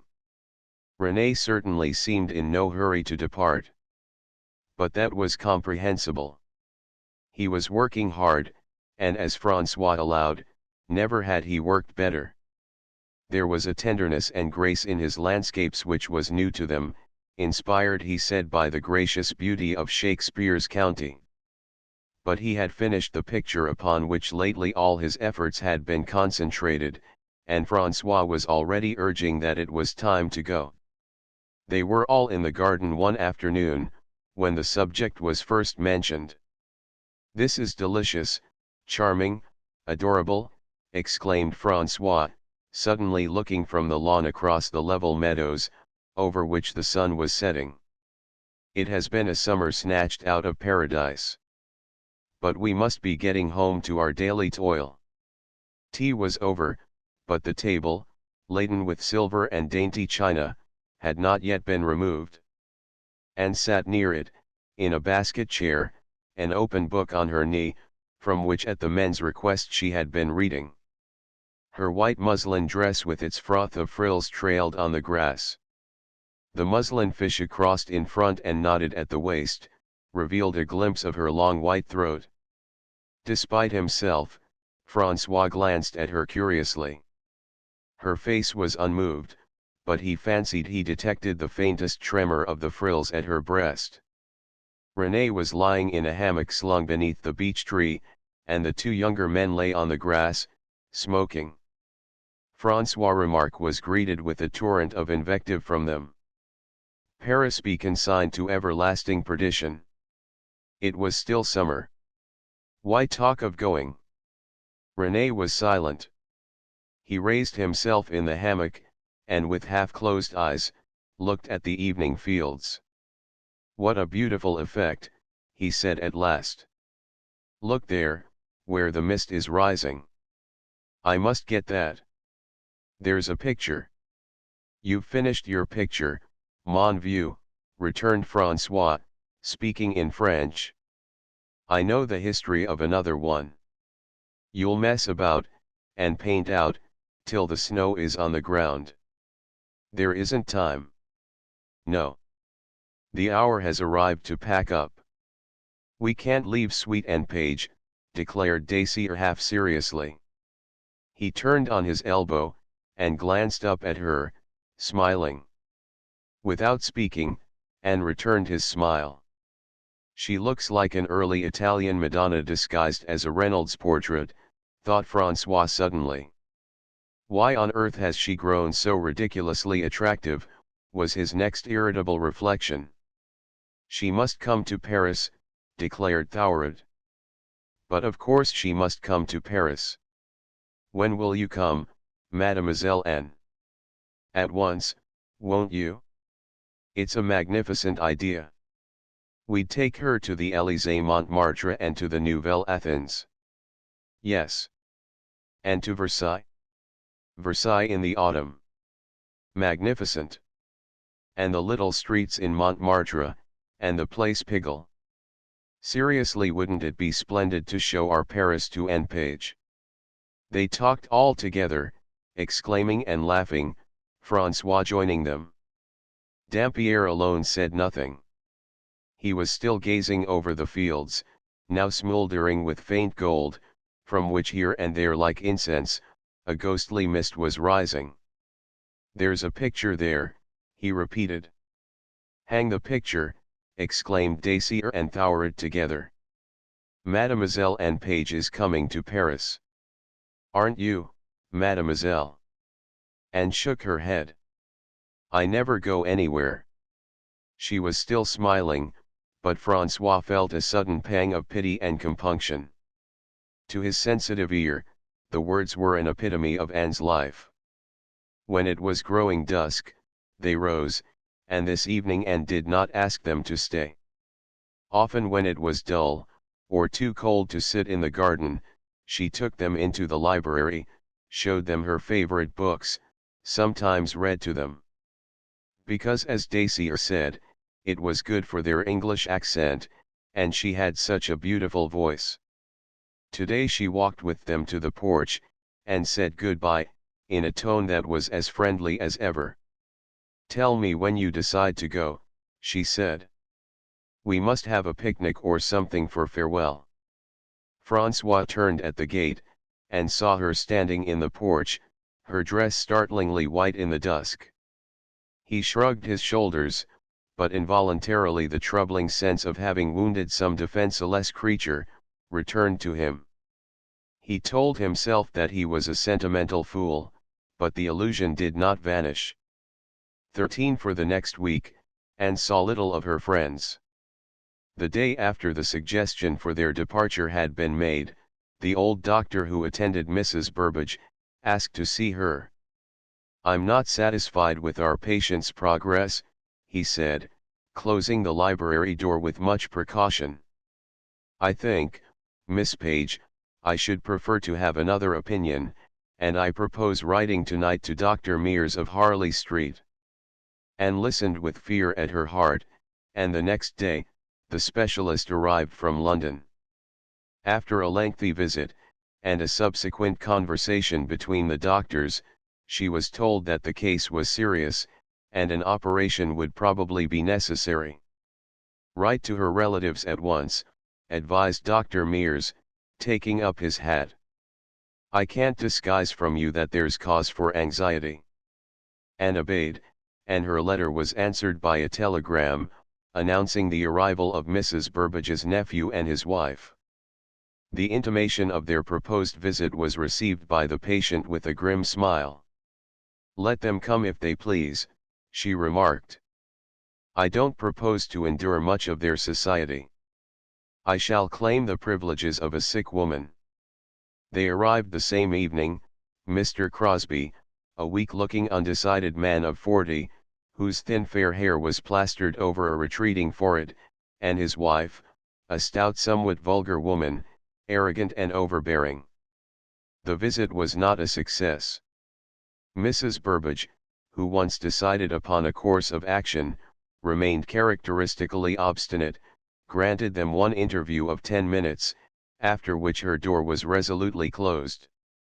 Mrs. Crosby, pleading solicitude for the relative who had always repulsed her advances, appealed to Anne, whom she at first treated with the superciliousness suitable to a dependent who had without doubt acquired for her own ends, a culpable ascendancy over the old lady's mind. 3 months previously, Anne would have been helpless in her hands, too nervous and self-mistrustful to cope with a blustering woman of the world. Now, scarcely to her own surprise, so insensibly had the change in her been wrought, to all Mrs. Crosby's attempted coercion, she preserved a self-possessed opposition. Mrs. Burbage did not wish to see her nephew, or his wife. That was enough. She did not see them. After 2 days which exercised all Anne's powers of tact and self-restraint, Mrs. Crosby returned to her Devonshire home, her husband in tow, infuriated and baffled by the quiet woman whose imperturbable dignity still further roused her resentment. "Mark my words, Fred, that's a designing creature," she exclaimed as they drove to the station. "She behaves as though she were mistress of the place. An ugly pale-faced woman like that."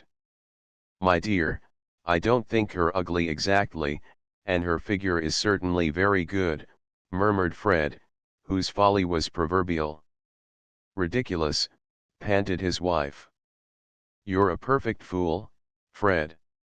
I hope your aunt won't leave her a farthing. It would serve her right. Fortunately we know that the place and everything is yours, otherwise I should leave no stone unturned to get rid of that young person." Anne was occupied next day with preparations for the removal of her friend to the nursing home in London decided upon by the doctors. Only the nurse accompanied her. "No, my dear. I refuse to have you with me," she said authoritatively to Anne. "What's the use of dragging you to town when nurse does all I want?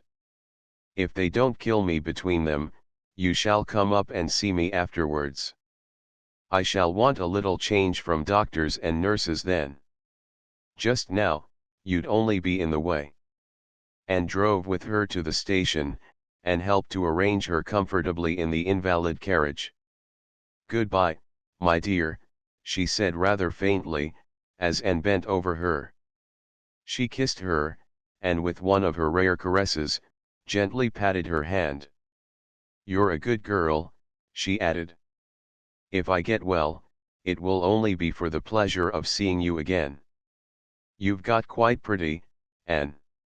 I always had a weakness for pretty people. Tell the young man, what's his name, René, I'm sorry I didn't see him. He wanted to come to say goodbye," murmured Anne, trying to control her voice. Mrs. Burbage shook her head, and her eyes closed. "I can't talk to young people. I'm past it," she whispered. "Goodbye, my dear. God bless you." The train moved slowly out of the station, leaving Anne on the platform, blind with tears. She tried to remember that the London doctor thought the case by no means hopeless. In vain. She felt desolate and overwhelmed. She was alone and her other friends were going too. Resolutely Anne turned her mind from this last thought. She would not tell herself that it was because she dared not face it. They were going next morning, and in the afternoon they came to say goodbye. Though late in the month, the day was fine and warm, and for the last time, tea was laid out of doors. Anne was very quiet and very pale. Dacier and Thoward commiserated with her on the loss of her friend. "But she'll get well. It's all right," they assured her cheerfully. François, unobserved, watched her carefully. René was also very silent, and François was grateful for the high spirits of the two boys. They insisted before leaving, that Anne should give them each a flower from her Shakespeare garden. The flowers of middle summer filled the borders now. "Here they are, all of them," said François. "Hot lavender, mints, savory, marjoram and marigolds. But none of you are middle-aged, so they are not for you," Anne returned. She picked a late rose for each of them, Dacier and Thoward receiving theirs with extravagant delight. "It shall be buried with me," Dacier exclaimed. "But not yet. I've got a few things to do first." François groaned. "When I think of the reams of execrable poems I'm doomed to read before that," he exclaimed as they strolled under the yellowing trees. "Look here. We must really go. I've got all my canvases to pack, and so has René." "But it's only au revoir," declared Thoward. "Sweet and Page is coming to Paris. C'est déjà une chose tout à fait entendue. Nous l'amenerons entendre Sarah, Et maunet soli dans hernani. We shall have her with us before the winter sets in. And then we shall come back next year, added Dacier. Goodbye, returned Anne simply, shaking hands with each of them in turn. She walked back into the house when they were gone, noticing minutely, trivial things such as a little stain on the paint in the hall, a flower that had fallen out of a jar on the window ledge. An hour later, when it was nearly dark, René Dampierre found her in the rose garden. She stood quite still when she saw him coming, and waited for him to speak. I came back, he began, stammering a little. The maid told me you were in the garden. I forgot this book. You lent it to me. He held it out to her as he spoke. It was a little volume of Herrick. Keep it, Anne said. It's mine. Her voice was steady, but her hands were icy cold, and she was shivering. He came close to her. May I? Then will you put my name in it, as well as yours? Here's a pencil. She rested the book on the sundial, and bent low over it, perhaps because of the fading light. It's too damp for you out here, in that thin dress, he said in a low voice. You're shivering. He touched her hand, and she shrank back against the sundial. Anne, he said, still more softly, and his voice trembled. Anne, I can't say goodbye. Promise that you'll come to Paris this winter. Promise. You will, won't you? He took both her cold hands, and suddenly put them to his lips. It was too dark to see her face, but he heard her catch her breath, and when she spoke, he scarcely recognized her voice. Goodbye, René. I want you to go now. Yes, I mean it. Please go. The words, so gently spoken that he knew he had not offended her, were full of the authority of a woman who expects to be obeyed. He hesitated a second, then bent his head again, and Anne felt him kiss the sleeve of her dress. A moment later, she saw his tall figure pass like a darker shadow, through the shadows that hung round the gate in the wall. Long after all the light was gone, she stood where he had left her. She knew why he had gone. Almost as though she had been present, she knew all the wisdom his friend François Fontenelle had that day been pouring into his ears. She pictured François' cold iron-ical anger if he knew, or if he came to know, of this second farewell. Bitterest pang of all, she knew that he was right. She stood clasping her hands together. It's all too late, she kept repeating unconsciously, shivering from head to foot. Anne's prescience was not at fault. Late the same night, after the two younger men had gone to their rooms, Fontenelle sat in the parlor of the Falcon Inn, and discussed her with his friend. "You've been a fool, my dear fellow," he remarked in his driest tone. "I warned you not to go back. Why couldn't you let well alone?" René sprang restlessly to his feet, and stood with his back to the fire which he had just lighted. "You know well enough. Why do you ask absurd questions?" he returned irritably. "It's no use talking. I know I'm a fool. But I can't get her out of my head." François leaned forward to tap his pipe against the brickwork of the fireplace. "You must," he said shortly. "It's madness. This isn't a case for fooling. It's marriage and suicide. If it were marriage or suicide, you would be a wise man to choose the latter alternative," he added grimly. René moved impatiently. "I know. I know. You needn't rub it in. But she's adorable. I can't forget her." François regarded him patiently. "My dear fellow," he said after a moment, "you may think you're in love, but do at least try to keep off errant nonsense. You know as well as I do that you will forget her. That 2 months after you get back, she'll be an occasional sentimental memory, and that a year hence, you will never think of her at all." René laughed shortly. "You're a detestable brute," he exclaimed with the half-wistful half-amused smile of a spoiled child, which made part of his charm. "And the worst of it is, you're always right. I don't want to marry her. I don't want to marry anyone. I'm not the man to marry. I've got work to do."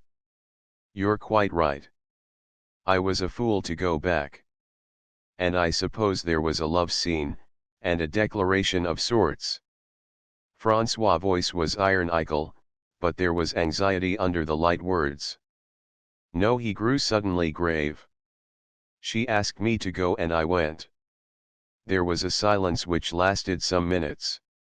The wood fire crackled, and the lamp illumined the comfortable room with its 15th-century beams overhead, its paneled walls and its red-covered sofa and chairs. "And Paige is not a woman to fool with," said Francois at last. He was thinking of what she had once said, sitting in the sunshine of the garden.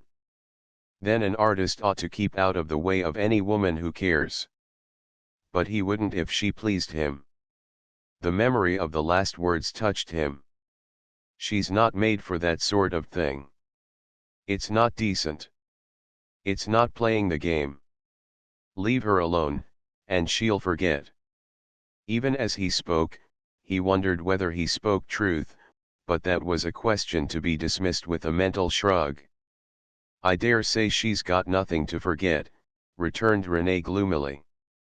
"I've no doubt she thinks I'm just a ridiculous young fool." Francois did not reply.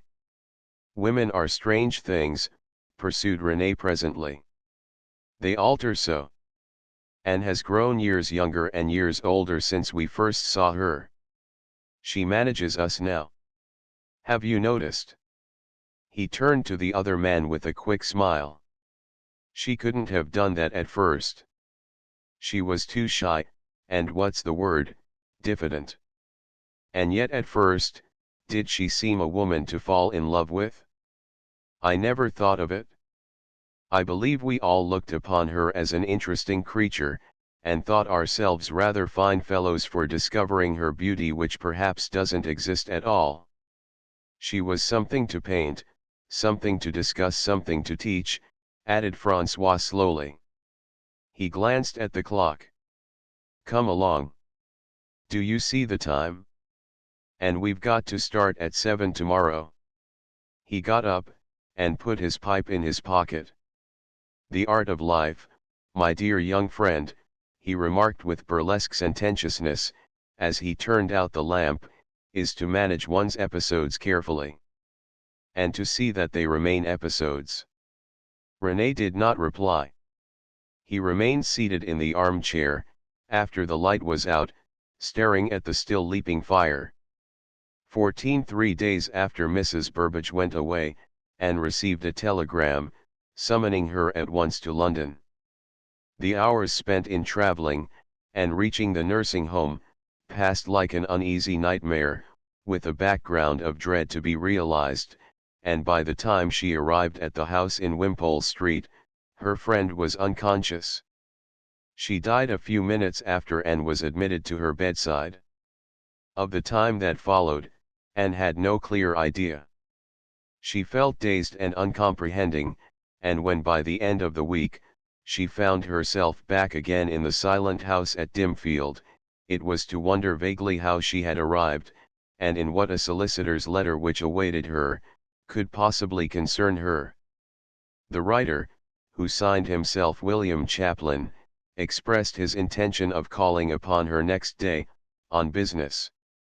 Anne received him the following afternoon, standing before the fire in the library, very slim and tall in her black dress.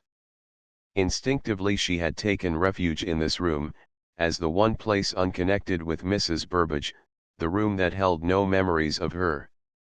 The grey-haired man who entered, shook hands with her rather impressively, and sat down, with the remark that she was no doubt acquainted with the contents of Mrs. Burbage's will. "No," returned Anne, except that I understood that everything was to go to Mr. Crosby, her nephew.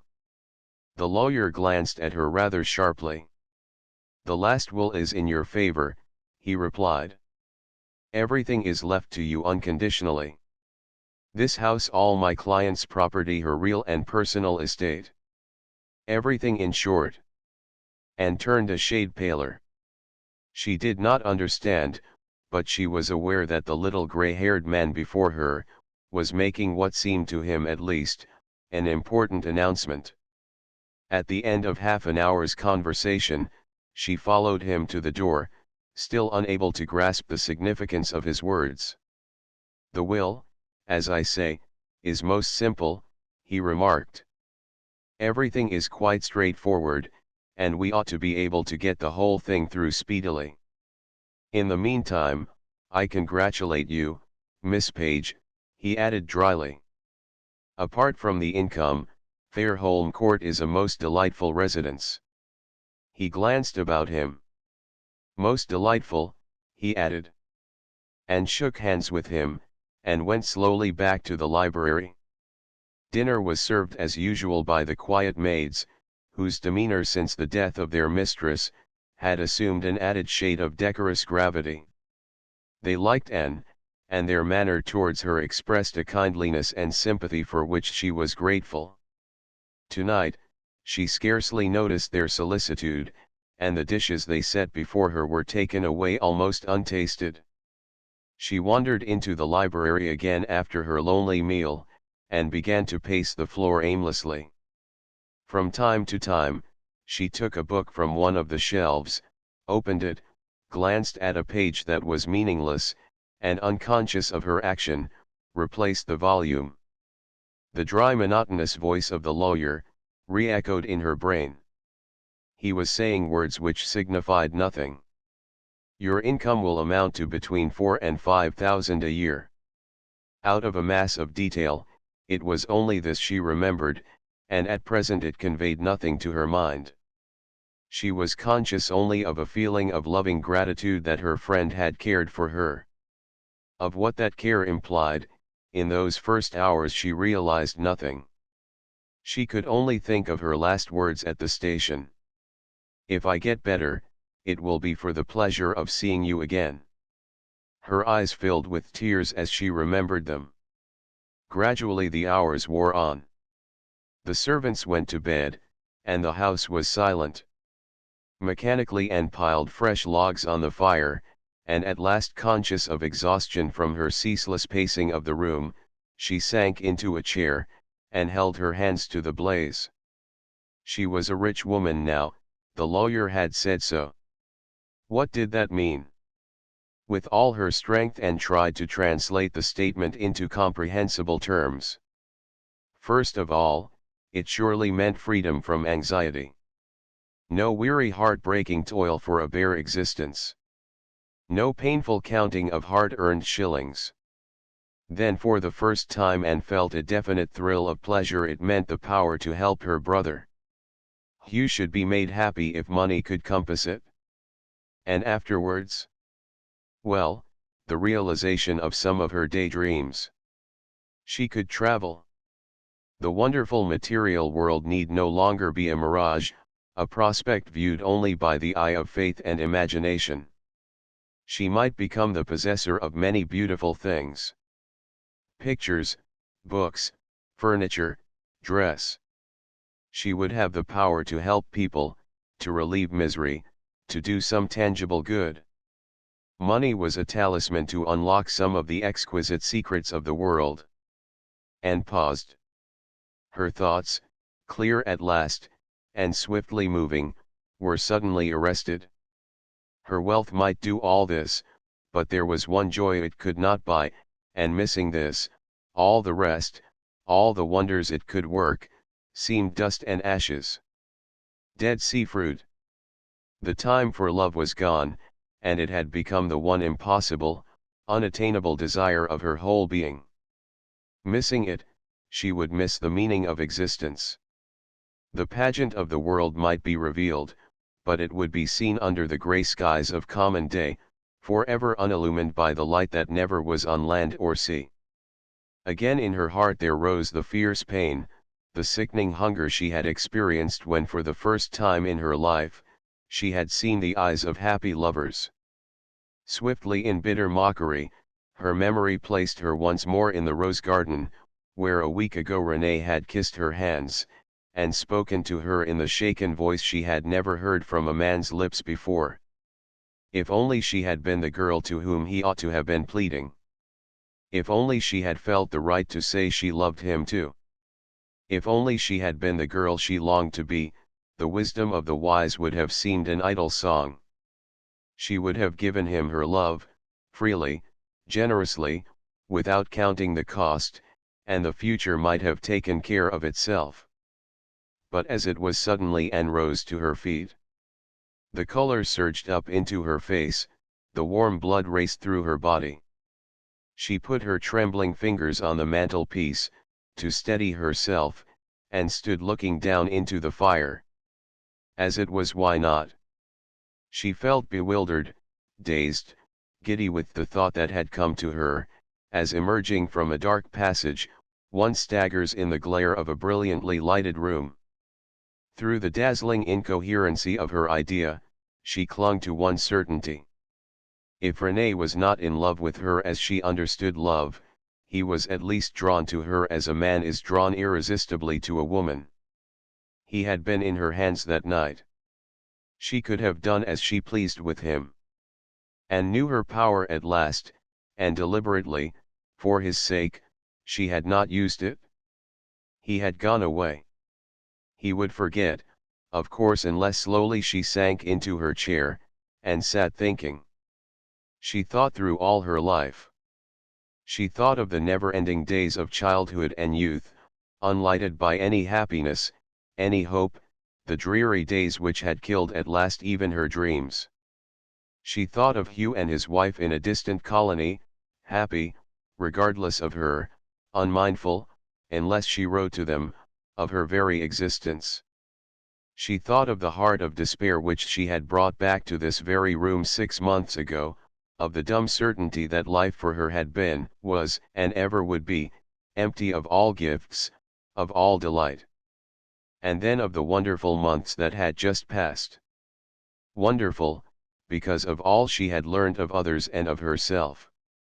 She remembered the diffident shrinking creature, who for shyness could scarcely lift her eyes to the men she regarded with awe, as dwellers in another world, whether gods or devils she did not know. She could have smiled as she thought of them now. They were neither gods nor devils, but weak human beings like herself. Weaker than herself, since they were young, impressionable clay in the hands of the potter. And one of them loved her. She leaned forward in her chair, and covered her face with her hands. A week ago, it had been an obscure penniless woman who had found courage to arrest an impending declaration of love. Today, the same woman, she was rich, her own mistress, independent, free. With a wondering sense of the simplicity of the matter, Anne saw herself at liberty to take a step the very existence of which, till tonight, she had not perceived.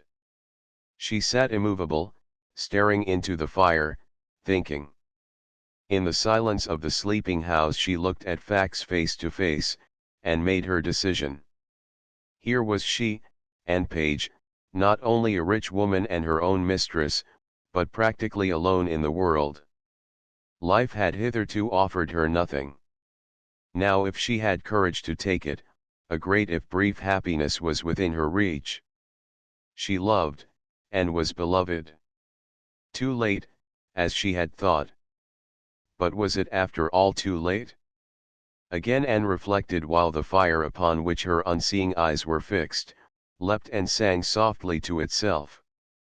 Not if she could find the further courage to buy her happiness at a great price.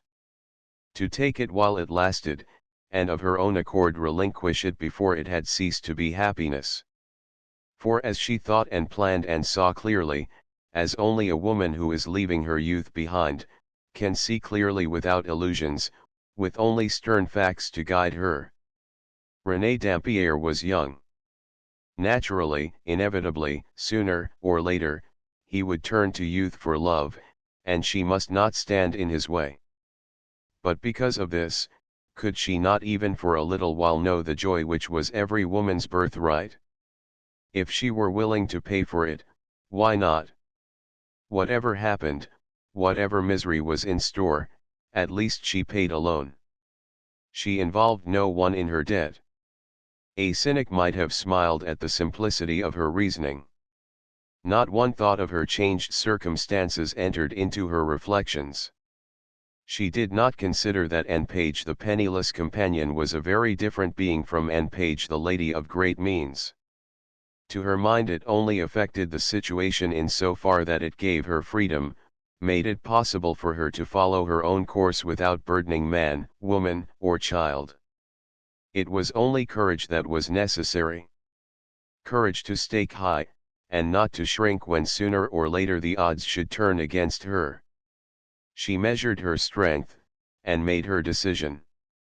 The little clock on the mantelpiece struck 3, with a shrill silvery clamour. Anne started, and glanced round the familiar room with a shock of surprise, as though she had been long away, and was astonished to find it there. As she rose slowly to her feet, her reflection in the glass above the chimney-piece also startled her. It seemed to her that for ages she had been out of the body also. She met absorbed blue eyes in a face pale but transfigured by an inner excitement and a great hope.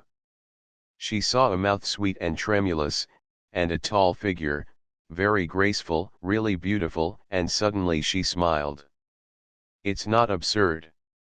"Not yet," was the certainty that suddenly filled her with triumphant joy. 15 Early in November, Dampierre burst one morning into Fontenelle's studio. They worked in the same house in the Rue Notre Dame des Champs, René on the top floor, François 2 flights lower down. He looked up as his friend came in. "Yes. I know. She's coming," he said, without ceasing to paint. "This background's the very devil. It's all wrong in tone." "How did you know?" François nodded towards a side table. "There's her note." Dampierre found it amongst a litter of brushes and palettes. "Yes," he said glancing over it, "she says the same thing to me. She feels she wants a change, so she's shut up the house for a time, and she'll stay in Paris possibly on her way elsewhere. That's all she tells me." "The old lady must have left her some money," observed François, still apparently engrossed with his background. "Looks as though it's rather more than enough to keep body and soul together, doesn't it?" "Oh, do shut up, and leave that damned picture alone, and be sympathetic," exclaimed René, irritably. His eyes were bright, and he laughed rather excitedly. "I know you're sick she's coming.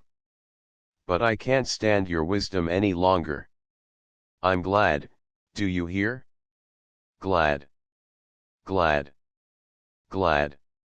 And there's an end of it?" "Pardon me, but that's just what it's not," returned Fontenelle. "Very well then, it isn't. And I don't care. I only know I want to see her again horribly. And she'll be here tonight, thank goodness, and I'm going to meet her at the station." François shrugged his shoulders, and continued to paint. "Where's her hotel?" "Oh, the Imperial. She's got that out of Baedeker." He laughed. "Come now, François. Own that sweet Anne Page in Paris will be rather nice. You'd better ask her to tea here tomorrow. Your place is even more of a pigsty than mine. We shall see Dacier and Thouret at the Lillis this evening. We can ask them then." "All right. But I'm not going to have you about all the time, mind." "You won't," returned his friend briefly. "I can't stand fools." René's face darkened for a moment, but the retort died on his lips. "Look here, old man," he urged. "Don't be a beast. I'm serious. Tant pies, was Francois' implacable reply. But when next day Anne was actually in his studio, and he heard her voice, and saw her smile, and listened to the laughing clamour around her, as she sat in the only armchair that was not broken, and drank execrable tea out of a cup which did not match its saucer, it was difficult even for Fontenelle to be anything but gay and pleased. With an odd mixture of sensations, he noticed how fair her skin looked against her black dress. The fur she wore on her shoulders was also exceedingly becoming. Francois, who as a painter of many women's portraits knew something of the cost of feminine apparel, looked at it with a certain surprise. Either the old lady had been fairly generous, or Anne in her one day's shopping, had been disgracefully extravagant. In either case the result was admirable. He emerged from his reflections to find a furious discussion raging as to which restaurant she should be taken to dine. Café de la Régence, said Francois authoritatively, and afterwards we'll drive back to the Lillis. It was several days before Anne found herself alone with Renée. He came to her hotel one morning, and carried her off to lunch with him at a little restaurant in the neighborhood of his studio. "You have such a devoted bodyguard, that I never get a word with you," he complained. "And I want you to see my pictures. We must get in before the light goes. It gets so confoundedly dark in the afternoons now." Later on in the great gaunt studio at the top of the pile of buildings in the Rue Notre Dame des Champs, and stood before some of the pictures which in after years were to fetch great sums from art collectors, which were to be discussed by connoisseurs, to be execrated, loved, praised, condemned, admired. She did not see them. For her at the moment, they were non-existent. One thing only was in her mind, one idea, and that in the form of a question. How should she accomplish what she had come to do? This was the first time Renée had deliberately sought her alone, and in the circumstance, without malice, she divined the influence of Francois Fontenelle. He had meant to be careful.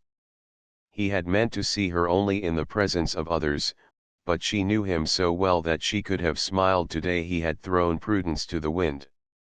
Tenderness was in his voice, in his eyes, even while he kept tender words from his lips. It grew dusk while she lingered. The blue of twilight filled the windows, and a ruddy gleam from the stove lay along the floor. Anne sat down on the couch, and Renée settled cushions at her back. His hand touched her arm, and for a moment it rested there, before he turned abruptly away. Earlier in the day, Anne had spoken of returning to Dimfield. "You mustn't go yet," he broke out all at once. "You won't leave Paris yet." The words were an appeal, and his voice was not steady. "I came to see you," said Anne deliberately. He turned to her sharply.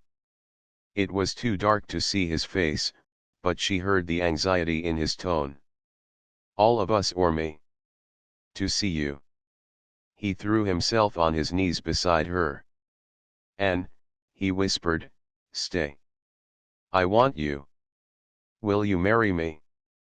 He had taken her hands and was holding them tight against his breast. "No, Renée." The words were decisive, but she made no effort to release herself, and her hands rested quietly in his. "Sit here, beside me," she said, moving a little on the couch. "I want to talk to you." Wondering at something in her voice, he obeyed in silence, and she went on speaking, still very quietly. "I won't marry you, dear, because I'm too old for you. I will never marry you. But if you want me, I will stay." In his amazement, he let her hands drop, and bent forward to see her face. Quite quietly, Anne got up. "It's very dark," she said. "I'll light the candles. I saw where you put the matches." He watched her in a sort of stupor as she went to a side table for the matches, and lighted one after another of the candles in a sconce on the opposite side of the room. Did she know what she had said? Had he understood her? He sat staring at her as she reached up to the sconce, the movement throwing into relief the lines of her beautiful figure. When the last candle was lighted, she turned to him smiling. "No. You haven't misunderstood me," she said. "Now you can see my face, you will know you have not." She came swiftly across the room, and sat down beside him. "Listen, Renee. I will not marry you, for many reasons. 2 months ago I was prepared never to see you again. But things have altered. I haven't told you yet, but all my circumstances have changed. I'm a rich woman now, and my life is my own, to do what I like with it.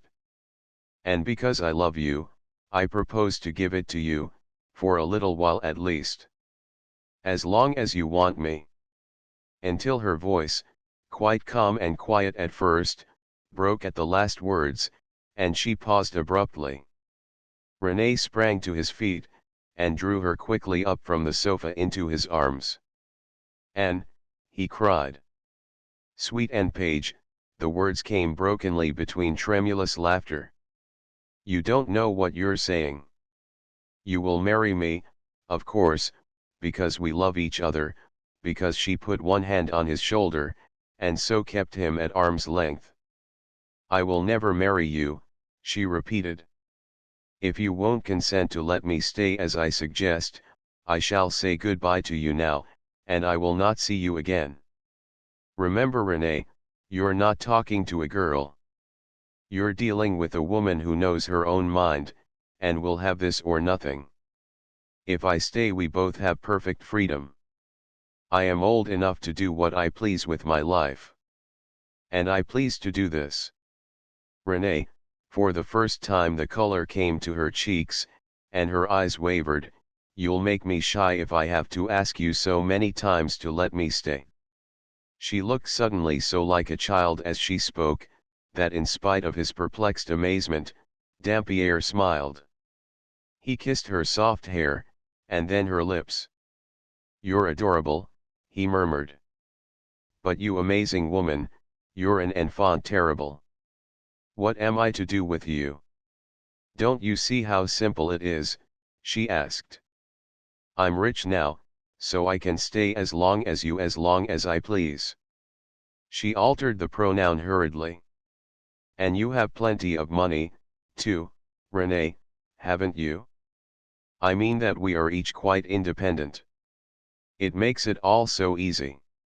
He laughed again as the only expression of his otherwise inexpressible emotions. She was as guileless, as simple as a child.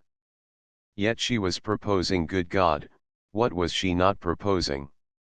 And above all, she meant what she proposed, meant it absolutely. He looked into her eyes, and knew that no words of his would move her. "But Anne," he stammered. "You're saying awful things. Not from my point of view, but as an Englishwoman. Mon Dieu! As an Englishwoman with the fear of Mrs. Grundy if not the fear of God before her eyes." She looked at him, and his words, which amazement and uncertainty had made flippant, died before the sadness of her glance. "You don't understand," she said. "Nobody troubles about me. Nobody has ever troubled. I have never been happy all my life. And now when I could have happiness without hurting anyone, why must I give it up because of a world in which I have no concern?"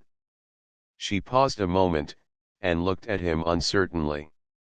"You think I ought to feel I'm doing wrong?" "Perhaps I ought. But I don't feel it, Renee. I should be doing wrong if I married you," because she left the sentence unfinished, forbearing to tell him that he would some day thank her for his freedom.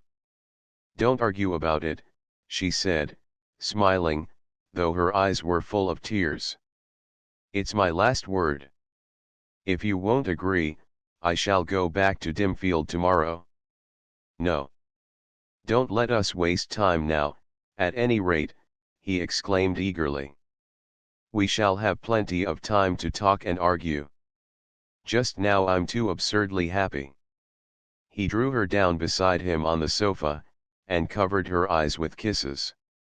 And, do you know what a sweet thing you are? No, of course you don't know, and that's what make you so delicious. Even while she thrilled from head to foot with an almost unbearable happiness, and remembered the price at which it was bought, and told herself that it was not too dear. I only know I'm happy, she whispered. But I'm afraid of waking up and finding it's a dream. Again and again, through the years as they passed, her own words came back to her. In the summer evenings at Dimfield, she thought of them. When she traveled, they often came to her as she stood before some picture in church or gallery. She thought of them sometimes at night, when on some Italian terrace she sat watching the sunset. Today she remembered them, as she walked home through the sunshine, and mounted the stately Spanish steps towards her apartment on the heights. 20 years ago. She repeated the words to herself in wonder. It was a beautiful dream, and thank God, I never waked. 16 Dr. Dakin was spending the night in town on his way to Paris. For the previous fortnight, urged not so much by the impressive hints concerning his duty thrown out by Mrs. Carfax, as by a curious change in his wife's letters to him, he had been on thorns of impatience to join her in Paris, and bring her home. The serious illness of a patient, an exasperating case which always seemed on the point of mending, only to sink into another relapse, kept him prisoner. Not till the previous day had he considered it safe to telegraph for the doctor he had engaged to look after his practice during his own absence, and a still further delay had been occasioned by the necessity of meeting this man in London to explain the peculiar nature of the case under treatment. Leaving his hotel in the evening, he walked westward in search of a place to dine, meditating in a troubled fashion as he walked. His wife had been away more than 3 months, and he had made no effort to recall her. The visit, accepted ostensibly at least, partly on the ground of her health, was in any case to have been a long one.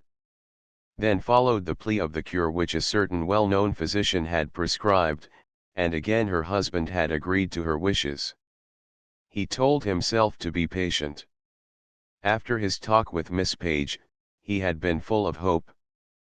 But it would not do to annoy Madge by bringing her home again before she wished to come. It would be wiser to let her tire of Paris, and then when she returned, he would take the advice of a wise and charming woman, and perhaps there might yet be happiness for Madge and for him too. So he had waited, forcing himself to self-control through his hourly longing for her. At first, for many weeks, her letters were discouraging, hurried and indifferent. She was enjoying Paris. She felt better, or not so well. They were the letters of a woman who writes perfunctorily, from a sense of duty. Quite lately they had altered, and though the change in them filled him with delight, it was joy mingled with uneasiness. They were hysterical letters, composed of vague self-reproaches about her selfish neglect of him, mingled with terms of endearment, and assertions of her own unworthiness. Fatal letters to write to a man who possessed a trace of cynicism, or of what is commonly called knowledge of the world, but to the simple mind of her husband, they suggested only alarming fears for her bodily health. He must go and fetch her home immediately. Poor little Madge!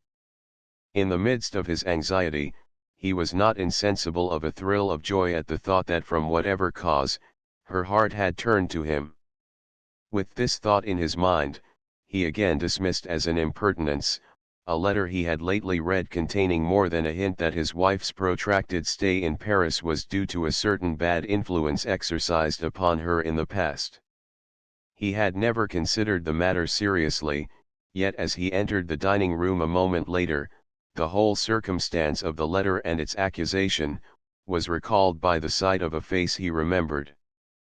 He had turned into a restaurant in the Haymarket, to which on their rare visits to town, he had once taken Madge to dine. With the sentimental idea at which he scarcely smiled, of finding the exact place they had on that occasion occupied, he went upstairs, and was glad to find the table in the corner disengaged. He had given his order to the waiter. Before, seated at some little distance across the room, he saw the man he recognized. For the moment he was puzzled, then like a flash came the memory of a dinner party at Fairholme Court 6 months ago, and with it in a flood the further memory of other things he had for the moment forgotten. Monsieur Fontenelle apparently did not see him, but apart from the fact that he had liked him, Dr. Dakin was quite determined to recall their previous meeting to his consciousness. Madge had sometimes mentioned him in letters. If he had recently come from Paris, he would have news of her. He left his place and crossed to his neighbor's table, with outstretched hand. "We met at a very pleasant little dinner at Fairholme Court, some months ago," he began. "My name is Dakin. I expect you've forgotten it. Yours is a name one can't forget." Fontenelle gave him a hasty glance, then took the hand he offered, with a charming smile. "But of course. When Miss Page was our hostess. Have you heard from her lately? I am told she is coming back. Won't you come to my table, as we have neither of us begun to feed," suggested Dr. Dakin. "It's quieter there. Out of the draft." "Delighted," François assured him. The change was effected. "I can give you the latest news of your wife," he said almost before he was seated. "I saw her only yesterday. I called in fact to make my farewells." "How is she?" inquired the doctor anxiously. It was the one question that concerned him. "Not altogether well, I fancy. A little homesick. Paris possibly a little on her nerves." He took up the wine list. "Can we agree as to wine?" The doctor made a hasty gesture. "Anything you like." "I'm on my way to bring her home," he observed. Fontenelle, who was giving the waiter elaborate directions about warming the burgundy he had selected, did not at once reply. When the man had hurried off with a "Bien, monsieur," he looked at his companion. "You are going to fetch her, you say? Good. I think all she wants is the rest and quiet of your charming village. Paris is not the place for nervous women, doctor. The atmosphere is too exciting, too distracting." He made a little comprehensive gesture with both hands. "But you don't think she's ill?" In spite of himself, in spite of his British horror of displaying emotion, the doctor's voice shook a little. "Mais non. Mais non. Rien de tout," returned his companion, with a reassuring smile. "Madame is suffering a little from her cure. That is only to be expected." "Pardon," he laughed genially. "For the moment I forgot I was not speaking to a layman." The doctor laughed also, and tried to forget that the mere mention of his wife's name had set his heart beating. He applied himself to his dinner. "Did I understand that you're going to leave Paris for long?" he asked. "I think you said you had been to say goodbye to Madge, to my wife." "I'm really uncertain," returned François, regarding him with keen smiling eyes. "I'm over here on business connected with the exhibition to which your countrymen with more politeness than discretion have elected me president. After that," he shrugged his shoulders with a characteristic gesture, "I don't know. A journey to Egypt, perhaps. But that depends on circumstances. Did I tell you that Miss Page is coming home? She may even be in Paris by this time. Mrs. Dakin is evidently looking forward to seeing her." For a moment the doctor was silent.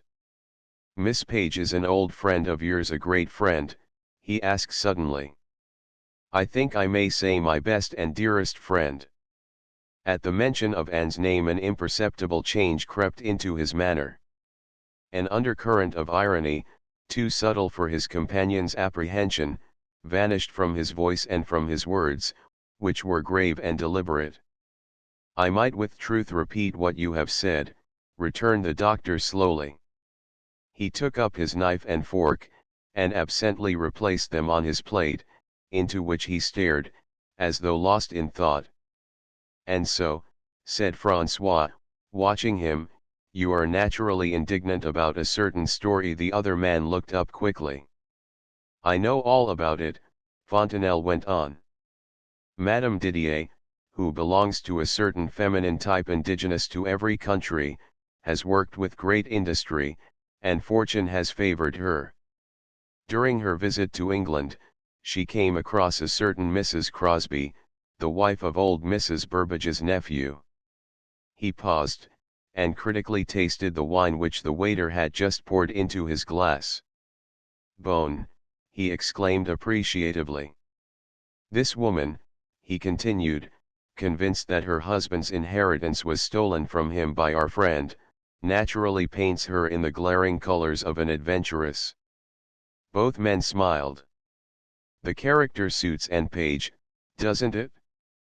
"At any rate it suited Madame Didier, who with unfailing resource has patiently unearthed the story of 20 years ago. This story, I understand, she has lost no time in communicating to the wife of the vicar of your idyllic village, whence having reached the fountain head, I imagine it is flowing in refreshing streams through the entire county." "No," returned the doctor quickly. "The vicar, whatever qualities he may lack, happens to be a gentleman, and is moreover one of Miss Page's many friends. Fortunately this woman, Madame Didier, wrote to him, not to Mrs. Carfax, and as the letter to some extent concerned my wife, he brought it to me." Fontenelle gently raised his eyebrows, but refrained from comment.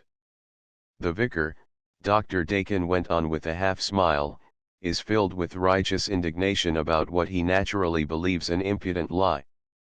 He has written to his correspondent, threatening pains and penalties if she communicates with his wife, or tries in any way to spread the scandal.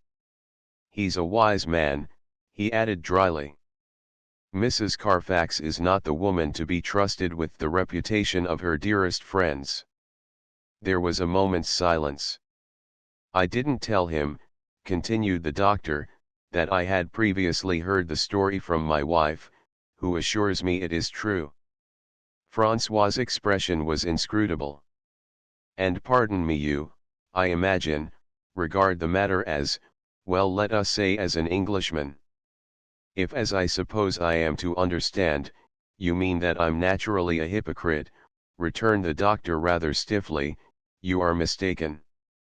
Miss Page is the best, the most generous woman I have ever met. Whatever her life may have been, that is the result. The rest doesn't concern me." A sudden light sprang into the other man's eyes. "I beg your pardon," he said simply, in a tone of sincerity. He looked round the room, which was now hot, crowded, and noisy with the clink of glasses, and the babble of talk. "Have you anything to do this evening? If not, will you come round to my club where we can smoke in peace?" "I should like nothing better," returned Dr. Dakin. 17 "I'm going to tell you the story of Anne Page as I know it," said Fontenelle, as they sat in a corner of the almost deserted smoking room. "You may hear all sorts of versions, and I should like you to listen now to the true one." He smiled, as he lighted a cigarette. "You, also, are a student of psychology, doctor, and it has always seemed to me that Anne Page is a singularly interesting study. Nowadays, in this age of modern thought, perhaps I should rather say in this age of fads and cranks, through which men and women are groping towards a different conception of life, her conduct would not have been so amazing. If she had been a modern woman, filled with the latest ideas of the sanctity of passion, whatever that may mean, the duty of leading her own life, and so forth, one might class her with a number of earnest feminine enthusiasts whose brains, like the old bottles of scripture, are unequal to the strain of the new wine of recent ideas. She doesn't fit in there, returned the doctor, smiling. Think of it, exclaimed Francois with sudden animation. A simple gentlewoman of 20 years ago.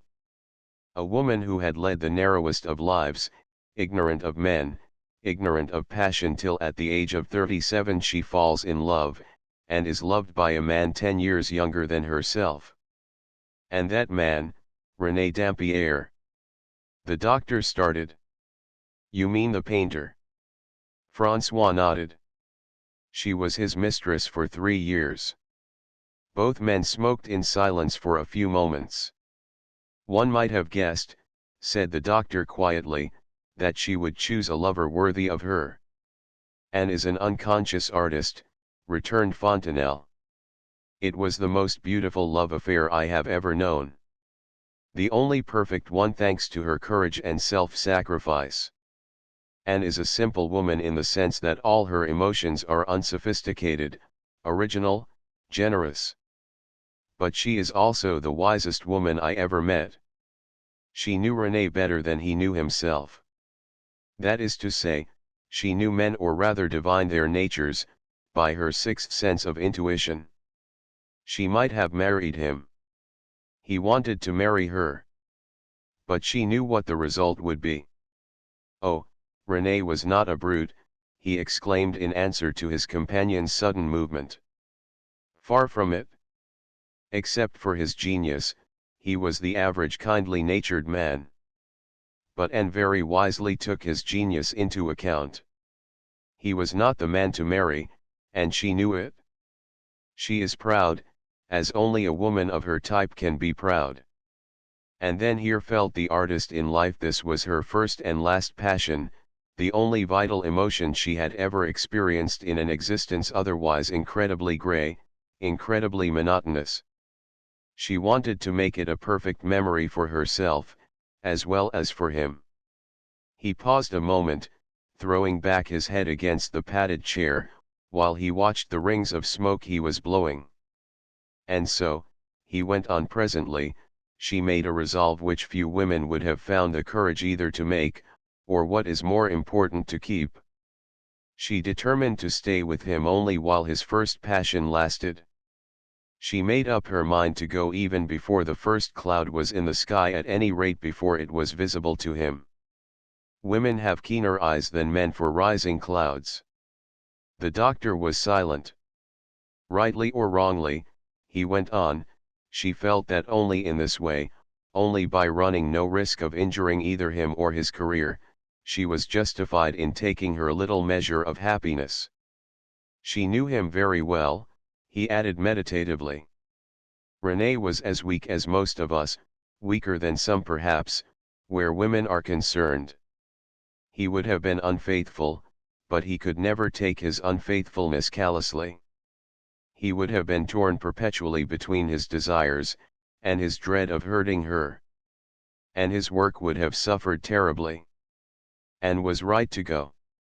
You speak as an artist, remarked the doctor drily. I can speak in no other way, returned Francois. René Dampierre was a great man with a definite work to do. But Dampierre, René Dampierre. The doctor uttered the name with respect. He must have died soon afterwards, surely. 18 months afterwards. But not, I regret to tell you, of a broken heart. Francois placed the end of his cigarette in the ashtray before him, and ground it to powder. His smile was a curious blend of sadness and irony. It was an accident, wasn't it? Yes. The result of a fall from his horse. He was riding at Chantilly. And you mean that? That Anne was right to go. She knew the woman before René himself guessed the truth. She suffered, I know, or perhaps as I don't know. But not so horribly, I think, as they would both have suffered if she had stayed. And she made her exit with dignity. He smiled again. I am a Frenchman, doctor, and I suppose the love of Le Beau Geste is in my blood. I take off my hat to N. Page. When Dr. Dakin spoke, it was in a voice from which he could not banish indignation. It seems incredible that he could forget a woman like that, I mean. His own faithful nature rose up in revolt at the outrage to all his sentiments of enduring love. He didn't, returned Francois quickly. And had no real rival. She may rest in peace. Fate was kind to her and perhaps to him, he added. Their love while it lasted, was perfect, and death settled the future. You are thinking that if any woman was worthy of fidelity it was N. Page? I agree with you. But when a woman late in life falls in love with a genius, he made a gesture with his hand, and left the sentence unfinished. Tragic, doctor, I admit. But it's life, and N knew and accepted it.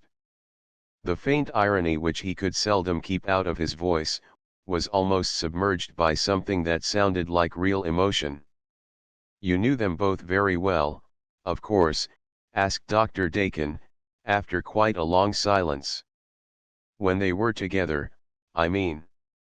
I was with them nearly every evening, when they entertained all the men best worth knowing, in Paris. It must have struck you that Anne is a woman of unusual mental distinction. She is a very brilliant woman. That is easily discernible when, as with you, she has a chance of real conversation. She has naturally a keen, quick mind, and she learned to talk in a very admirable school. The evenings at the flat in the Rue de Fleuris are still remembered in Paris. He smiled to himself, as though in thought he had gone back to those evenings. I wish I could put before you, doctor, the charm of their home life. There has been nothing like it since. That sounds terribly middle-aged, doesn't it? I realize that I'm growing old, when I think of the society of 20 years ago, as incredibly brilliant and fascinating. At any rate, it was composed of the men and women who have since made their mark on our age. They are well-known names, at any rate to a man like you who interests himself in our countrymen as well as in your own. Among the painters there were Giroux and Bussières and Deslin. All men associated with the Impressionist movement. Thouret the novelist, and Dacier the poet, were intimate friends. They met and first at Fairholme Court, with me, and they were always devoted to her. Then there was Matignon the critic, a fine old man, who adored her. And Bellet, and Courtois, I could go on quoting indefinitely. They had a flat in the Rue de Fleuris, beautiful as only Anne knows how to make a home beautiful. It overlooked the Luxembourg Gardens, and was close to my present studio. I remember it always full of sunshine, and I can see Anne arranging the flowers.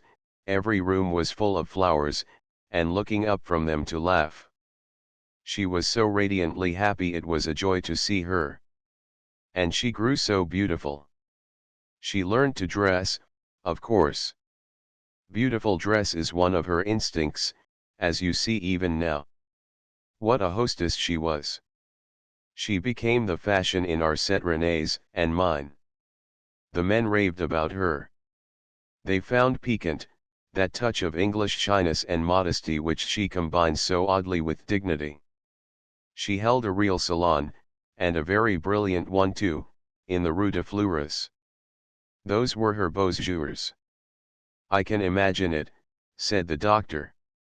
That sort of ménage is only possible in Paris, observed Francois.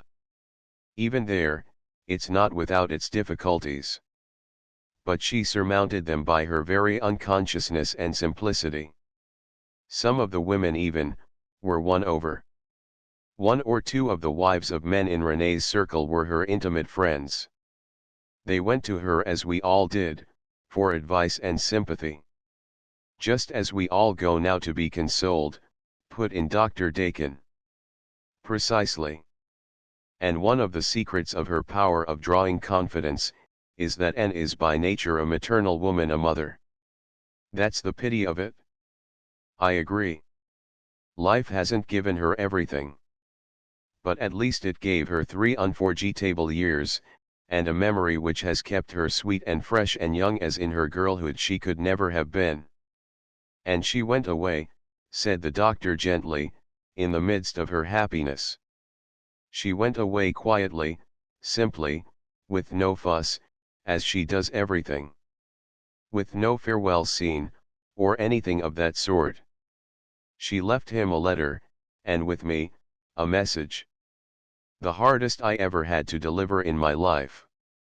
Fontenelle got up, and threw the end of his cigarette into the fire. And then she traveled. For years. When they were together, she and Dampierre went to Italy every spring. I believe she has gone over all the old ground since then. She seems to have gone half over Europe as well. I used to get letters from Athens, from Constantinople, from Naples, Rome, Florence. Fortunately she was a rich woman, able to work off her restlessness. He laughed a little. That was one of her adorable simplicities. It never occurred to her that the possession of a fortune made any difference to the situation.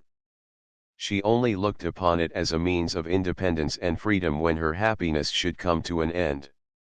And she was right. René never thought of it either.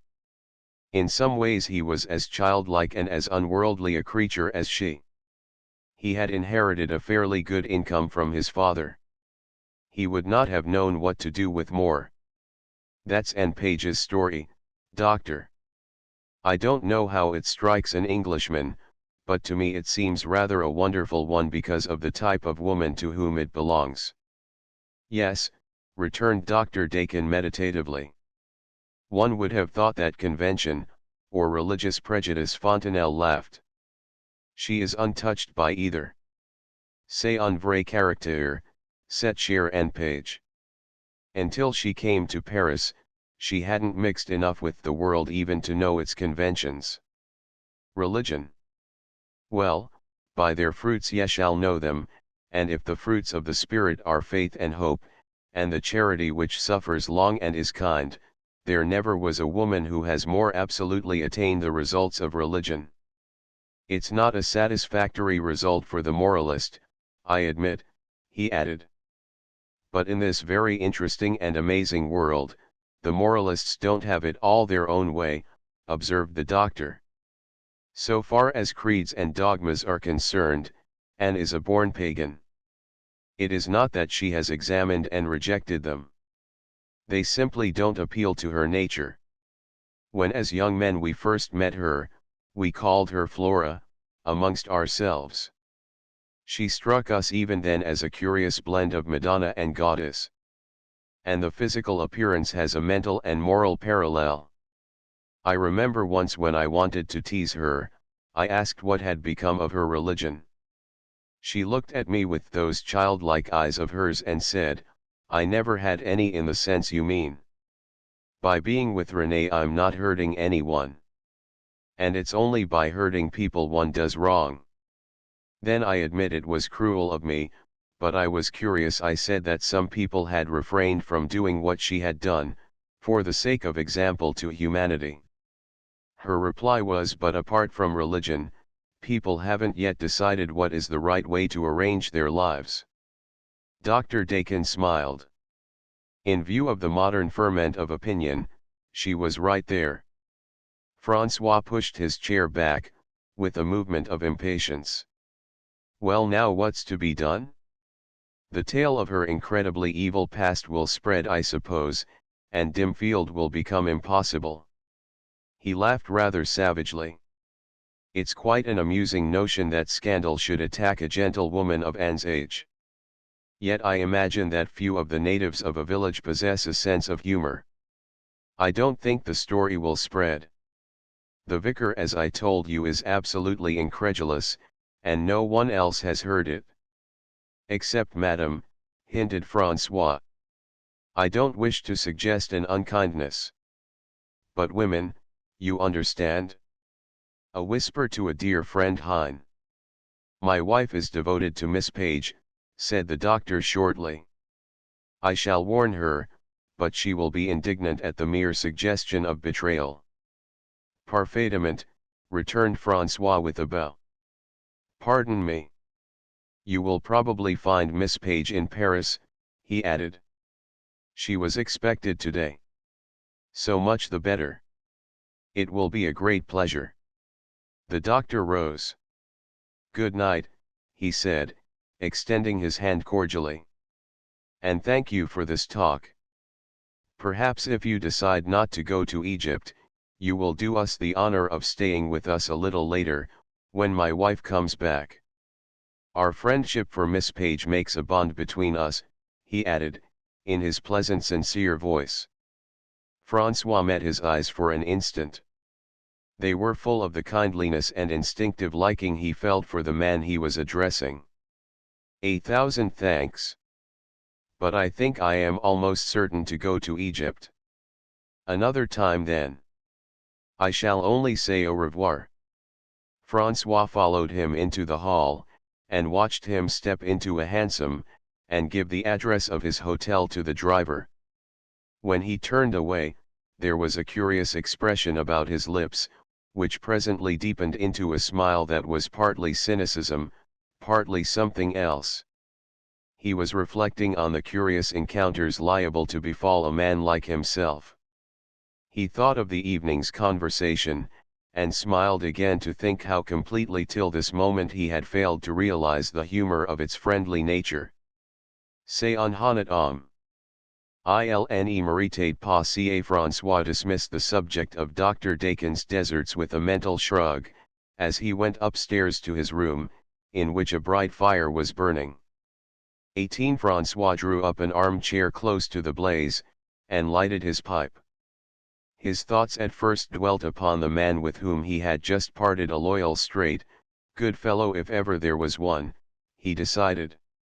The verdict was accompanied by a greater sense of self-dissatisfaction, a sensation nearer to shame and regret that he had for years experienced.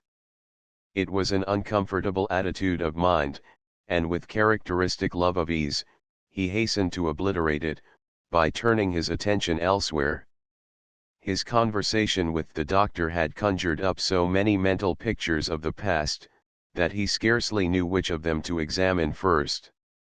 The salon in N. Page's flat rose before him.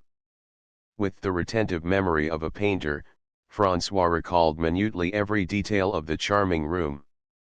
He saw the deep red curtains drawn across the 3 windows, the rose-colored carpet, the lights shining like stars between the flowers. He saw Anne standing near the table at which coffee was served, receiving her guests with her lovely smile, and eager words of welcome. He remembered to the smallest detail of lace and trimming, a dress she often wore in the evening, a gown of purple silk which suited so admirably, her hair and the soft whiteness of her neck. Giroux and Bussières were talking to her, and he watched with amusement their excited faces, and vehement gestures. It was the evening after René had shown his new pictures. There had been a crowd of his friends in the studio all the afternoon, a crowd of eager interested men and women, standing before the canvases now so well known, so greatly prized. Bussières and Giroux, he knew, were talking of the latest picture, his masterpiece, the famous picture of the lady in the green dress, leaning back upon the sofa. Francois looked round the room already filled with people. He saw the white head of Matignon the critic, towering above the rest. He saw the dark alert face of Thouret bent towards Madame Valérie, the painter of pastels, delicate and fragile as herself. He saw Courtois the sculptor, in animated discussion with Bellet the new poet of audacities in rhythm.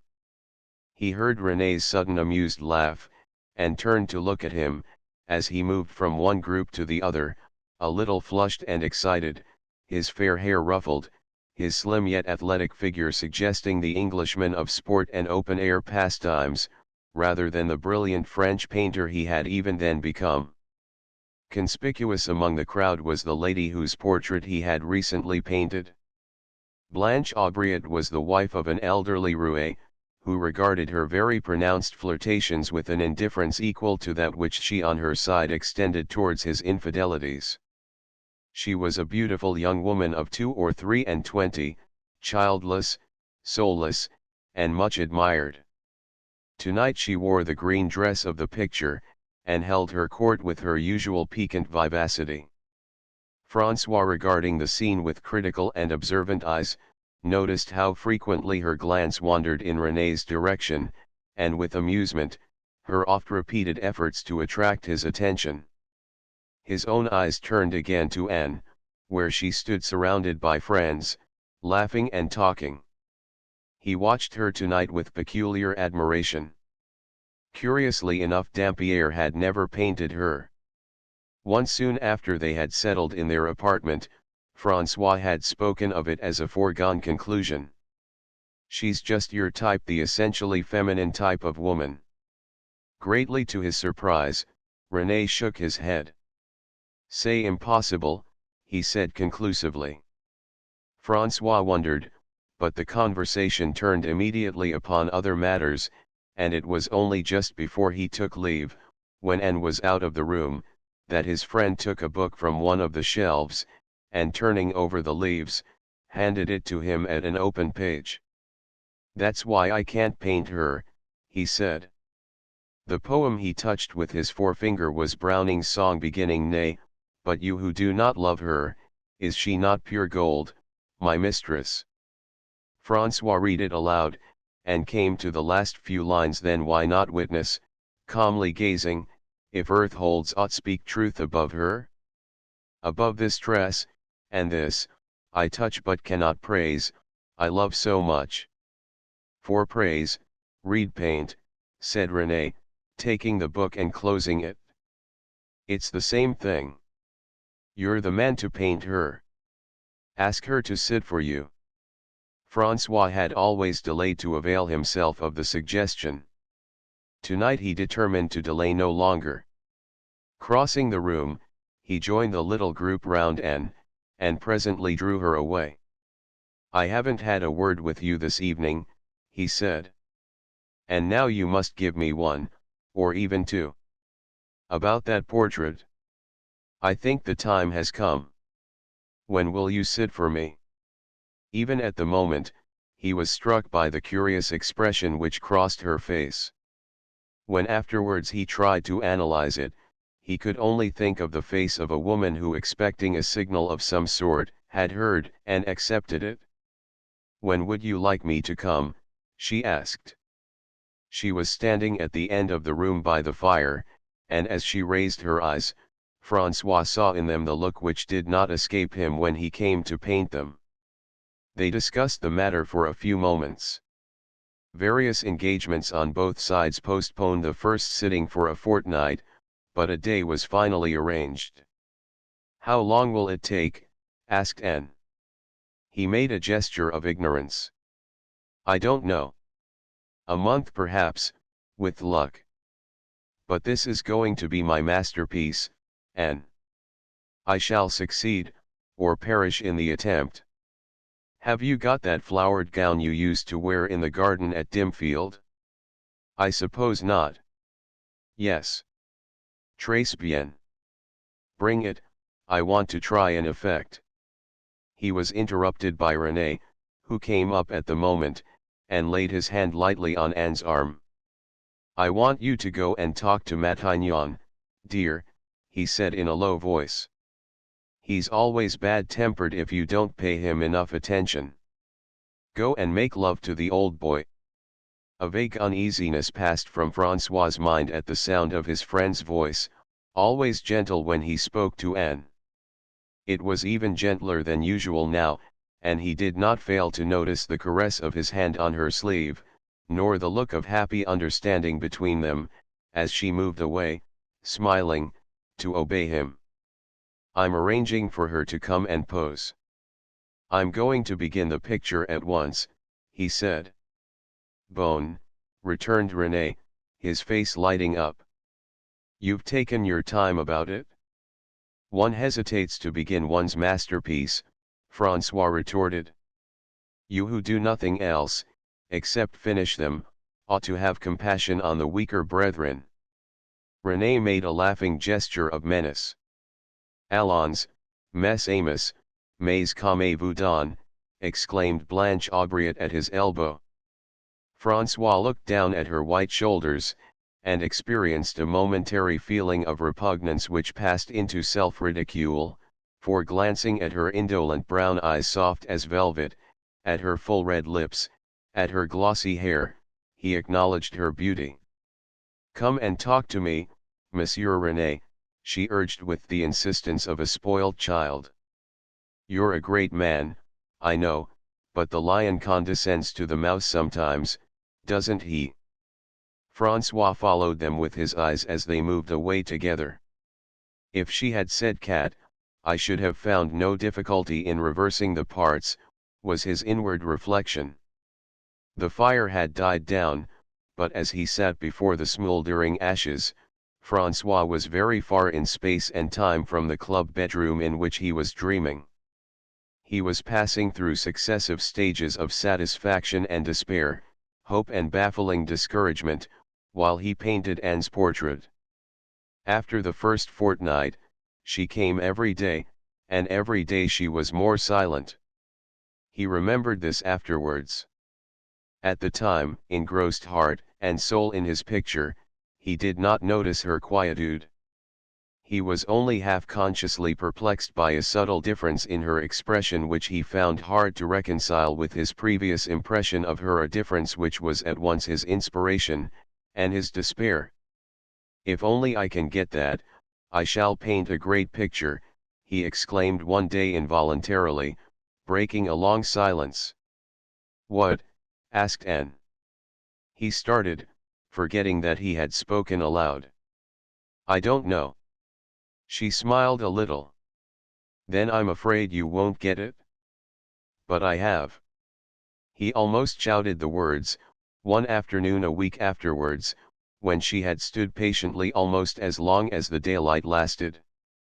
She looked at him with inquiring eyes, as he threw down his brush. "I won't touch it again." "It's there. It's all right." "Mon Dieu! Anne, do you hear me? I've painted a great picture." He came towards the stand, both hands outstretched, and helped her down. "Come and look before the light goes," he urged. "Why?" And his triumphant tone changed abruptly to consternation. "You're not ill, dear? You're trembling so. What a brute I am. I've kept you posing too long. I forgot. Come and sit in this chair. Here's a cushion. I'll get you some water."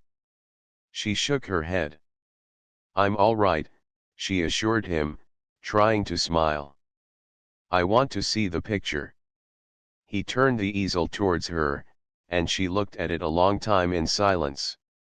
"Do you like it?" asked Francois at last anxiously. "It's too good for me." "It's idealized," she said. "But it's the best thing you've ever done, Francois. I congratulate you. You're right. It's your masterpiece." He felt a warm glow of pleasure. And as he had often acknowledged, was an admirable critic, instinctively a connoisseur, and her life amongst painters had trained and sharpened her natural perception. Secretly Francois stood in greater awe of Anne's verdict on his work, than on that of many of his fellow craftsmen. "You have suggested all the dim field garden in those flowers," she said after another silence. "In you," he returned quickly, wondering at the tone in her voice. "I'm going to give you this, Anne," he went on, speaking gaily to avert an uneasy fear. "I hope you appreciate the compliment. I lay my masterpiece at your feet, and you can pick it up and hang it in your salon, between the two long windows. That's the place for it?" She turned slowly from the picture, and her eyes met his, while she shook her head. "No," said she in a low voice. "I can't take it, Francois." "Why not?" She leaned back in her chair, and a smile so sad that involuntarily he turned away, came creeping round her lips. "Because I'm a woman," she replied. He made no reply. The meaning of her words did not escape him, but in a moment she translated them. "You've painted me at the end of my beaux jours," she said. "Before they are quite over, but at the end. I'm very grateful. But I couldn't live with that picture, it would be too." She did not finish the sentence. "Besides, there's another reason," she added after a further pause. "What's this?" asked Francois, suddenly taking a book from the table. With a sort of blind haste, he strove to hinder her next words by snatching at any pretext to arrest them. "It's a book you lent me, nearly 3 years ago, I'm ashamed to say. When I first came to Paris. I've always forgotten to return it. But today," she paused as though her mind were wandering away from the present. "Today I remembered it." Francois took it up. "Mademoiselle de Maupin. I forgot I'd ever lent it to you. You remember the story?" He nodded. "Of course. It's very different from my story, isn't it? But the way she found, I had already discovered for myself before I read the book. It's the right way. In my case, the only way." Francois had just lighted a cigarette. He threw it away with a sudden jerk, and looked at her without speaking. "I'm going tomorrow." Her voice was steady, but quite colorless. "Renee," stammered her friend, "Renee is going tomorrow." "Yes. Into the country for a few days, for the background of his new picture." Francois drew up a chair, and sat down close to her. "And," he began gently, "there hasn't been anything?" "Any?" She shook her head. "Nothing. But it's coming. This has been in my mind for weeks. It was there, though I scarcely knew it, before you wanted me to sit to you. When you asked me, I knew certainly." The spring twilight lingered in the studio, and he could still see her face, white against the cushion he had put into the chair. As he listened to her quiet low voice, all she was saying seemed to him like the illusion of a dream. And to be talking of leaving Renee. It was an absurd hallucination on his part, a trick of his imagination. "But Renee," he asked nevertheless. "He doesn't know?" "Why, I saw him early this morning, and he spoke of you for the first time." Her voice trembled, and he watched her slim hands traveling aimlessly over the frills on her dress. "He doesn't know," she said. "That's why I'm telling you." There was a long silence, and he saw her fighting for composure. "Francois," she began at last in a whisper. "He won't understand at first. He'll think me cruel and wicked and inexplicable." She caught her breath, but went on bravely. "You are far-sighted too. You know as well as I do, the woman who will he doesn't know it yet himself. He still loves me. Now, today. And that's why I'm going. I couldn't bear. He must be quite free. It was only on those terms I agreed with myself to." She was shivering now from head to foot, and the words came in gasps like the words of a dying woman. "It has lasted for 3 years, and I thought it might only be 3 months. I have had quite a long life, Francois." He turned away so that he should not see her smile. "I'm not going to be coward enough to spoil it for both of us," she went on after minutes which seemed like hours. Francois had been mechanically counting the strokes of the clock which ticked maddeningly in the gloom. He had never noticed it before, and was seized with a sudden mad desire to smash it into fragments. "But I want you, will you, Francois, in a little while, when he will listen, to say what you can for me." He got up, and began to walk about the room, stumbling against the chairs in the way. At last he turned abruptly, and stood before her. "Must you, Anne?" His voice was an entreaty. It shook almost as much as her own. She got up slowly, and gave him both hands. "Goodbye, Francois." He held them close, without speaking. "I shall write to you," she said, "later on. I'm going to be a great traveler. You will hear of me from all sorts of wonderful places. And I shall see you again, my dear friend. But I don't think I shall ever see." She stopped, and he felt her hands shaking in his. "Anne," he implored. "Don't go. Don't say anything more," she implored. "I have to get through the evening. It's our last. So you see it must be quite a happy." She stretched out a trembling hand for her cloak, and he wrapped it round her, fastening it for her as though she were a child. Then he took her downstairs, and called a closed fiacre. In the darkness of the courtyard, by the door, he put his arm round her shoulders, and taking both her hands in one of his, he kissed them. They were wet with the tears she had tried to brush aside. 2 or 3 mornings before the conversation between Dr. Dakin and François Fontenelle, Anne, the peaceful Anne of today, received by the same post, 3 letters which interested her. She knew the handwriting on the envelopes of each, and hastened first to learn what her brother had to say. Hugh, as she had known for some months, was returning to England. His farm had prospered, and anxious to launch his sons, boys of 16 and 18, in the professions they had chosen, he had determined to retire, and end his days in the old country. The letter, an affectionate one, stated that he was already in London, where he had taken a furnished house, to give him and his wife time to look round, and decide upon their future home. And must come to see them the moment she returned. They were all looking forward to her visit.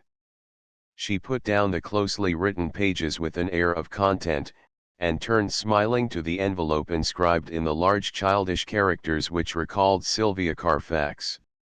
"My dearest dear Miss Page, I must write to you because I'm so happy and excited. I've got splendid plans. Just yet, I can't tell even you what they are, because it's a secret for the present. But it means a simply magnificent chance for me, and of course it has something to do with my work. Mother and father will be very angry, I'm afraid, but I can't help it. It's too good to lose, and one can't sacrifice the whole of one's future because of one's parents. Besides, later on, they will see how wise I've been. Oh dear Miss Page, when are you coming back? I want to see you so much, because by that time everything will be settled, and I can tell you all about it. I'm too excited to write any more. Only I want you very badly. Do come home soon. Your ever-loving Sylvia." And returned the note to its envelope with a slightly worried look. What folly was the child considering? She must write to her at once, and insist upon a full explanation. In the meantime she opened the other letter, which bore the Paris stamp mark, and was evidently from Madge Dakin. It was very short, and very incoherent, but when Anne raised her head and let the lilac-tinted paper slip from her hand, her face was rather white. She was at breakfast in her sitting room, whose window overlooked Rome.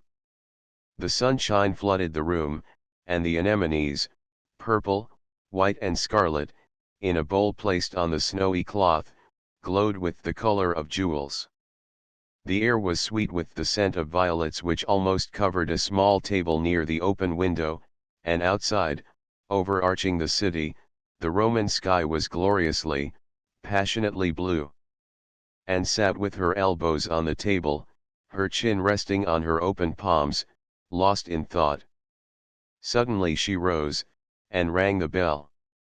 "Berks," she said when the maid appeared, "can you pack, and be ready to start for Paris today?" Berks stared. "But I thought we weren't leaving for another month, ma'am," she gasped. I know. But I find it's necessary to go at once. Can you manage it? The maid beamed with satisfaction. It'll be a rush, but I'll do it, ma'am, and be thankful. I'm about tired of foreigners, she added, alluding thus with a sniff of scorn to the Italian cook with whom she lived on terms of ill-concealed warfare. And smiled absently. Yes. You'll be glad to get home, I dare say Berks, and Paris is on the way. Please give me my writing things. I must put off all my engagements, and write 100 letters, so I don't want to be disturbed this morning. Left alone, and reread the letter which had prompted her decision to leave Rome at once.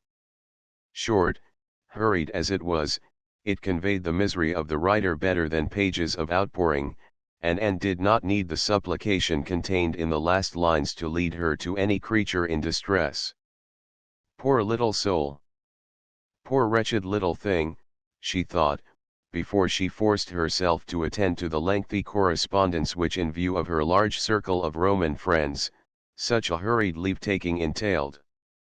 Unwilling to hinder Berks in her work of packing, she went herself to post her letters, and to dispatch the telegram which warned Madge Dakin of her arrival in Paris next day. While she walked to the post office, while she mingled with the crowds in the street, and vaguely heard the cries of the flower vendors, the cracking of whips, the babble of tongues, her thoughts were far away. Her friend's letter had told her nothing definite, but guessed the nature of her trouble. Imperceptibly, from sadness and perplexity her expression became stern. A passionate anger such as for years she had not experienced, grew momentarily stronger. Always the same, she repeated to herself. Cruel, cynical. Too light-minded to desire anything strongly. Selfish enough to gratify every passing whim, and then her thoughts received a sudden disconcerting check. What of the years of loyal friendship he had given her? How could she forget his tenderness and sympathy at the bitterest moment of her life?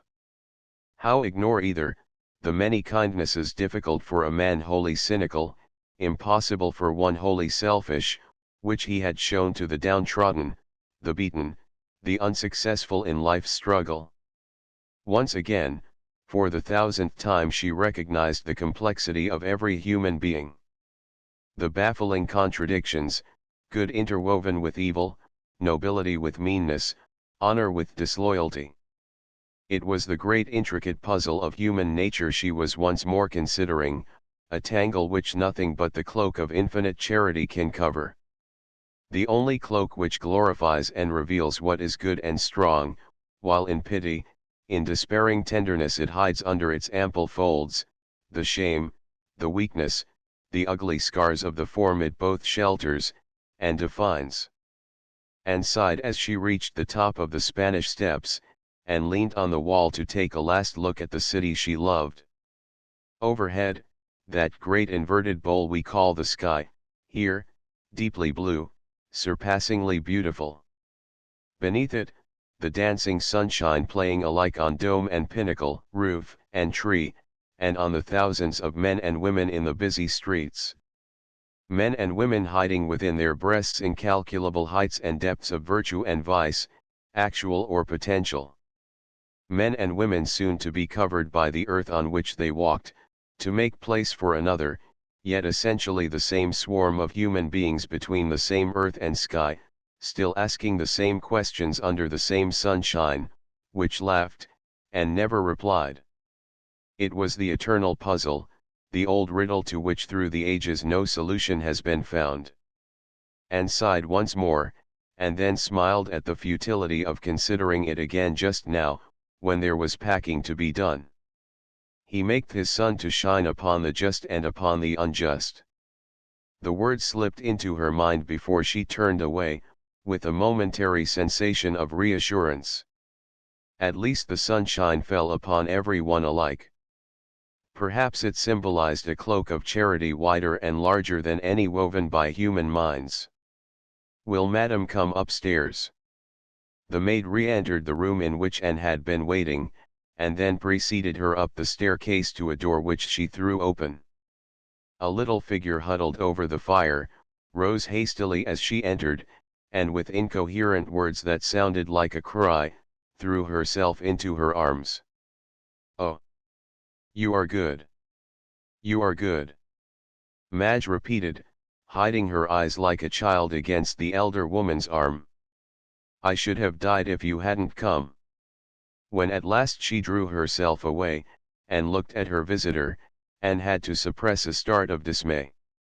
She scarcely recognized Madge Dakin. Her cheeks were white and sunken, and swollen with much crying. She was pitifully thin, and her nervous hands strayed constantly about her face.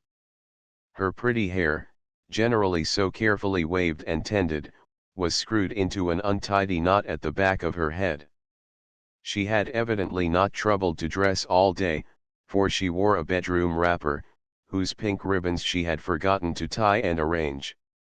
"My dear child," declared Anne, "you must give me some tea. I'm dying for it, and I shall be speechless till I get it." "Oh! I'm so sorry. I make it myself generally. I forgot it this afternoon." And sat down in an armchair near the fire, and purposely allowed her to put on the kettle, and make all the preparations alone. A glance at the room, a fairly large one, from which a bedroom opened, showed that her friend had probably done nothing but cry over the fire for several days. It was dusty, and littered with papers, books, working materials. It looked untidy, and uncared for. There were dead flowers in the vases, and the curtains half drawn, obscured the already dying light of a dull day. When the kettle began to boil, she rose and gently pushed Madge into a chair. She made the tea herself, while in a sort of stupor of wretchedness, Mrs. Dakin watched the movements of her white fingers. "Now drink that, my child," she said, putting the cup and saucer into her hand. "Have you had any lunch?" Madge shook her head. "Then you must eat a plateful of these excellent biscuits, and you must begin at once." She proceeded to drink her own tea, talking about her journey, and the slowness of the trains, till watching the face opposite to her she saw a trace of color in the cheeks. "And now what is it, my dear?" she asked very gently, as Mrs. Dakin pushed the cup away from her. For answer, Madge burst into a flood of hopeless tears. Anne leaned forward and took her hand. "It's François Fontenelle, isn't it?" she inquired. Mrs. Dakin raised her head, her lips parted like a baby's. "How did you guess?" she whispered. "Because I've known him for a great many years very well." There was the faintest trace of bitterness in Anne's tone. The sight of the miserable bowed figure had revived some of her resentment. With a quick movement, Madge left her chair, and knelt beside her, hiding her face, with a childish gesture, while Anne's arm went round her as tenderly as a mother's. "I'm going to tell you everything," she began in a half-choked voice. "I've been so wicked, Miss Page, that I can't believe it. Every now and then I think it's a dream." She shivered in Anne's grasp, and sobbed a moment. "It was my fault. I thought I was so bored. I thought I was tired of Harry who has always been 1,000 times too good for me. And so I flirted with him. Helen Didier says I threw myself at his head. She's a hateful woman, and I loathe her, but that's true, I did. He never cared for me. In my heart I knew he didn't, even when I led him on to make love to me. It was nothing but my wretched wicked vanity. Just because I was bored. Just because." Her voice sank, and for a moment Anne heard nothing but the painful catching of her breath in exhausted sobs. "And the awful part was," she stammered at last, "that I didn't care either. I never meant it to be more than a flirtation. At least I think I didn't, she added with a pitiful attempt at perfect honesty. But she stopped short. But it became more than that. He was your lover. She nodded her head, and then suddenly clasped Anne with convulsive strength. And Harry's coming tomorrow. And I'm a vile woman. She cried the words aloud in a panic of horror. Oh, Miss Page, what shall I do? What will become of me? What shall I say to Harry? I shall go mad. Anne laid her cheek on the head that rested against her shoulder, and was silent. She understood what was passing in the soul of the weak, terror-struck little woman. The horror of outraged conventions, the nightmare conviction that she, the descendant of generations of respectable, honest women, she who had never heard of the sin she had committed, except in accents of disdain or horror, had become an abandoned creature, unfit for decent society, branded, defiled, eternally lost. Anne's heart went out to her in passionate pity. Oh, help me. Tell me what to do, Madge wailed. You're the only woman in the world I dared to tell, because the abrupt pause, and a nervous gesture betrayed her, and Anne started a little, overcome by a sudden conviction. Yes. Why did you tell me, my dear? She asked quietly. Because, began Madge hurriedly, you are so kind, so sweet, I felt that wasn't the only reason. No, she cried with sudden recklessness. It wasn't. It's because I heard that you Helen Didier found it out. She never rested. And then I asked him, and he said I was never to mention your name to her. But she found out all about it, on the pretense that it was you who had corrupted my mind, and made me what she calls fast. And so you thought you might confess to a fellow sinner. Anne's cheek still rested on Madge's hair, and over her head, her eyes smiled very quietly into the fire. Madge was silent. I knew you wouldn't utterly despise me, she murmured at last, in a low voice. He has gone, asked Anne after a moment. You sent him away. He came on Monday 2 or 3 days ago. I've forgotten when. She made a distracted gesture. Until just lately, it was all right. We were not lovers, said Anne, finishing the sentence for her in an even voice. Well, he came. And by that time I'd come to my senses, and to all this awful misery. He's very kind, she went on with a sort of surprise, as a child might speak of the unexpected clemency of some grown-up person. He said he didn't want to make me unhappy, and if I pleased it should all be at an end, and he would go away. So he went. But Harry's coming tomorrow, and I daren't meet him. I daren't look at him. It's awful. I would kill myself, but I daren't do that either. She rose from her knees, and sank back in her chair, exhausted and shaking, her eyes fixed on Anne were the eyes of a little hunted animal. All the terror of the gulf she had put between herself and respectable women, all the horror of feeling herself declassy outside the pale of moral virtue, filled her conventional little soul. It outweighed the sense of her personal disloyalty, it was greater than her sense of wanton treachery towards her husband. She was no longer a respectable woman, and in that fact lay the sting. Anne leaned towards her. You haven't told Harry. She shook her head. Then don't. Madge stared at her incredulously. But look at me, she stammered. He'll see. He'd guess, even if I don't tell him. I can't stop crying. I can't help it. While she spoke, the tears were running down her cheeks. Yes, you can. You can pull yourself together. He expects to find you ill, but you can meet him with a bright face for his sake. For his sake, repeated Madge. Yes. Think of him a little, my dear, and forget yourself. You mean he would never forgive me? Never take me back? On the contrary, I know he would. He loves you. You would never hear a word of reproach from his lips. Your husband is a fine man, Madge, and a generous one and a gentleman. Yes, he is. He is, she returned eagerly. He would forgive me, and I ought to tell him. I should never have a happy moment if I didn't. My life would be spoilt. And what about his? Asked Anne quietly. Madge gazed at her. You mean he wouldn't forget it? Anne answered with a curious smile. You don't understand much about men, my little Madge, she said. When they love, their instinct of possession is stronger than anything you can guess. It's bound up with 1,000 forces from primitive barbarous times. It may be unreasonable and savage, but it's there. A generous man forgives, and even tries to understand.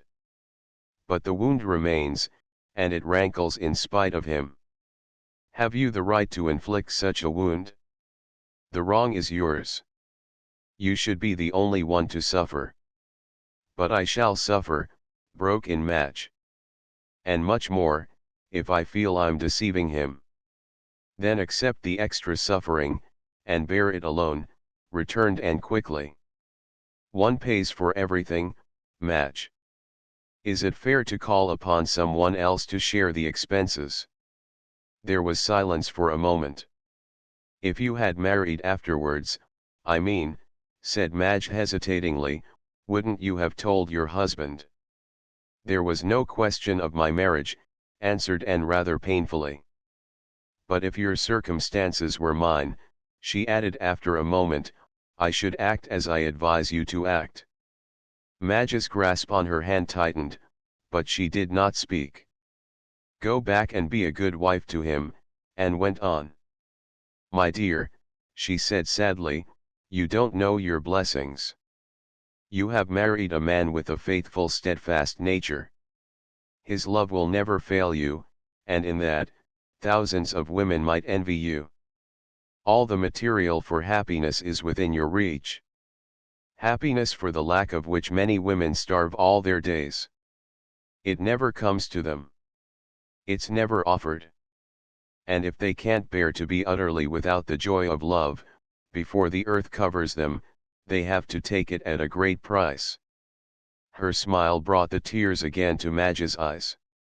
Such a price, my dear little Madge, as I'm glad you know nothing about. Dear Miss Page, she whispered. A moment's half-awed revelation came to her of all that her friend's words implied. In the light of it, her own fears and regrets, her whole mental attitude towards the past, later as well as immediate, seemed incredibly petty, mean, and trivial. She was ashamed with a nobler, less selfish shame than she had ever experienced. Her cheeks burnt, and her tears ceased to flow. Oh! I've been a beast, she cried involuntarily. I've always been so selfish and hateful to Harry. I've taken everything as my right. I've never thought of anyone but myself. I've never thought of the lives of other women. You are right. It would only be one more selfishness to tell him. I won't. I'll love him instead. Do that, my dear, and you'll make him the happiest of men, returned Anne simply. And don't refuse him, children, Madge, she added softly. You owe him that. Besides, you're refusing the greatest happiness for yourself. The blessing that women like me, can never have. That's part of the price, you see. Not the least part of the price, she added as though to herself. She rose, and Madge stood up too, still holding her hand. The firelight fell on Anne's face, and the younger woman looked at her as though she had never seen her before with a tender surprised admiration. You are so beautiful, she exclaimed suddenly. The first smile Anne had seen came to her lips. I shall pray that my first baby may have eyes just like yours, she said, almost gaily. And hair like your lovely hair when she's a little older. And laughed. It used to be brown. It went white very quickly in 3 months. As she glanced into the mirror above the fireplace, she thought suddenly of François' portrait with its mass of soft fair hair, couleur de miel, couleur de poussière dorée. She remembered the epithets of the painters. I must go now, she said. Tomorrow Harry will be here to take care of you. Make yourself look pretty, Madge. Put on your nicest frock, and do your hair the way he likes, high up, you know, with little fluffy curls about. And make the room pretty, dear. I'll order some flowers to be sent round tonight. Lots of them, so you'll have plenty to do to arrange them. No more sitting by the fire and crying, mind. No looking back. Only look forward. Madge held her tight. Oh, you've given me so much courage, she exclaimed with a long sigh of relief. You dearest of women. I'll do everything you tell me. XX outside, in the lighted street, and called a cab, and gave the address of the nearest florist. Her thoughts dwelt upon Madge, as the carriage rattled down the boulevard. I'm scarcely sorry, was the outcome of her grave reflection. It will make a woman of her. She needed a great shock, or a great sorrow to take her out of herself, and make her realize what it would mean to lose her husband. It was only while she was choosing flowers for her, that the part of Madge's confession which concerned herself, came back confusedly to her mind. It gathered greater clearness as she drove towards her hotel, and by the time she reached it, and was sitting by her bedroom fire after dinner, she found herself wondering what would be the outcome of the matter. That she might be sure of Madge Dakin, her instinct satisfied her. Yet the results of Madame Didier's inquiries would in all probability, from other sources, reach Dimfield. What then? Anne's thoughts flitted from Mrs. Carfax to Mrs. Wilcox, the solicitor's wife, a lady who was interested in church missions, and rescue homes for fallen women. The memory of Miss Goldie, a maiden lady of substantial means, and views of life which even Dimfield considered rigid, came to her, and forced a smile. She saw her sitting in the front pew in church, her black bonnet with 2 purple pansies upon it, tied tightly under her chin. She saw her angular elbows, under the short mantle of black silk adorned with bugle trimming. She heard her rasping voice, which seldom softened even for Anne, who as a rule affected insensibly the voices of her neighbors. She remembered Mr. Wilcox, stiff, erect, lean-faced Mr. Wilcox, loud in his denunciation of the present age, which he considered lax and immoral to the last degree. She thought of the vicar, with his blustering attempts at modernity, and his violently expressed scorn of everything but muscular Christianity and common sense. Dimfield was the typical English village, with its types indigenous to the soil, firmly rooted, impervious to criticism, profoundly self-satisfied. Dimfield for Anne would be impossible. But Dimfield meant Fairholme Court, to which her heart was inextricably linked. The garden that she had planted, the garden that was full of fragrant memories of the blossoming time of her life. The bare idea of leaving it sent a pang of desolation to her heart. She got up and began to walk restlessly about the room. The absurdity of such an outcome of malicious gossip, struck her with a pathetic desire to laugh. After all these years. At my age, she murmured. She thought of her 3 years of happiness, the little space of time which had opened like a flower in her grey life, and wondered pitifully why anyone should grudge it to her. But most of all, she shrank from the thought that people should talk about it. It had been for so many years her secret possession, the memory that had sweetened all her later days. It would be insupportable to know that her acquaintances were gossiping about her. About her and Renee. A painful flush rose to her face as she sat down again by the fire. After her talk with Madge Dakin, her old life seemed too near. She thought of the parting with Renee in the morning he left her for his 3 days' work at Fontainebleau. The agony of making that parting a light one. She remembered that he turned at the door, and came back to kiss her again. The sun was on his hair, as he crossed the room. Involuntarily tonight, 20 years after the words were spoken, Anne put her hands over her ears, that she might not hear his voice. But she knew what he had said. She remembered how, when he was gone, her resolution wavered. Without question he loved her still. Wasn't it too soon? Might she not stay a little longer? Just a little while longer? And then the bone had brought the letters of the second post, and among them there was one for Renee in a handwriting she knew. Within the past month they had been coming very often, these letters. Lately, every day. She remembered how the sunshine had streamed upon the envelope at which she sat staring, till at last she moved to make her preparations. Then the long train journey, and the agony which feared to betray itself in some insane fashion which might cause her to be stopped, forcibly prevented from reaching her destination. She wanted to shriek aloud, to rave and cry, like the madwoman she half feared she might in fact have become. Of the next few weeks she recalled nothing but a confused nightmare impression of unfamiliar rooms, strange faces, strange voices. Of people who for some mad reason were going about as usual, occupied with the ordinary business of life, talking, laughing, eating and drinking, unmoved, unconcerned. One book on every hotel table drew her like a magnet. She would sit down anywhere with a Bradshaw before her, and at once, mechanically plan her journey back to Paris. Over and over again, she looked out trains, studied connections, pictured the moment of her arrival. It would be tea time. The lamps just lit. Renee sitting by the fire, Renee leaping to his feet to meet her.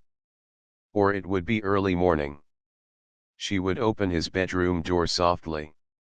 And then the realization of her madness, more sleepless nights, fresh strange hotels, new cities up and down whose streets she wandered, wondering why she should be there, why she should enter one building rather than another, why the day never passed, and when the night came, thinking would God that it were morning. So terribly near seemed her past torture, that with all her strength Anne tried to stem the flood of reminiscence. Thank God, little Madge Dakin had never known, would never know, misery such as hers. In the midst of her whirl of memories Anne gratefully considered this. With an effort at diversion, she tried to recall the names of the cities in which she stayed, through which she had passed during the first few months of her exile. In vain. She had only a confused impression of scorching streets, of palm trees against a hot blue sky, of seas hatefully, mockingly calm and blue. She was in Athens when the news of his death reached her, and with it a packet of letters written during the first few weeks after her departure. They were letters from Renee, never sent, because she had left no address. Letters written in the frenzied hope that some day soon he must hear from her. It was then that she tasted her first moment of peace. She remembered sitting in a little walled garden somewhere within the city, and for the first time seeing that the blue sky overhead was beautiful. She noticed the broad leaves of a fig tree clambering upon the wall opposite, and listened to the dripping of a little stream which flowed from a stone trough into a well whose mouth was fringed delicately with ferns and wild flowers. And for the first time came to her a premonition of the calm and peace, and even happiness of her later years. Her emotional life was over. No man as a lover would ever exist for her again. But she had experienced the love for which she had been willing to pay. She had paid, and some day she would be content. Renee dead, had become hers once more, this time forever. Later in the year she met François at Antibes, and heard calmly, with scarcely a stab of pain, what she was prepared to hear. She had been right to go. But René had died before he ceased to love her. Afterwards, her true wander years began. And then at last, the thought of the house and the garden at Dimfield became dear to her, and she went to them as a child goes home. And let her mind dwell gratefully upon the quiet happy years she had spent at Dimfield.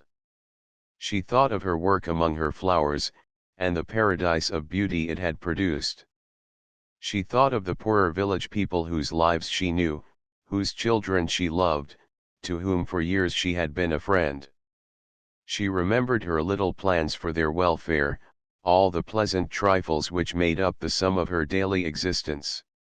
And as she mused, came a wondering recognition of the healing of time, the passing of all violent emotion, whether of joy or of despair. From some recess of her memory there sprang the words of an Eastern sage, who as a motto true alike in times of sorrow and times of delight, told his disciple to grave upon his signet ring, one sentence: this too will pass. XXI and started for London next morning, intending to spend the night in town, and devote the next day to her brother, and to Sylvia Carfax, to whom she had not found time to write.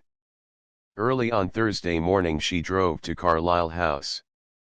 The page boy who took her up in the lift, indicated a door at the end of the corridor, and left her. And knocked, and in response to a voice within, entered Sylvia's bedroom. It was littered with cardboard boxes, open trunks, dresses, hats, raiment of all sorts, and stumbling over the obstacles in her way, Sylvia rushed towards her with a cry of joy. Even before she kissed her, and had time to notice the worried look on the girl's face, which robbed it of its youthful prettiness. "Oh," she gasped. "I was afraid you wouldn't come in time, and I didn't know what to do, or how to get out of it. Oh. I'm so thankful to see you, Miss Page. Sit down. Do sit down if you can find a place," she added, trying to laugh. And chose the bed as the only available spot. "My dear child, what's the matter?" she exclaimed. "You're packing, I suppose. Where are you going?" "To America," returned Sylvia, with a gulp. And looked at her, and drew her down beside her on the bed. "Tell me all about it from the very beginning," she said, with quiet insistence. "Don't be angry with me," implored Sylvia, her lips trembling. "I thought I'd been so clever to arrange it all myself, without saying a word about it. But now I'm frightened. And my contract's signed, and I daren't. But what's it all about? Tell me clearly, Sylvia." Sylvia made an effort to obey, and though lucidity was not the strong part of her story, by the end of half an hour's questioning and explanation, and gathered that the girl had fallen into the hands of the manager of a third-rate theatrical company. The man had tempted her with the offer of a star part in a musical comedy, and she had signed a contract with him for America. "He said he would make my fortune," she declared. "He praised my voice so much, and told me I was wonderful, and that I should make a great hit. But he made me promise not to tell anyone I was going. He said he wanted to have the credit of discovering me, and all that sort of thing. I knew mother and father would be horrified, but I thought it was too good a chance to lose, and that I'd risk their anger. Because, if I turned out a success, and made a lot of money, they would be very proud," she added. The instinctive knowledge of human nature shared by the pillars of the church, caused, and despite her anxiety, a secret smile. "I thought he was so kind," Sylvia went on pitifully, "and he seemed so nice at first, but lately he's been different, and his manner has been so funny. He looked at me in a horrid way yesterday," she confessed, "and held my hand tight, and when I tried to get away, he laughed. But my contract's signed, she declared with a wail of despair in her voice. Haven't the principals of this place interfered? Anne inquired. The matron, or whoever it is who's supposed to look after you. They think I'm going home, confessed Sylvia in an abashed voice. I managed it so that they should think so. Anne rose, and with a terrified expression, the girl clung to her hand. Oh! Miss Page, she gasped. You're not going? I'm to sail tomorrow night, and don't be frightened, you silly little thing. Of course you won't sail tomorrow, nor any other night. Give me the address of this man. Sylvia falteringly repeated it. Anne wrote it down, and stooped to kiss her. Unpack all those things, and put them tidy, she said. I haven't time to scold you now, but I'll come back and do it thoroughly this afternoon. The girl's look of relief touched her, but she could scarcely repress a smile as she turned at the door, to see her standing like a penitent baby amongst all her finery. I wonder what I should have done with daughters, she asked herself, half humorously, as she stepped into a cab, outside. The question was answered by a smile and a sigh that were almost simultaneous. Anne spent a busy morning. She went first to her solicitor, and after an hour's colloquy with him on the case of Sylvia Carfax, she drove on to her brother's house in Kensington. It stood in a highly respectable square, and was one of the hundreds of dull substantial edifices which came into existence during the mid-Victorian era. Anne rang the bell, and stood waiting rather excitedly under the stucco canopy supported by pillars. Her present meeting with Hugh was divided from the last, by a period of 20 years. It was odd to remember how little she knew of this brother, her only near relative in the world. He would be much changed, of course. A sudden vivid recollection of the last time she had met him, swept through her mind, as she stood waiting admittance. How desolate she had been! How shy! How filled with the sense of being an outsider, a forgotten guest, unbidden to the banquet of life. The door opened, and it was Hugh himself who drew her over the threshold, and welcomed her in the loud, kind voice she remembered. "We've been waiting for you all the morning," he declared, "and I rushed down when I heard the bell. Come in and let me look at you. It's impossible to see anything in this wretched foggy atmosphere." With his arm still round her shoulder, he pushed open the door of a large room on the right of the hall. "Here she is, Alice," he exclaimed, as his wife rose from a sofa near the fire. "Why, Anne, what have you done to yourself?" The words were uttered in amazement. Anne had slipped off her heavy cloak, and stood laughing tremulously as she held her brother by both hands, and noticed for the first time that his hair was white, and his good-natured bronzed face lined and wrinkled. She turned from him to greet her sister-in-law. The slim little creature she remembered was a stout matron, whose hair was just touched with grey. Alice's start of amazement as she gazed a moment before she kissed her, was almost comic. "Why, Anne, my dear, you've grown quite a beautiful woman," declared her brother, so simply that the tears sprang to Anne's eyes. "She's grown younger, hasn't she, Alice?" He looked at her with a puzzled expression. Anne laughed, and touched her hair. "But it's your white hair that, and yet I don't know. It's you altogether. I never saw such a change. She looks like a great lady in a French picture, doesn't she, Alice? Court of one of the French kings. Louis XVI, that sort of thing." Anne laughed again.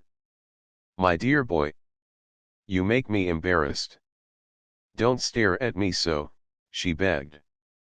The pink color sprang into her cheeks, and the shy deprecating smile of François Portrait crept for a moment to her lips. "I'm just 20 years older than when you last saw me. Well, it's magic. I give it up, declared Hugh. Where are the boys? She asked, turning with a quick, eager movement to her sister-in-law. I want to see my nephews. They're out today. I'm so sorry. They've gone to lunch with some relations of mine. But you'll see them this evening. I let them go because I knew that you would want to talk to Hugh, Alice answered. You'll excuse me a little while, won't you? I must speak to Cook. Her voice, her tone of deference, marked Alice's recognition of the change in the woman she had once regarded as insignificant, a poor meek creature to be treated with compassion and tolerance, and her husband's awkward laugh as she closed the door, was sufficient indication that her altered attitude was not lost upon him. She can't help fussing about the servants. Old habits, you know, he said, turning to his sister. For years she did all the housework, and she can't give it up. But you've finished with work now, haven't you, dear? Anne asked, as she sat down beside her brother on the sofa. Thanks to you. Hugh glanced at her gratefully.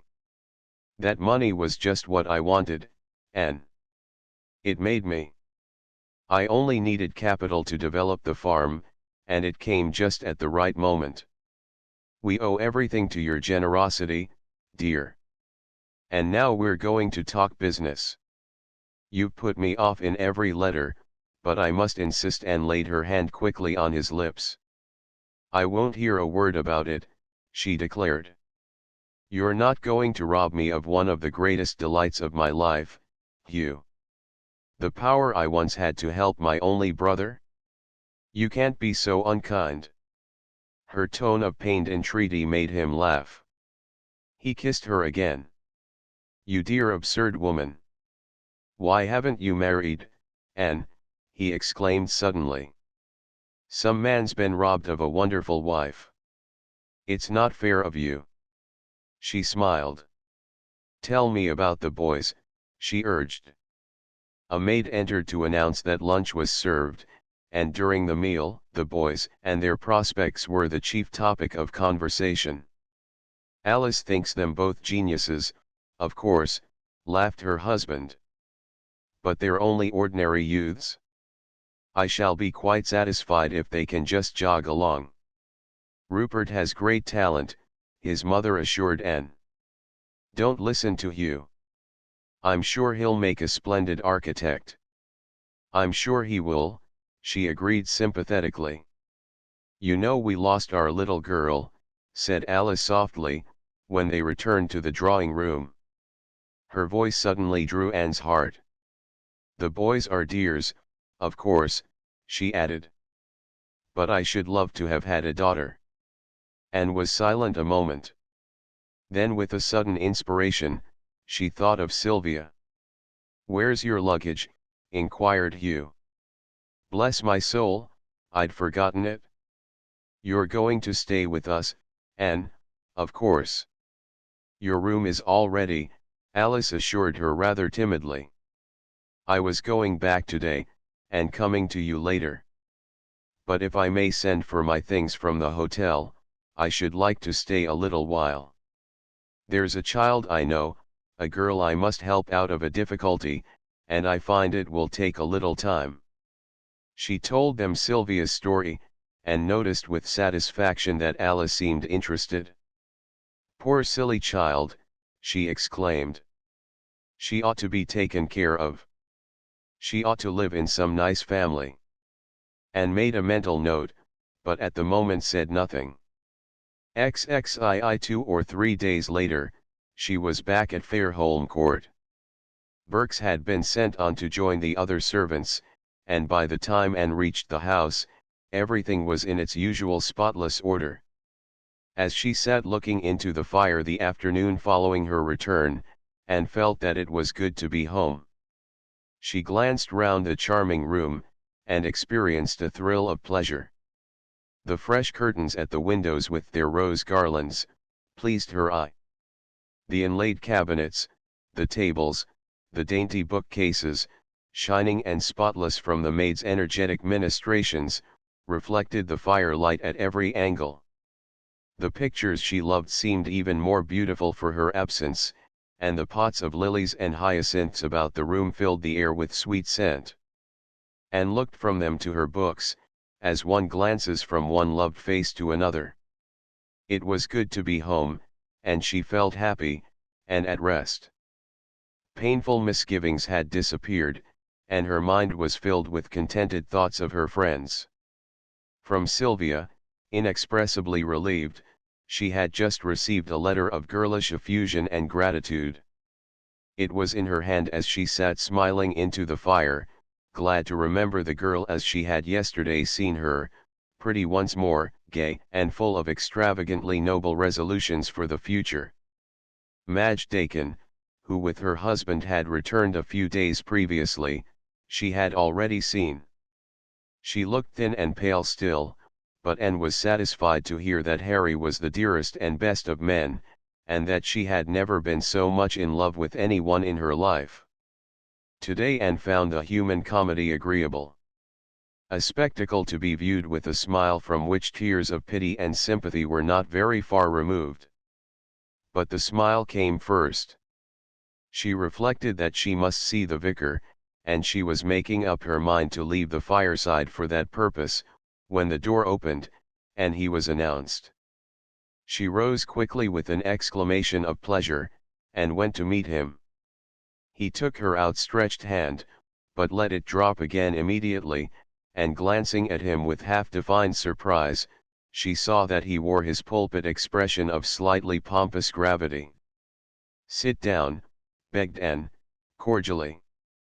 "I was just coming up to see you." "Thank you," said the vicar, dropping heavily into the chair she indicated. "I saw Sylvia only yesterday. She sent many messages to you, and to her mother." "Thank you," repeated the vicar.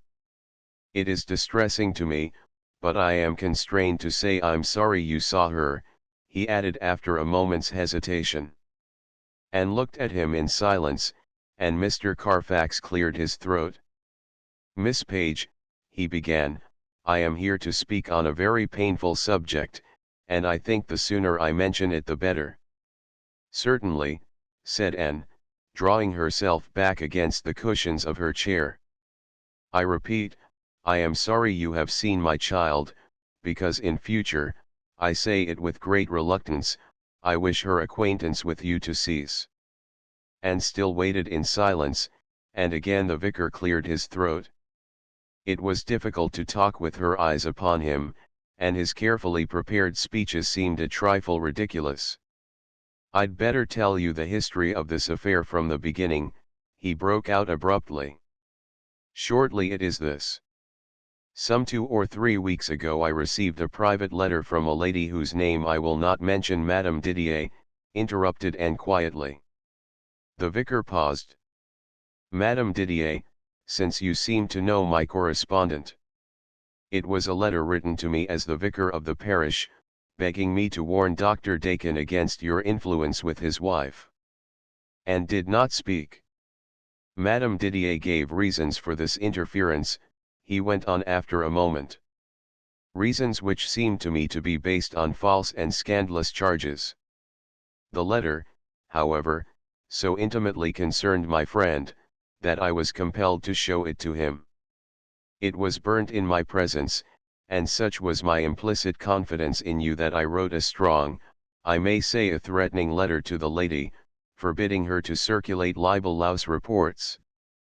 I am grateful to you," Anne said. The vicar glanced at her. "I have since regretted that letter," he added deliberately. "A fortnight ago, business called me to London, and I spent an evening with my wife's friends, the Lovells. Madame Didier, whose stay in England has been protracted, was with her aunt. I did not know this when I went to see the Lovells," he added, "or I should naturally have avoided the chance of an unpleasant encounter. However, in spite of my protestations, and my refusal to hear your name spoken by her, the lady insisted, and to avoid entering upon unpleasant details, I may say at once that she gave me incontrovertible evidence as to the truth of her assertions. There was a pause which Anne did not break. She sat quite still, looking into the fire. I need not say, pursued the vicar stiffly, that though I was constrained to offer an apology to Madame Didier for my somewhat intemperate letter, I repeated my warning to her with regard to the danger of spreading this story. Thank you, said Anne again. The vicar moved uncomfortably. Under any other circumstances had Madame Didier, I mean, merely reported gossip or hearsay, I should immediately have come to you for an explanation, and I should have accepted your bare word against what might to others appear grave suspicion.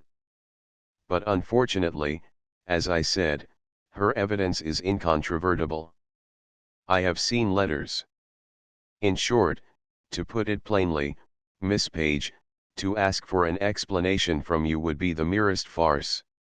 It therefore becomes my painful duty an explanation of what, asked Anne, turning to him with a deliberate movement, and again the vicar fidgeted under her gaze. Of a mode of life which proves you to have been unworthy of the position you have held in our midst. The vicar gathered himself together, it was time for the peroration, and from force of habit his voice grew full and deep. He reminded himself vigorously of the sanctity of the home, the preservation of the family, and in sonorous tones continued, you have been loved and trusted by pure and innocent women. You have been esteemed as a friend by myself, as well as by many another upright and honorable man. And I say it with pain, you have deceived us. My own child has made you her confidant and rose, and the stream of the vicar's eloquence suddenly ran dry. There was a moment's silence, during which he felt a prey to greater and more paralyzing nervousness than he had experienced since the preaching of his first sermon.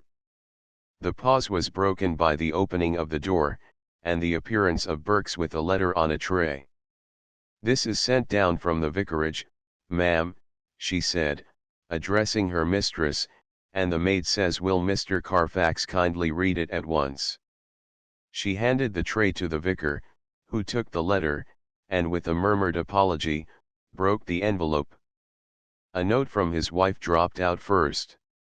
He picked it up, and hurriedly glanced through its contents. "I am wild with anxiety. I send you the enclosed, which has just come from Mrs. Lovell, so that you may read it while you are with Miss Page. She may perhaps be able to throw some light upon the matter. At any rate, ask her advice. She is so good and wise." The vicar snatched up the other letter, which mechanically, in a dazed voice, he began to read aloud. "My dear Mary, I hasten to tell you, though I fear too late, of something I have just heard about your dear Sylvia. She has signed a contract to go to America with a theatrical traveling company, and I am told that she has already sailed.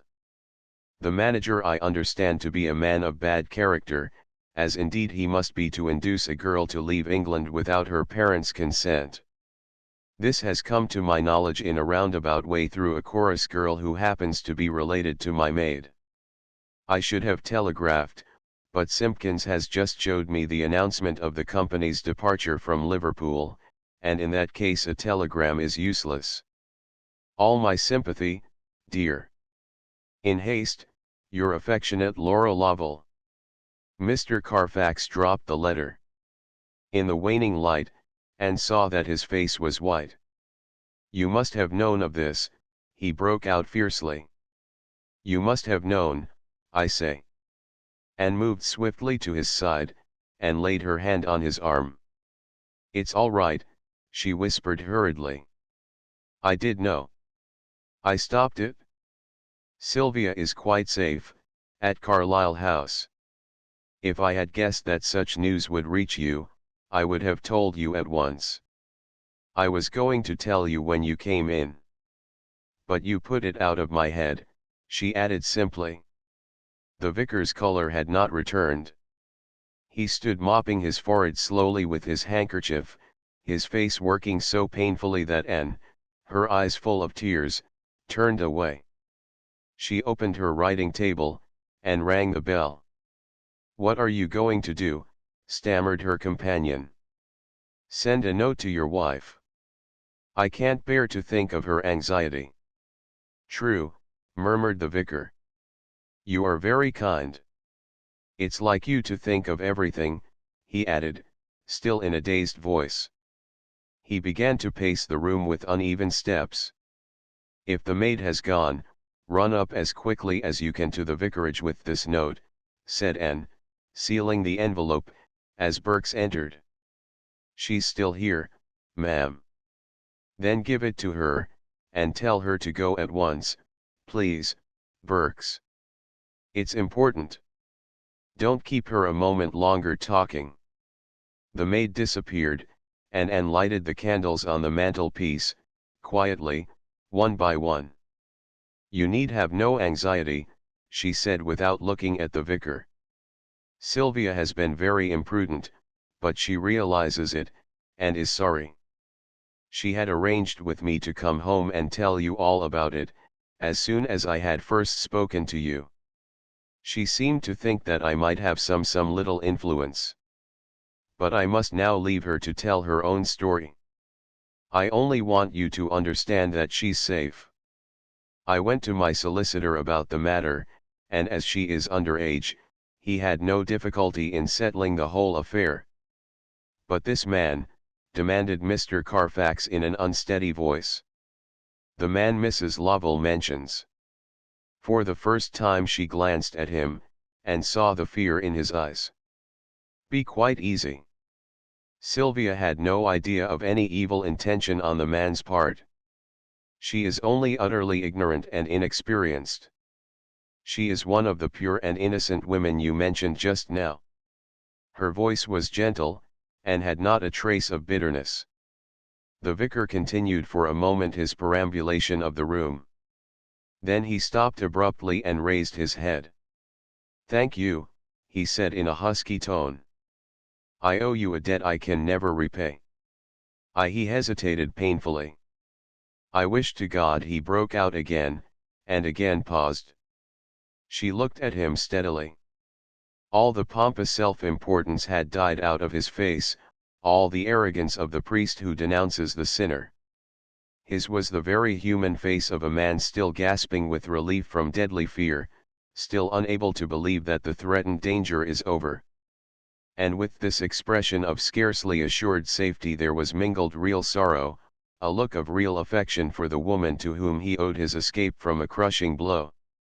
"You spoke of an explanation," said Anne in a low voice.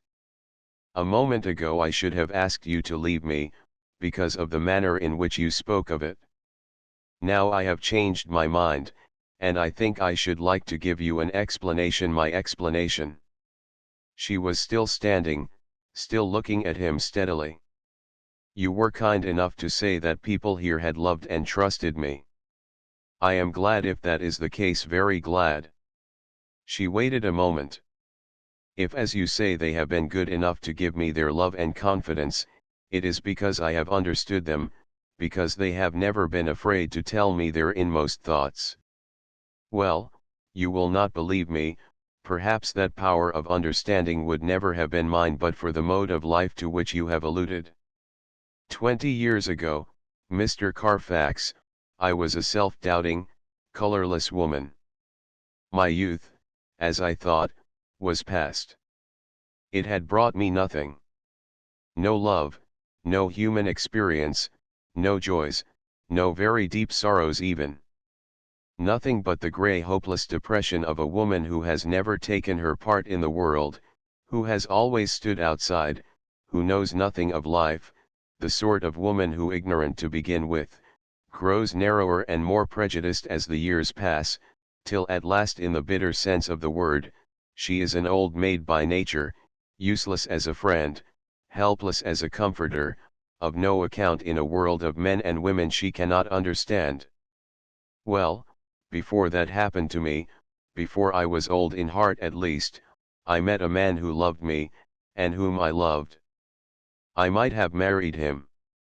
I chose not to marry him, because," she smiled a little. I need not trouble you with my reasons. They seemed good reasons to me, and I have never regretted them. I lived with him for 3 years. The memory of those 3 years has lasted with me to this day, and has made me a woman so proud and happy that if my deep content has overflowed, and reached the lives of others, it is no credit to me. I simply can't help caring for people, because by the mercy of heaven, I have loved and been loved. Nothing else, for me at least, would have made that understanding and caring possible. Not the money that came to me, nor the opportunities it afforded for what is called doing good. It was a change in me, that was needed, a personal experience of loving and suffering. Well, I have loved and I have suffered, and now I understand.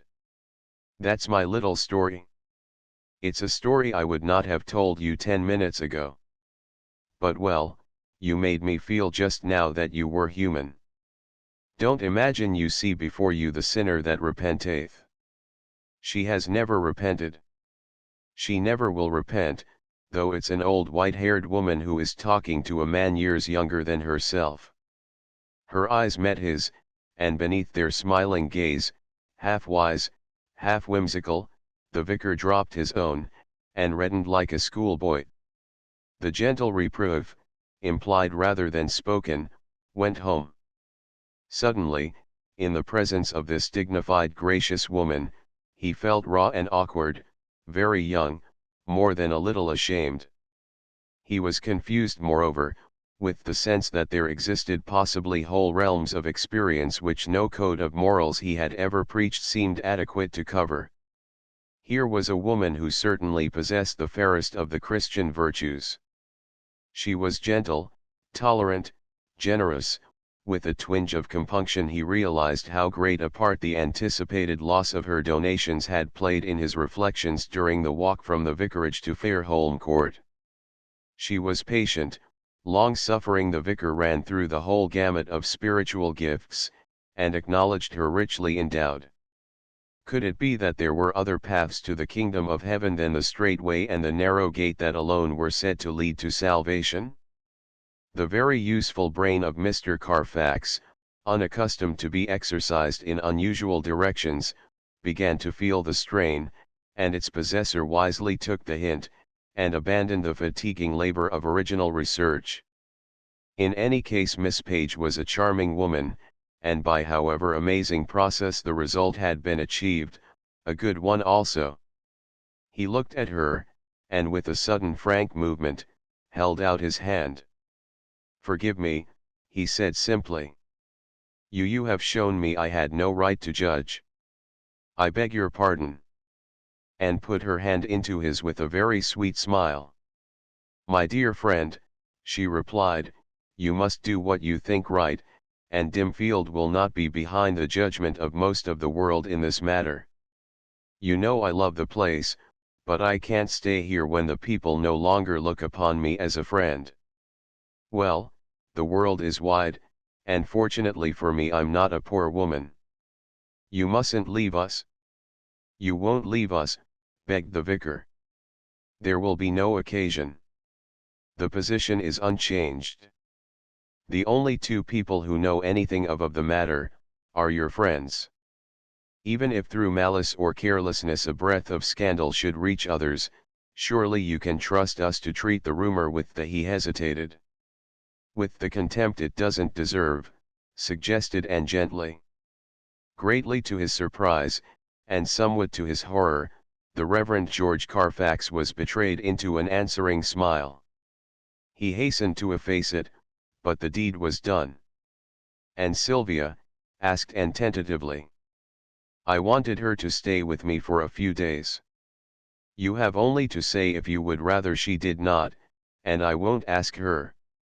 If after all the trouble she has given you, Sylvia will be welcome, I can answer for her delight," returned Mr. Carfax promptly. Anne put out her hand with an impulsive gesture. "You are quite a dear," she observed, and her sudden smile still further illuminated the dusky corners of the vicar's strictly limited imagination. The entrance of Burks with the tea things gave him a moment to recover from the shock of a series of mental and emotional upheavals to which he was unaccustomed. "You will stay, of course," begged Anne. "My note to your wife was quite explicit," she added. "She won't be anxious now." "Thank you," said Mr. Carfax. "I want to hear particulars about Sylvia, and I feel I should be all the better for a cup of tea." 5 minutes later, Mrs. Carfax entered a room bright with fire and candle light, in which her husband sat comfortably ensconced in an armchair opposite to Miss Page, who was passing him hot cakes of a delicious crispness. Anne went quickly across the room. "It's quite right. Don't worry," she hastened to say, as she kissed her visitor. "I'm just telling your husband all about it." "Sylvia must come home," declared her mother, after Anne's recital. Her hand was still trembling as she put down her teacup. "She's not fit to be left alone in a great wicked city. I always said to George it was madness to let her go away from us." "It's so difficult to get women to take broad views," complained the vicar, turning to Anne. "It requires the masculine mind, free from prejudice and indifferent to common opinion, to see the wider outlook." Anne laid her hand on his wife's arm. "Dear Mrs. Carfax, do let her finish her training," she urged. "The child acknowledges her foolishness. I quite agree that she ought not to be alone, and before you came in, I was suggesting a plan to your husband. Let her go to my brother and his wife. They lost their little girl some years ago, and Alice has always longed for a daughter. She's such a nice kind little woman, and she would treat Sylvia as her own child. I spoke to her of the possibility of this, before I left London, and she was delighted with the idea. It would be a splendid thing for her, Mary, if it can be arranged. It's so like Miss Page to have thought of such a plan." Mrs. Carfax hesitated. "We must think about it. I wouldn't give my consent for her to go anywhere else. But if it's a case of your relations, dear, it's different. I should feel safe and happy about her, of course. We must talk about it, George." Anne leaned back against her sofa cushions with a satisfied expression. When her visitors rose to go, she followed them to the door. While his wife was being helped into her goloshes by Burks, outside in the hall, the vicar lingered a moment to hold her hand in a tight grasp. "I can never thank you enough," he murmured. "You are the best woman I ever met," he added, looking her straight in the face. Anne flushed a little, there were tears in her eyes. "Goodbye," she said.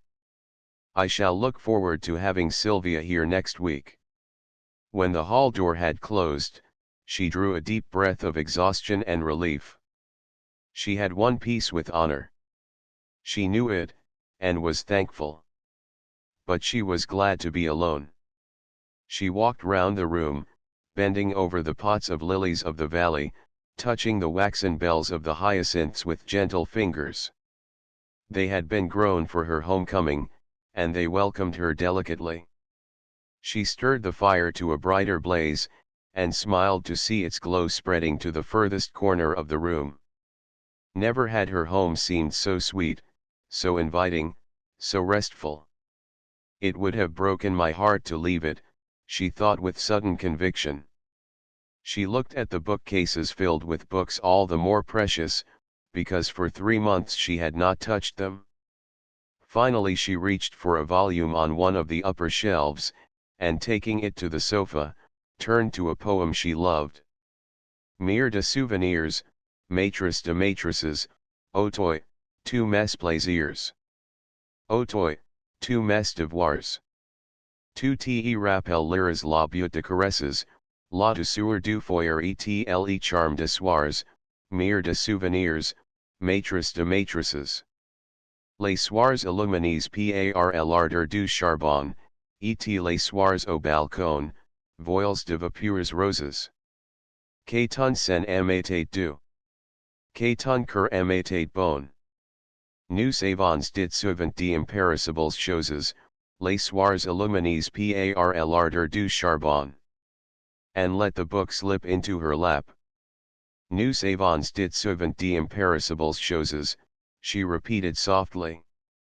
It was of these imperishable things she was thinking, the things of the spirit, that persist when as with her the desire of the flesh is dead, and the lust of the eyes.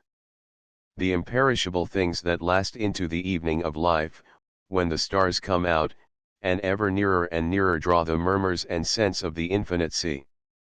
XXIII. It was 2 years before François Fontenelle revisited Fairholme Court.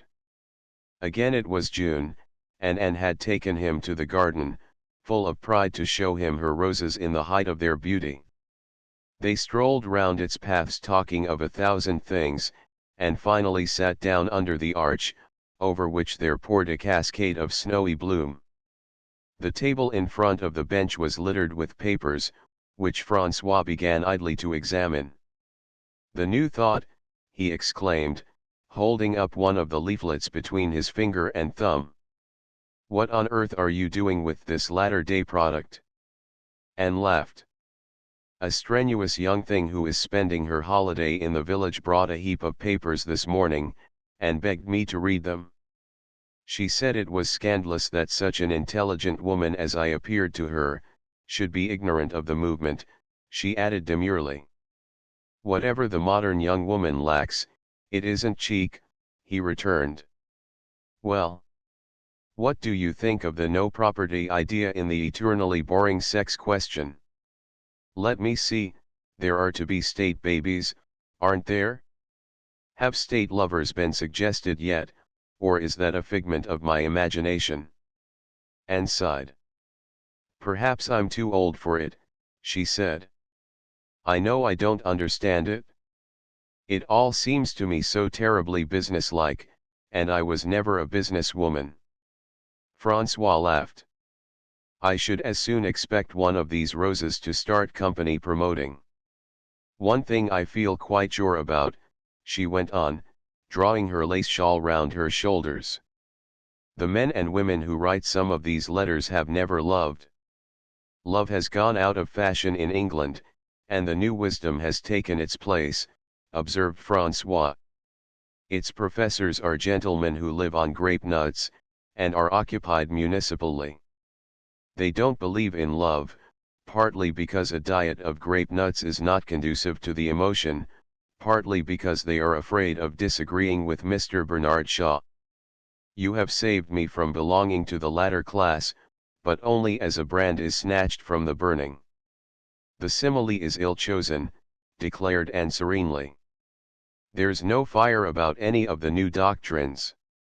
They are all eminently cool, calculating, and dull. Dull as ditch water, and quite as appetizing." François smiled. "You are a very old-fashioned woman, Anne," he declared, "and the sight of these things near you is absurd, and even indecent." He swept them from the table. "Go and fetch your Herrick, and read me how roses first came red, and lilies white." "My lord shall be obeyed another time," said Anne laughing. "How is Mrs. Dakin?" asked François suddenly, lighting a cigarette. Anne was engaged in pushing the end of a trailing green branch through one of the spaces in the lattice work. "She and the baby, who is 6 weeks old today, are away on a visit to her mother. She is very well, and exceedingly happy," she added after a moment spent in arranging the branch to her satisfaction. "I'm glad to hear it." She turned to him. "I believe you are, François. I'm also glad to hear she's away, since because of that circumstance presumably I was honored with an invitation today." "Why haven't I seen you for so long?" inquired Anne irrelevantly. "I was afraid to come," he said, looking at her with a smile. "Why?" "Oh, not because I dreaded a scene with you. Have you ever made a scene in your life, Anne? You ought to have done it once at least, to prove your affinity with the sex you adorn." But I don't believe you ever have. No, I was afraid of your eyes. What's the matter with my eyes? She asked, with a smile concealed in them. And Paige, if you're going to flirt with me, I give you due warning that I'm a poor weak man, and I can't answer for the consequences. She laughed. The baby is a darling, and I'm its godmother. They've called her Anne. They may, but they needn't flatter themselves she'll ever be as attractive as Anne Page. Her father already thinks her the most lovely creature in the world except his wife. And how are all the other worthies? Still at your feet, I suppose. They are all charming to me. My little friend Sylvia, the vicar's daughter, sang at her first concert the other night, and had a great success. The vicarage is standing on its head with pride, in consequence. And the pastoral life still amuses you. Very much. Wonderful woman. Dear Francois, why not? She asked. You know I am a very simple person. Yes. Though you were once the queen of quite a brilliant salon. She was silent. When are you coming over to see your picture? This autumn. For a moment she paused. You know my wishes, Francois. I have left René's pictures to the Luxembourg. The two we like best, you know them, are to hang on either side of the portrait. It's in my will, of course. He smoked a moment without speaking. I wonder if he'll come and look at them, he said at last. I think he will, and you'll smile at him out of the portrait. I'm so glad he liked it, she answered softly, after a long pause. He only saw it once. I never dared show it to him again. That's why I put it away. The birds had begun their evening song, and the garden rang with the voices of blackbirds and thrushes. Well, I must get back to the chase, declared Francois, glancing at his watch. I shall be late for dinner as it is. This is goodbye till September. Not a moment later, mind, and then you will stay in Paris a decent time. He looked at her, as she got up and stood for a moment embowered in the roses, her lace shawl hanging from her arms, her figure still beautiful and gracious. The gods have granted you the gift of eternal youth, Anne, he declared. I want to paint another portrait. She laughed, and shook her head. There will be no more portraits, she said. She went with him as far as a little gate which gave upon the meadows, through which a field path led to the chase. After he had gone, she wandered into the lavender garden, and in the gathering summer twilight paced the path between the grey-green borders. In the west, the sky was still flushed with sunset. The air, so quiet that not a leaf trembled, was sweet with the scent of flowers. Anne walked slowly, her mind occupied with pleasant trifles. She decided that the lilies in the south border must this autumn be divided. She must tell Davis to plant more daffodils in the orchard under the apple trees. There was the village children's treat to be considered, and she must not forget to talk it over with the vicar. Suddenly she remembered that Dr. Dakin was coming in to smoke his pipe and talk. Madge and the baby were returning on Thursday. He would therefore be in excellent spirits. The roses on the hedge round the sundial breathed a sweet strong fragrance into the dusk. Anne picked one of them, and tucked it into the front of her gown, before she turned towards the house. The end printed by William Clowes and Sons, Limited, London and Bickles. Advertisements. The complete works of William J. Locke. Life is a glorious thing. W. J. Locke. If you wish to be lifted out of the petty cares of today, read one of Locke's novels. You may select any from the following titles and be certain of meeting some new and delightful friends. His characters are worth knowing. Baltimore Sun. The Morals of Marcus Ordain at the Gate of Samaria, a study in shadows where love is derelict, the demagogue and lady for the beloved vagabond, the white dove, the usurper, Septimus Idols, 12 mo cloth, $1.50 each. 11 volumes bound in green cloth. Uniform edition in box. $15 per set. Half Morocco, $45 net. Express prepaid. The Beloved Vagabond. The Beloved Vagabond is a gently written, fascinating tale. Make his acquaintance some dreary, rain-soaked evening and find the vagabond nerve-thrilling in your own heart. Chicago Record Herald. Septimus. Septimus is the joy of the year. American Magazine. The Morals of Marcus Ordain, a literary event of the first importance. Boston Herald. One of those rare and much to be desired stories which keep one divided between an interested impatience to get on, and an irresistible temptation to linger for full enjoyment by the way. Life. Where Love is, a capital story told with skill. New York Evening Sunday. One of those unusual novels of which the end is as good as the beginning. New York Globe. The Usurper contains the hallmark of genius itself. The plot is masterly in conception, the descriptions are all vivid flashes from a brilliant pen. It is impossible to read and not marvel at the skilled workmanship and the constant dramatic intensity of the incident, situations, and climax. The Boston Herald. Derelict's Mr. Locke tells his story in a very true, a very moving, and a very noble book.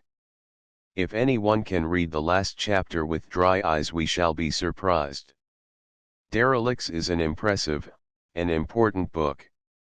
Yvonne is a creation that any artist might be proud of. The Daily Chronicle. Idols, one of the very few distinguished novels of this present book season. The Daily Mail. A brilliantly written and eminently readable book. The London Daily Telegraph. A study in shadows. Mr. Locke has achieved a distinct success in this novel. He has struck many emotional chords, and struck them all with a firm, sure hand. In the relations between Catherine and Rain he had a delicate problem to handle, and he has handled it delicately. The Daily Chronicle. The White Dove. It is an interesting story. The characters are strongly conceived and vividly presented, and the dramatic moments are powerfully realized. The Morning Post. The Demagogue and Lady for. Think of Locke's clever books. Then think of a book as different from any of these as one can well imagine that will be Mr. Locke's new book. New York World. At the Gate of Samaria. William J. Locke's novels are nothing if not unusual. They are marked by a quaint originality. The habitual novel reader inevitably is grateful for a refreshing sense of escaping the commonplace path of conclusion. Chicago Record Herald. Anatole France. Anatole France is a writer whose personality is very strongly reflected in his works.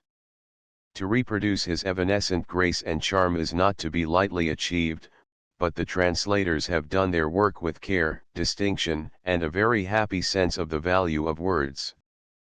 Daily Graphic. We must now all read all of Anatole France. The offer is too good to be shirked. He is just Anatole France, the greatest living writer of French. Daily Chronicle. Complete limited edition in English under the general editorship of Frederick Chapman. 8vo, special lightweight paper, wide margins, Caslin type, bound in red and gold, gilt top, and papers from designs by Beardsley, initials by Ospavat. $2 per volume, except Joan of Arc, postpaid. The Red Lily. Translated by Winifred Stevens. The Well of St. Clair. Translated by Alfred Allinson. Mother of Pearl.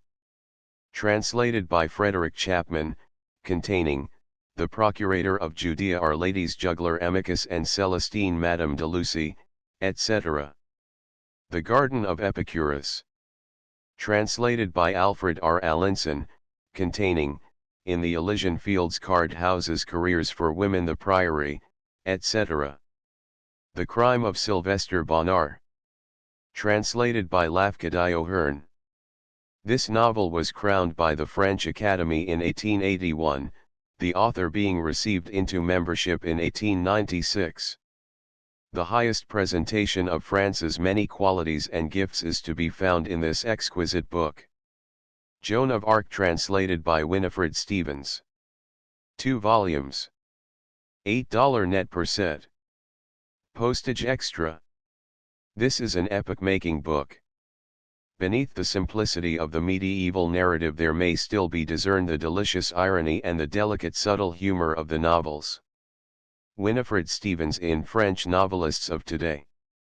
Dolph Willard 12mo $1.50 each. Dolph Willard sees life with clear eyes and puts down what she sees with a fearless pen. More than a little of the flavor of Kipling, in the good old days of plain tales from the hills. New York Globe. Mayfuta, a romance of Jamaica. The plot has a resemblance to that of Wilkie Collins' The New Magdalen, but the heroine is a Puritan of the strictest type. The subject matter is like The Helpmate. Springfield Republican. As ye have sown, a brilliant story dealing with the world of fashion. Captain Amia's masterly. San Francisco Examiner. Startlingly plain spoken. Louisville Courier Journal. The Rat Trap, the literary sensation of the year. Philadelphia Item. The Story of Eden, bold and outspoken, a startling book. Chicago Record Herald. A real feeling of brilliant sunshine and exhilarating air. Spectator. Rose White Youth. The love story of a young girl. The Pathway of the Pioneer. The story of 7 girls who have banded themselves together for mutual help and cheer under the name of New Sotra. They represent, collectively, the professions open to women of no deliberate training, though well educated. They are introduced to the reader at one of their weekly gatherings, and then the author proceeds to depict the home and business life of each one individually. L.C. Violet Houck. The girl in question, ornamental cloth, 12mo $1.50. An American love story dealing with diplomatic life and political intrigue. The romance of what a young and beautiful girl accomplished under most difficult circumstances. A.C. Fox Davies. The Finances of Sir John Kinnersley, ornamental cloth. 12mo $1.50 represents an archetype of the clever swindler. Filled with exciting episodes, worthy of the attention of Sherlock Holmes. The Dangerville Inheritance, 12mo $1.50. A detective story of which Gabrielle might be proud. London Post. Of the Wilkie Collins pattern. New York Times. Plenty of excitement. Detroit News Tribune. The Malavera Murders, 12mo $1.50. A detective story as an inventor of puzzles. The author of the Malavera Murders is entitled to honorable rank. We have not, in a long time, read a detective story in which the crucial secret was better kept than in this tale. Decidedly, this is a detective story to make the jaded connoisseur of clever sensationalism sit up. New York Tribune. Thomas Cobb. The Chichester Intrigue, ornamental cloth, 12mo $1.50. A love story with a good plot based upon the accidental discovery of a package of love letters, which came into hands of one for whom they were not intended. J. M. Diver. Captain Desmond, VC, ornamental cloth, 12mo $1.50. A story of the Punjab frontier. The theme is that of Kipling's story of the Gadsbys, a brilliant and convincing study of an undying problem. London Post. The Great Amulet, 12mo $1.50. A love story dealing with army life in India. Emery Pottle. Handicapped. An American love story. Ornamental cloth. 12mo $1.50. A stirring romance dealing with fashionable life in New York and the hunting set in the country. A strong love story based upon an unusual theme. M.P. Wilcox The Wingless Victory 12mo Cloth $1.50 A moving drama of passion, of frailty, of long temptation and of ultimate triumph over it. Pall Mall Gazette. A most remarkable novel which places the author in the first rank. This is a novel built to last. Outlook. A book worth keeping on the shelves, even by the classics, for it is painted in colors which do not fade. Times. Fresh and fervent, instinct with genuine passion and emotion and all the fierce primitive joys of existence. It is an excellent thing for any reader to come across this book. Standard. A splendid book. Tribune. A man of genius ornamental cloth 12mo $1.50 A powerful love story. Widdicombe, A Romance of the Devonshire Moors 12mo $1.50 Thomas Bailey Clegg The Bishop's Scapegoat Ornamental Cloth 12mo $1.50 A romance dealing with the punishment for a crime committed many years ago. The Wilderness. 12mo $1.50 A novel of strong ethical significance, related in a masterly manner. A story of compelling interest. The Love Child 12mo $1.50 John G. Neihardt The Lonesome Trial Illustrated 12mo $1.50 The West and Frontier Life Mr. Neihardt's stories of the trapper and the Indian are well known to the readers of the magazines of the day.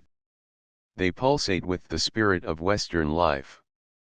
The most virile and original note since Jack London. Gertrude Atherton Patience Sparhawk and Her Times 12mo $1.50 reached a genuine height in American fiction. Powerful. Town Topics. A Daughter of the Vine 12mo $1.50 The Californians, a novel 12mo $1.50 Her Californians are studies from life. The Dial. Senator North Decorative Cloth. 12mo $1.50 has genuine historical value. Outlook. His Fortunate Grace 12mo $1.25 The Aristocrat's Decorative Cloth. 12mo $1.50 deserves more than one reading. New York Mail. Henry Harlan The Cardinal's Snuff Box 12mo $1.50 Grey Roses 12mo $1.25 Comedies and Errors 12mo $1.50 The Lady Paramount 12mo $1.30 Mademoiselle Miss, and Other Stories 12mo $1.25 Henry Suderman The Undying Past 12mo $1.50 A romance of profound and absorbing interest A transcript of life, sentiment, and passion that holds true in all tongues and times. Philadelphia North American. Regina, or The Sins of the Father 12mo $1.50 It is a powerful work of fiction, imbued with the Nietzschean scorn of conventional morality that sweeps like a windstorm through so much of recent German literature. The Dial.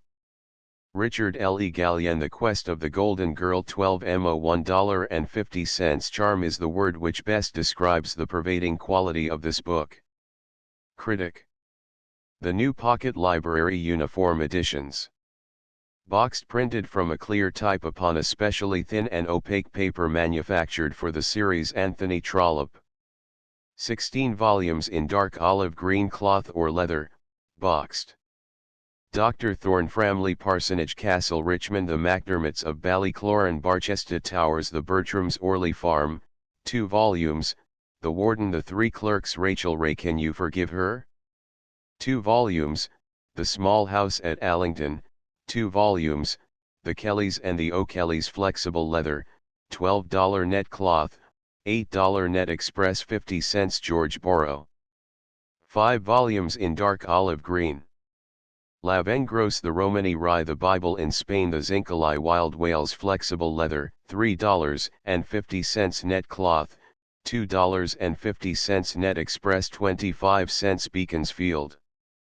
A reissue of the novels of the Earl of Beaconsfield. Each with an introduction by the Earl of Iddesleigh.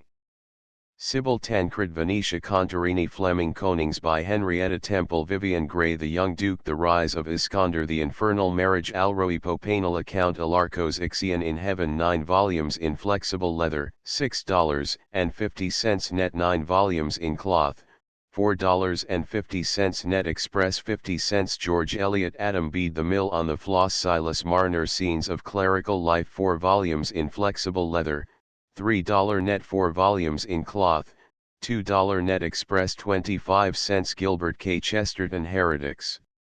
Essays. 12 mo $1.50 net. Postage 12 cents. Always entertaining. New York Evening Sunday Always original. Chicago Tribune. Orthodoxy. Uniform with Heretics 12 mo $1.50 net. Postage 12 cents. Here is a man with something to say. Brooklyn Life. All Things Considered.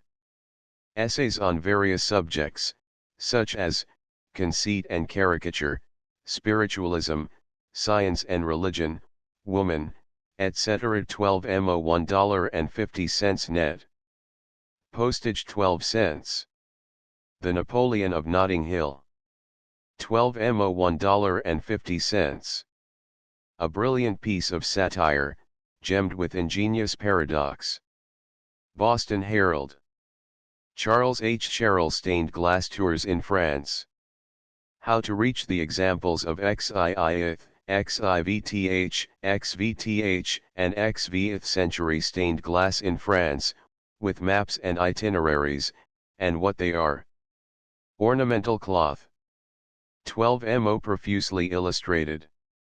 $1.50 net. Postage 14 cents. The author wastes no time on technicalities, and it will be hard for the reader not to share the author's enthusiasm. New York Sunday Frank Rutter The Path to Paris. The Record of a Riverside Journey from Le Havre to Paris. 62 illustrations. Cloth. 8 vo $5 net. Postage 20 cents. A delightful account of a journey along the banks of the Seine. Impressions and adventures. Descriptions of historic and artistic associations. Of special value are the remarkable illustrations by Hanslip Fletcher. Vernon Lee Uniform Sets Boxed. 8 volumes cloth. $12 net. Express Extra. $1.50 net each. Postage 10 cents. Limbo and Other Essays, Ariadne in Mantua Pope Jacinth, and Other Fantastic Tales Hortus Vitae, or The Hanging Gardens The Sentimental Traveler The Enchanted Woods The Spirit of Rome Genius Loci Hauntings If we were asked to name the 3 authors writing in English today to whom the highest rank of cleverness and brilliancy might be accorded, we would not hesitate to place among them Vernon Lee. Baltimore Sunday Elizabeth Bisland The Secret Life. Being the Book of a Heretic. 12 mo $1.50 net. Postage 10 cents. A book of untrammeled thought on living topics, extraordinarily interesting. Philadelphia Press. Excellent style, quaint humor, and shrewd philosophy. Review of Reviews. W. Compton Leith Apologia Diffidentis. An intimate personal book. Cloth. 8 vo $2.50 net. Postage 15 cents. Mr. Leith formulates the anatomy of diffidence as Burton did of melancholy, and it might almost be said that he has done it with equal charm. The book surpasses in beauty and distinction of style any other prose work of the past few years. Its charm is akin to that of Mr. A. C. Benson's earlier books, yet Mr. Benson at his best has never equaled this. A human document as striking as it is unusual. The impress of truth and wisdom lies deep upon every page. The Dial. The Creed of Buddha by the author of The Creed of Christ. Cloth. 12 mo $1.50 net. Postage 10 cts. An able study of the inner faith of the founder of Buddhism, containing many conclusions diametrically opposed to popular views. The Creed of Christ by the author of The Creed of Buddha. Cloth. 12 mo $1.25 net. Postage 10 cents. As remarkable as Ecce Homo. Reverend R. J. Campbell. Able and well written. The Living Church. Frederica MacDonald, The Iliad of the East. A selection of legends drawn from the Sanskrit poem The Ramayana. Illustrations and cover design by J. Lockwood Kipling. Cloth. 12 mo $2 net. Postage 12 cents. The Ramayana is one of the great epics of the East, corresponding to the Homeric poems of Greece. The purpose of the author has been to bring to the Western readers the beauties of mind and imagination contained in Oriental literature. Dras Crapsey, The Rebirth of Religion. Cloth. 12 mo $1.50 net. Postage 12 cents. It is the author's purpose to make clear why it is that the intellectual world has rejected, and must continue to reject, dogmatic teaching. He also endeavors to explain why moral earnestness and enthusiasm for humanity must seek expression outside, rather than inside, the various ecclesiastical organizations. Strongly marked by admirable sincerity of purpose. The author is well fitted to his task by a transparent honesty, a marked scholarship, and an enviable lucidity of diction. The Argonaut. It would be a delightful task to read more books from this heretic who writes in such simple, clear style on the most abstruse topics. The Toronto Globe.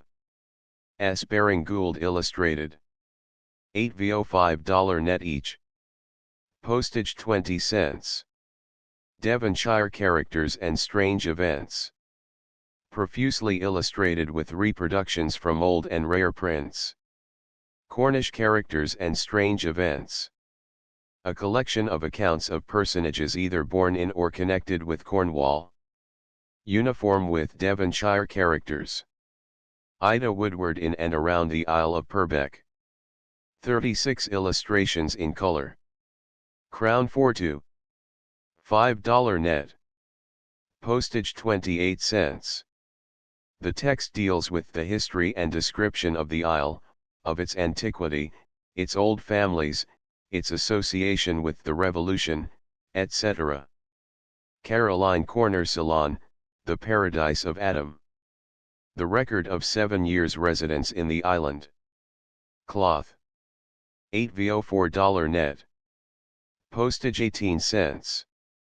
16 full-page illustrations reproduced from valuable photographs. A comprehensive account of life in Ceylon, written in a breezy and entertaining style. The author has secured the golden key to this unexplored labyrinth, and by its magic turn opens for others the portals of this wonderful paradise. Maud M. Holbrook, Dalmatia, the borderland twixt East and West. 50 illustrations and maps of this fascinating country, with its Roman remains, walled cities, interesting architecture and beautiful scenery. 12 mo $1.50 net. Postage 14 cents. Poems worth having. Stephen Phillips' new poems, including Iole, a tragedy in one act, Lancelot and Guinevere, Endymion, and many other hitherto unpublished poems. Cloth, 12 mo $1.25 net. Half Morocco, $4 net. Postage 10 cents. I have read the new poems of Stephen Phillips with the greatest interest. In my judgment it is the best volume that he has ever published. W. M. Leon Phelps of Yale University. Uniform sets. 4 volumes, including new poems, Paolo and Francesca, Herod. Cloth, $5 net. Half Morocco, $15 net. Express 50 cents. Lawrence Hope Complete Works. Uniform edition 3 volumes. 12 mo bound in red cloth, in box. India's Love Lyrics, including The Garden of Kama. Stars of the Desert Last Poems. Translations from the Book of Indian Love. Cloth, $4.50 net postage 35 cents half Morocco, $12 postage 50 cents. The comparison of Lauren's Hope to Sappho readily suggested itself to the admiring reviewers of her first book of poems. The compliment was fully deserved. As a singer of the melancholy of love and passion, Lauren's Hope surpasses Swinburne in intensity of feeling and beauty of thought. New York Evening Mail. The Poems of Arthur Symons, a collected edition of the poet's works issued in 2 volumes with a photogravure portrait as frontispiece.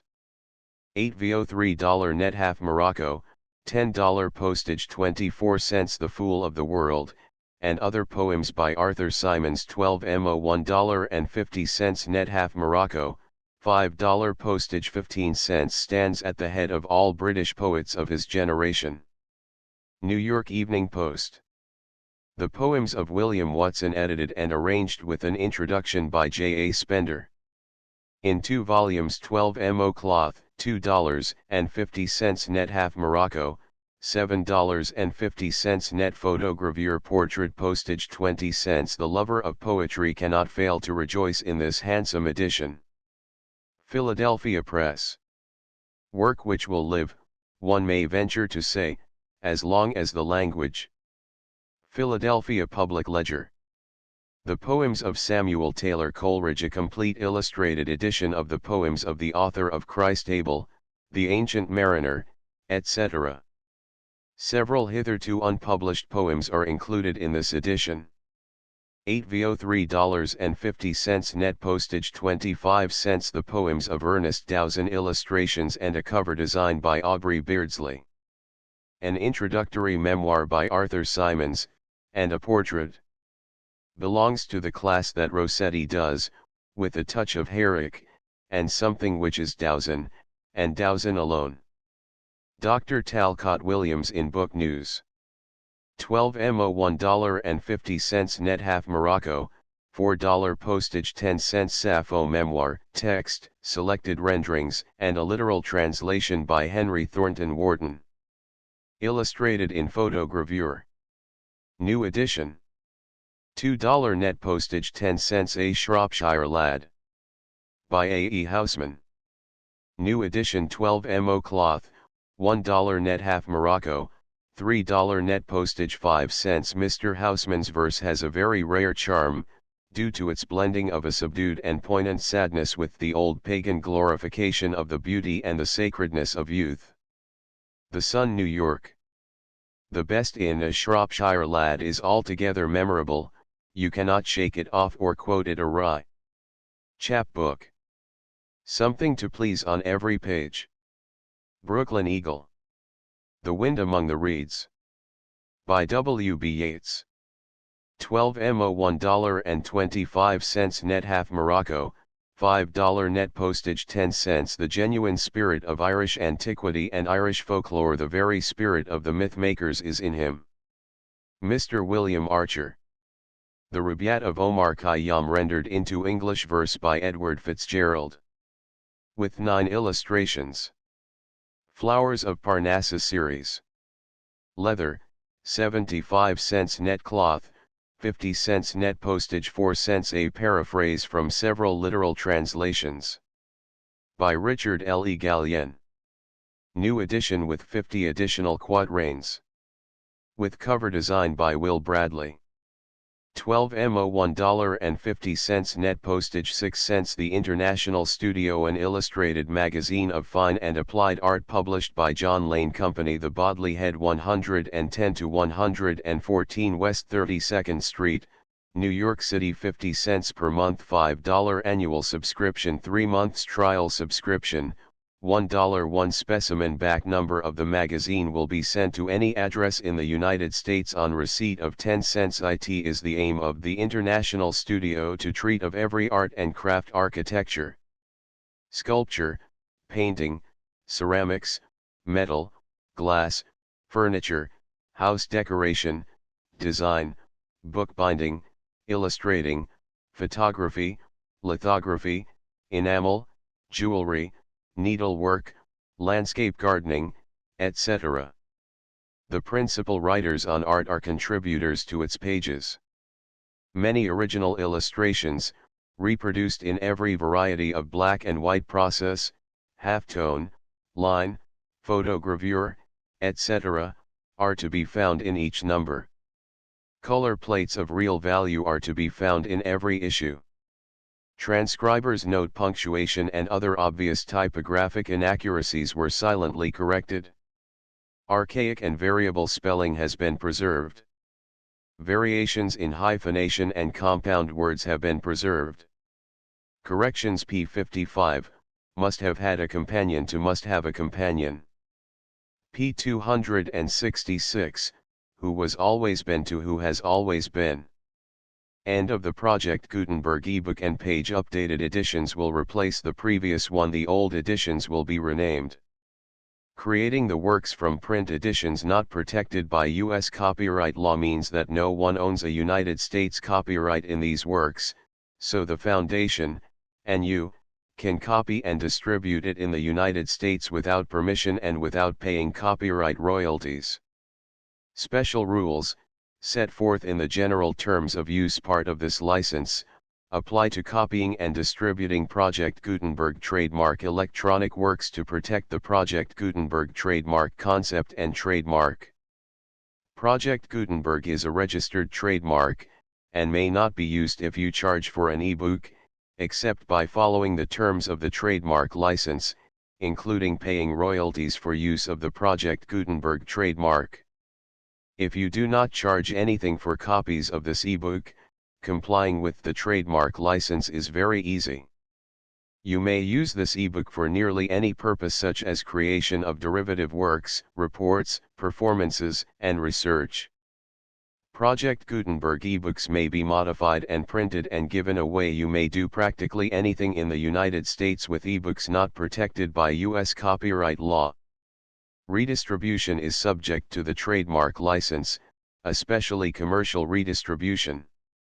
Start, full license. The full Project Gutenberg license. Please read this before you distribute or use this work to protect the Project Gutenberg trademark mission of promoting the free distribution of electronic works, by using or distributing this work, or any other work associated in any way with the phrase Project Gutenberg.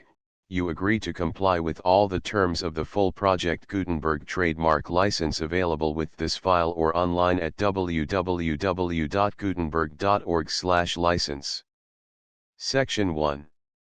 General Terms of Use and Redistributing Project Gutenberg Trademark Electronic Works 1.a.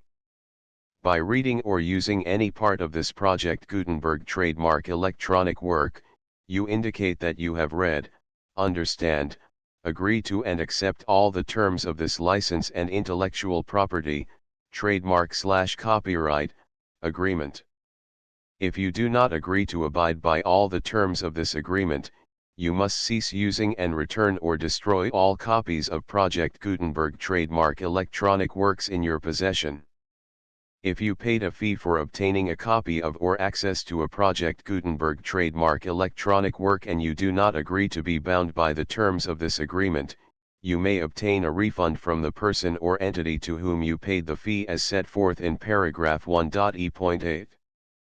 1.b. Project Gutenberg is a registered trademark. It may only be used on or associated in any way with an electronic work by people who agree to be bound by the terms of this agreement.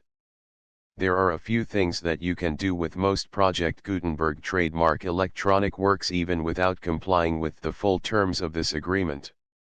See paragraph 1.c below. There are a lot of things you can do with Project Gutenberg trademark electronic works if you follow the terms of this agreement and help preserve free future access to Project Gutenberg trademark electronic works. See paragraph 1.e below. 1.c. The Project Gutenberg Literary Archive Foundation, the Foundation or PGLOF, owns a compilation copyright in the collection of Project Gutenberg trademark electronic works. Nearly all the individual works in the collection are in the public domain in the United States. If an individual work is unprotected by copyright law in the United States and you are located in the United States, we do not claim a right to prevent you from copying, distributing, performing, displaying, or creating derivative works based on the work as long as all references to Project Gutenberg are removed. Of course, we hope that you will support the Project Gutenberg trademark mission of promoting free access to electronic works by freely sharing Project Gutenberg trademark works in compliance with the terms of this agreement for keeping the Project Gutenberg trademark name associated with the work. You can easily comply with the terms of this agreement by keeping this work in the same format with its attached full Project Gutenberg trademark license when you share it without charge with others. 1.d. The copyright laws of the place where you are located also govern what you can do with this work. Copyright laws in most countries are in a constant state of change. If you are outside the United States, check the laws of your country in addition to the terms of this agreement before downloading, copying, displaying, performing, distributing or creating derivative works based on this work or any other Project Gutenberg trademark work. The Foundation makes no representations concerning the copyright status of any work in any country other than the United States.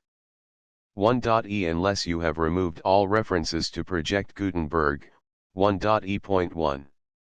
The following sentence, with active links to, or other immediate access to, the full Project Gutenberg trademark license must appear prominently whenever any copy of a Project Gutenberg trademark work, any work on which the phrase Project Gutenberg appears, or with which the phrase Project Gutenberg is associated, is accessed, displayed, performed, viewed, copied or distributed.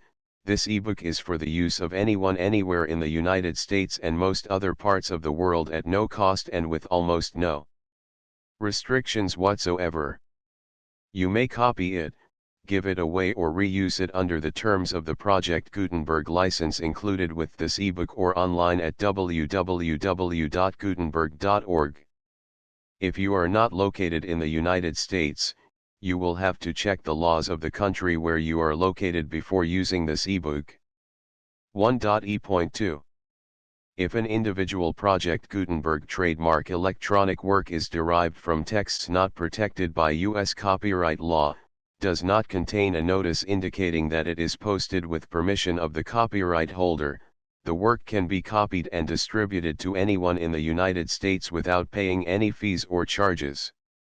If you are redistributing or providing access to a work with the phrase Project Gutenberg associated with or appearing on the work, you must comply either with the requirements of paragraphs 1.e.1 through 1.e.7 or obtain permission for the use of the work and the Project Gutenberg trademark as set forth in paragraphs 1.e.8 or 1.e.9. 1.e.3. If an individual Project Gutenberg trademark electronic work is posted with the permission of the copyright holder, your use and distribution must comply with both paragraphs 1.e.1 through 1.e.7 and any additional terms imposed by the copyright holder. Additional terms will be linked to the Project Gutenberg trademark license for all works posted with the permission of the copyright holder found at the beginning of this work. 1.e.4. Do not unlink or detach or remove the full Project Gutenberg trademark license terms from this work, or any files containing a part of this work or any other work associated with Project Gutenberg trademark. 1.e.5.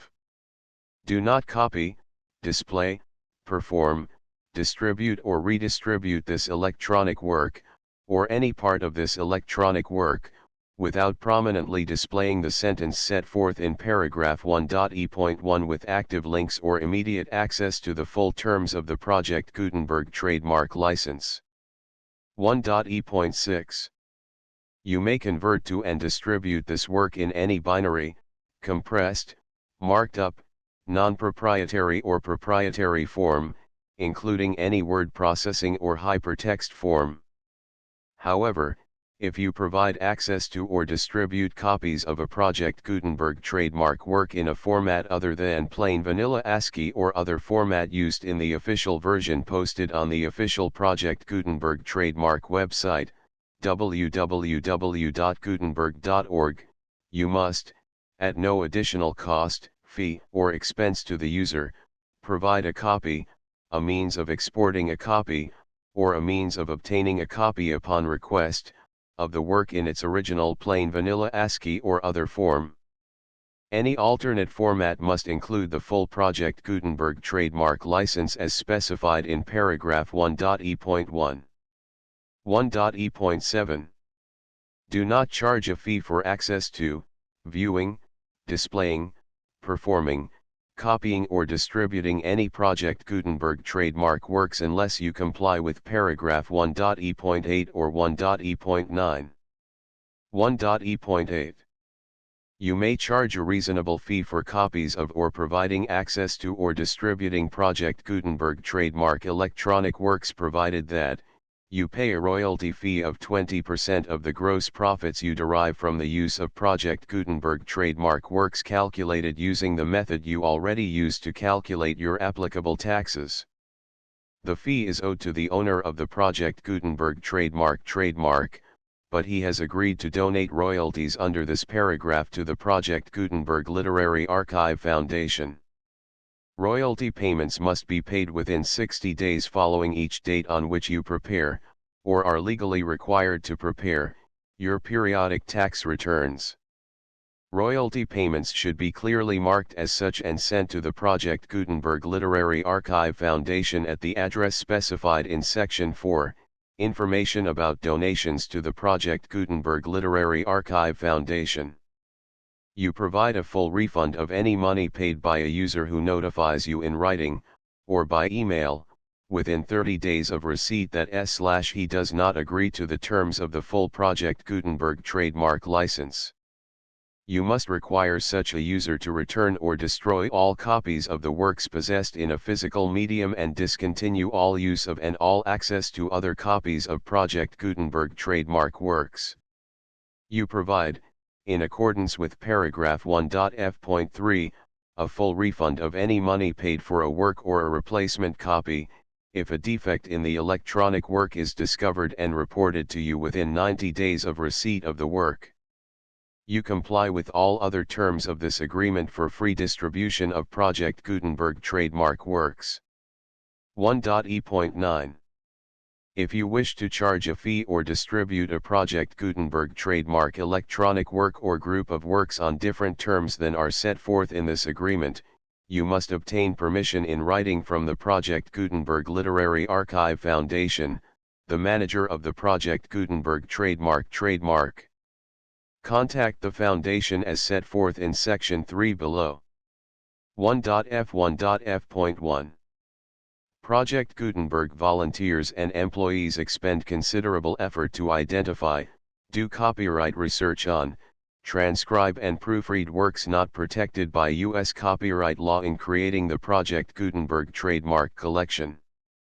Despite these efforts, Project Gutenberg trademark electronic works, and the medium on which they may be stored, may contain defects, such as, but not limited to, incomplete, inaccurate or corrupt data, transcription errors, a copyright or other intellectual property infringement, a defective or damaged disk or other medium, a computer virus, or computer codes that damage or cannot be read by your equipment.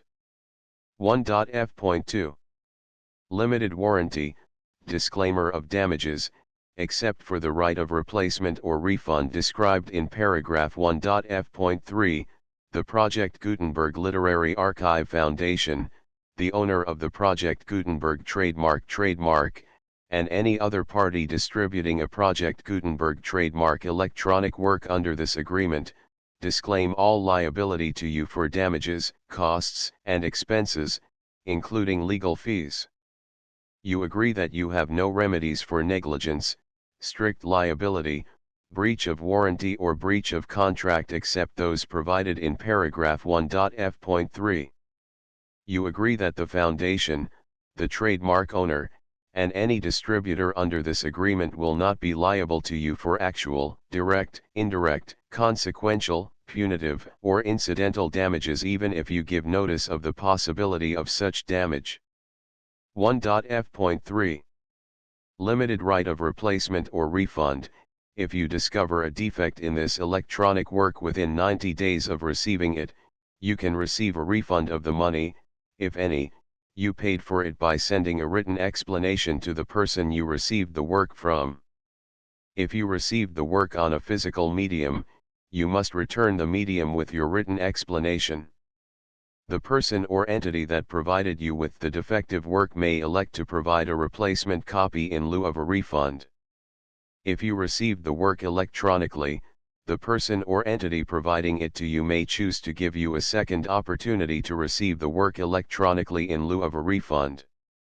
If the second copy is also defective, you may demand a refund in writing without further opportunities to fix the problem. 1.f.4 Except for the limited right of replacement or refund set forth in paragraph 1.f.3, this work is provided to you as is, with no other warranties of any kind, express or implied, including but not limited to warranties of merchantability or fitness for any purpose. 1.f.5 Some states do not allow disclaimers of certain implied warranties or the exclusion or limitation of certain types of damages. If any disclaimer or limitation set forth in this agreement violates the law of the state applicable to this agreement, the agreement shall be interpreted to make the maximum disclaimer or limitation permitted by the applicable state law. The invalidity or unenforceability of any provision of this agreement shall not void the remaining provisions. 1.f.6 Indemnity.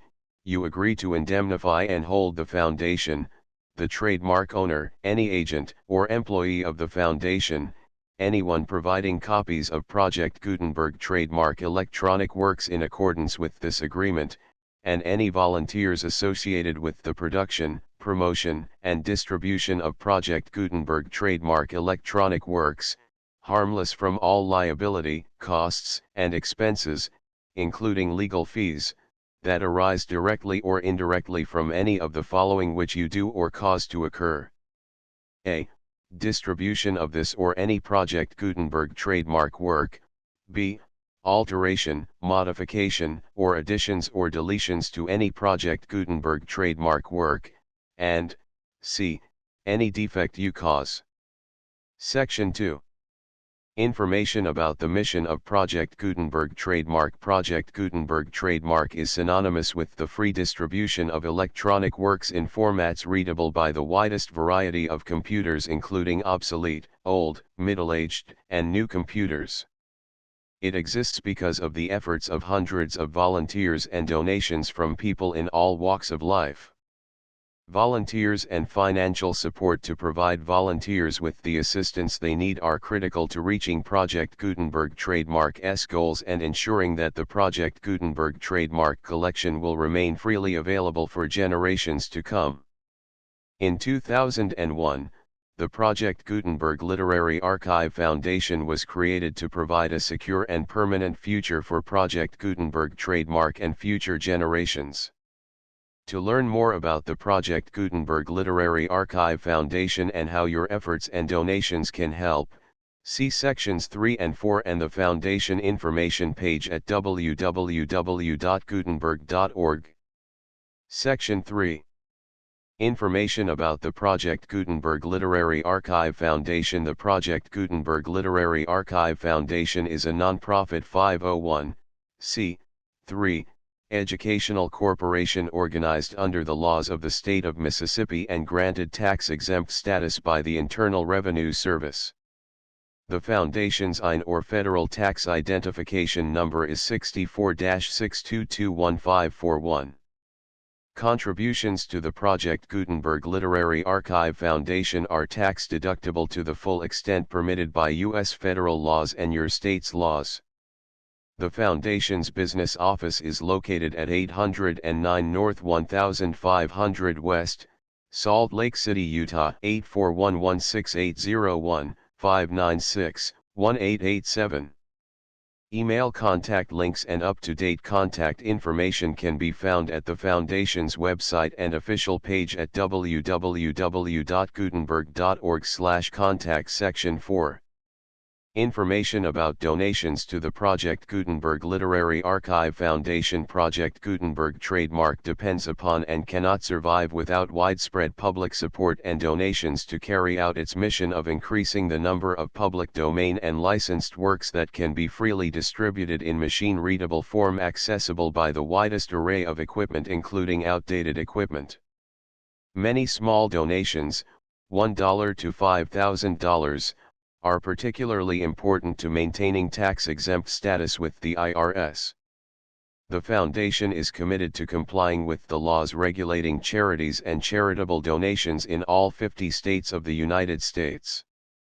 Compliance requirements are not uniform and it takes a considerable effort, much paperwork, and many fees to meet and keep up with these requirements. We do not solicit donations in locations where we have not received written confirmation of compliance.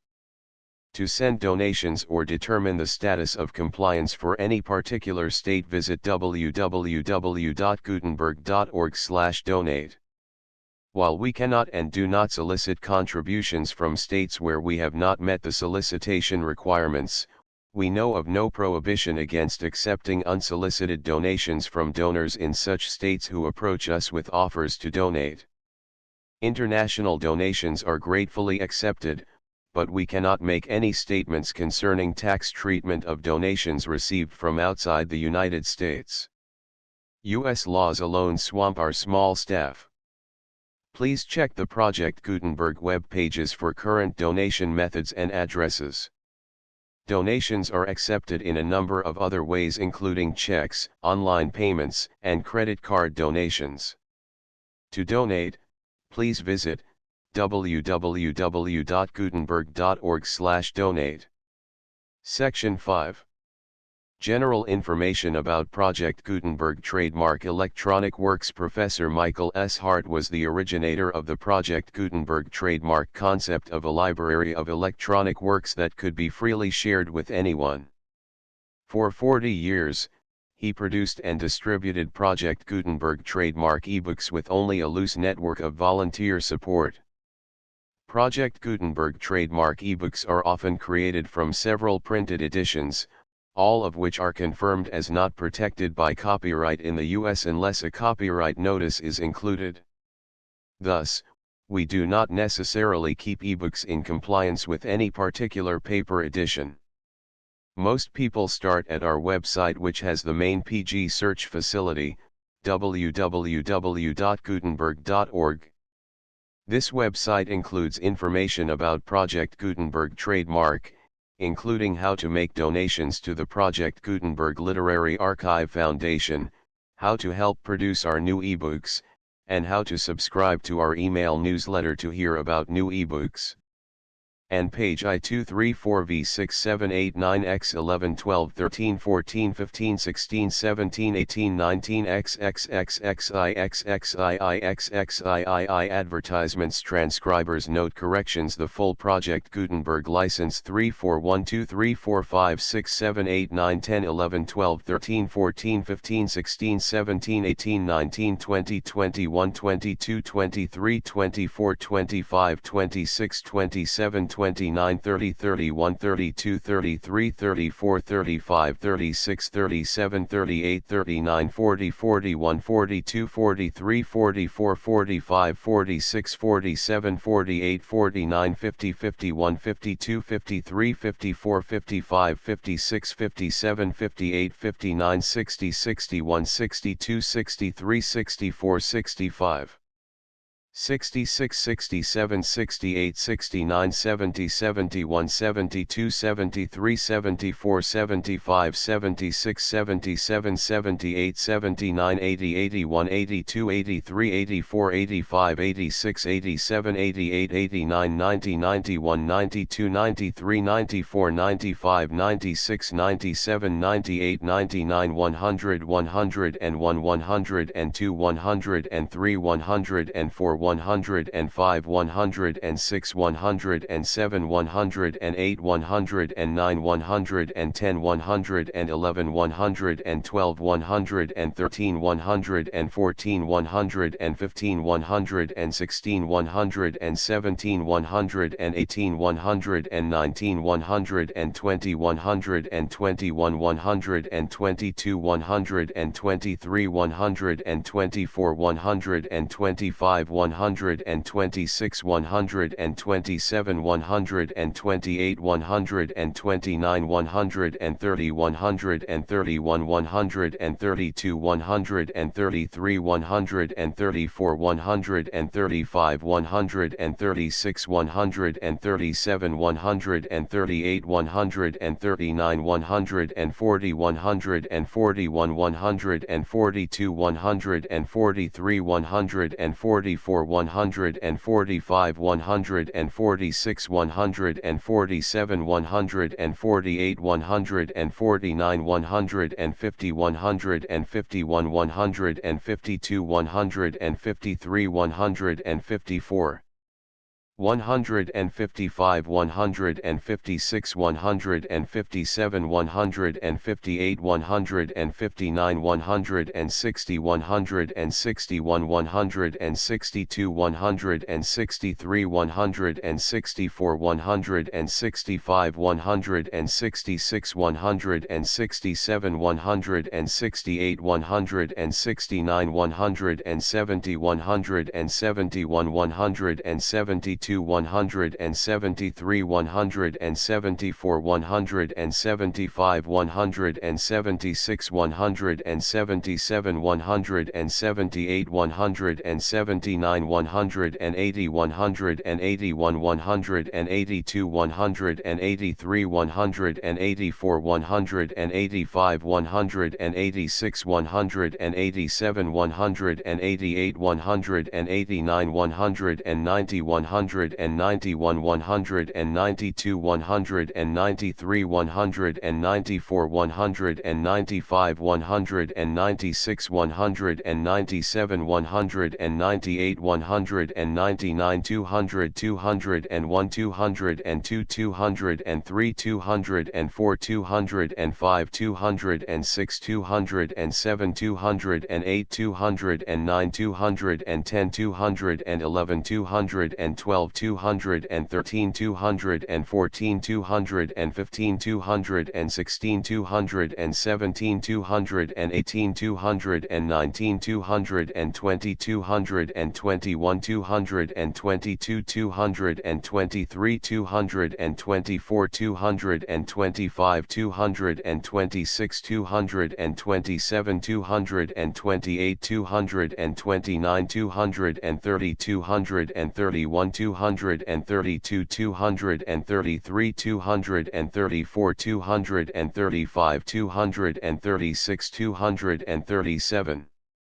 238 239 240 241 242 243 244 245 246 247 248 249 250 251 252 253 254 255 256 257 258 259 260 261 262 263 264 265 266 267 268 269 270 271 272 273 274 275 276 277 278 279 280 281 282 283 284 285 286 287 288 289 290 291 292 292 293 294 295 296 297 298 299 300 301 302 303 304 305 306 307 308 309 310 311 312 313 314 315 316 317 318 319